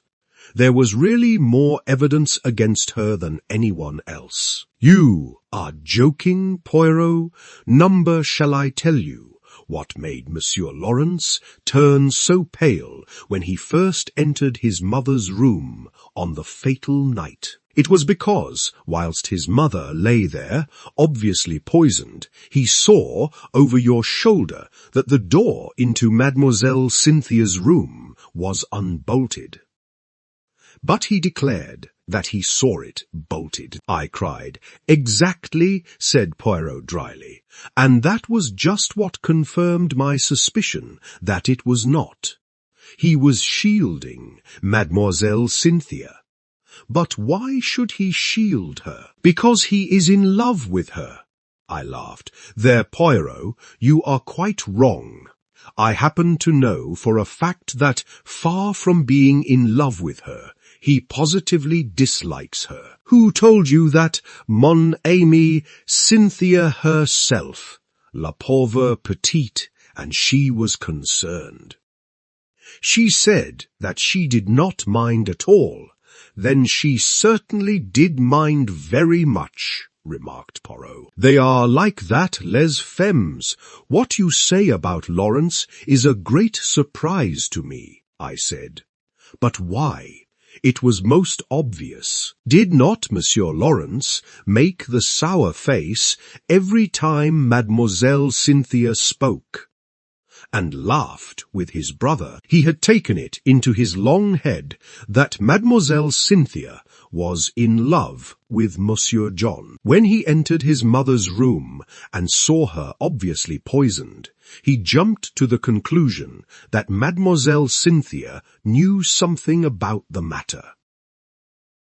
He was nearly driven desperate. First, he crushed the coffee cup to powder under his feet, remembering that she had gone up with his mother the night before, and he determined that there should be no chance of testing its contents. Thenceforward he strenuously and quite uselessly upheld the theory of death from natural causes. And what about the extra coffee cup? I was fairly certain that it was Mrs. Cavendish who had hidden it, but I had to make sure. Monsieur Lawrence did not know at all what I meant, but on reflection he came to the conclusion that if he could find an extra coffee cup anywhere, his lady love would be cleared of suspicion, and he was perfectly right. One thing more, what did Mrs. Inglethorp mean by her dying words? They were, of course, an accusation against her husband. "Dear me, Poirot," I said with a sigh, "I think you have explained everything. I am glad it has all ended so happily. Even John and his wife are reconciled." "Thanks to me." "How do you mean, thanks to you, my dear friend? Do you not realize that it was simply and solely the trial which has brought them together again? That John Cavendish still loved his wife. I was convinced also that she was equally in love with him. But they had drifted very far apart. It all arose from a misunderstanding. She married him without love. He knew it.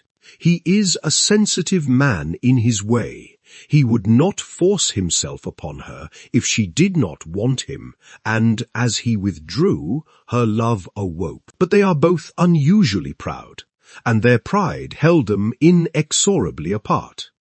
He drifted into an entanglement with Mrs. Raikes, and she deliberately cultivated the friendship of Dr. Bauerstein. Do you remember the day of John Cavendish's arrest, when you found me deliberating over a big decision?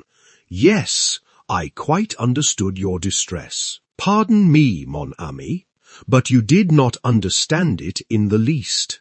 I was trying to decide whether or not I would clear John Cavendish at once. I could have cleared him, though it might have meant a failure to convict the real criminals. They were entirely in the dark as to my real attitude up to the very last moment, which partly accounts for my success. Do you mean that you could have saved John Cavendish from being brought to trial? Yes, my friend, but I eventually decided in favor of a woman's happiness. Nothing but the great danger through which they have passed could have brought these two proud souls together again. I looked at Poirot in silent amazement, the colossal cheek of the little man. Who on earth but Poirot would have thought of a trial for murder as a restorer of conjugal happiness? "I perceive your thoughts, mon ami," said Poirot, smiling at me. "No one but Hercule Poirot would have attempted such a thing, and you are wrong in condemning it. The happiness of one man and one woman is the greatest thing in all the world." His words took me back to earlier events. I remembered Mary as she lay white and exhausted on the sofa, listening. There had come the sound of the bell below. She had started up. Poirot had opened the door, and meeting her agonized eyes had nodded gently. "Yes, madam," he said. "I have brought him back to you." He had stood aside, and as I went out, I had seen the look in Mary's eyes as John Cavendish had caught his wife in his arms. "Perhaps you are right, Poirot," I said gently. "Yes, it is the greatest thing in the world." Suddenly there was a tap at the door, and Cynthia peeped in. "Come in," I said, springing up. She came in, but did not sit down. "I only wanted to tell you something." "Yes," Cynthia fidgeted with a little tassel for some moments, then suddenly exclaiming, "You dears," kissed first me and then Poirot, and rushed out of the room again. "What on earth does this mean?" I asked, surprised. It was very nice to be kissed by Cynthia, but the publicity of the salute rather impaired the pleasure. It means that she has discovered Monsieur Lawrence does not dislike her as much as she thought, replied Poirot philosophically. But here he is. Lawrence at that moment passed the door. Monsieur Lawrence, called Poirot, we must congratulate you, is it not so? Lawrence blushed and then smiled awkwardly. A man in love is a sorry spectacle. Now Cynthia had looked charming. I sighed. What is it, mon ami? Nothing, I said sadly. They are two delightful women, and neither of them is for you. Finished Poirot, never mind. Console yourself, my friend. We may hunt together again. Who knows? And then, the end. Thank you for listening to the Classic Audiobooks. Don't forget to like and subscribe to join our community and never miss a masterpiece. New classic audiobooks are released 3 times a week.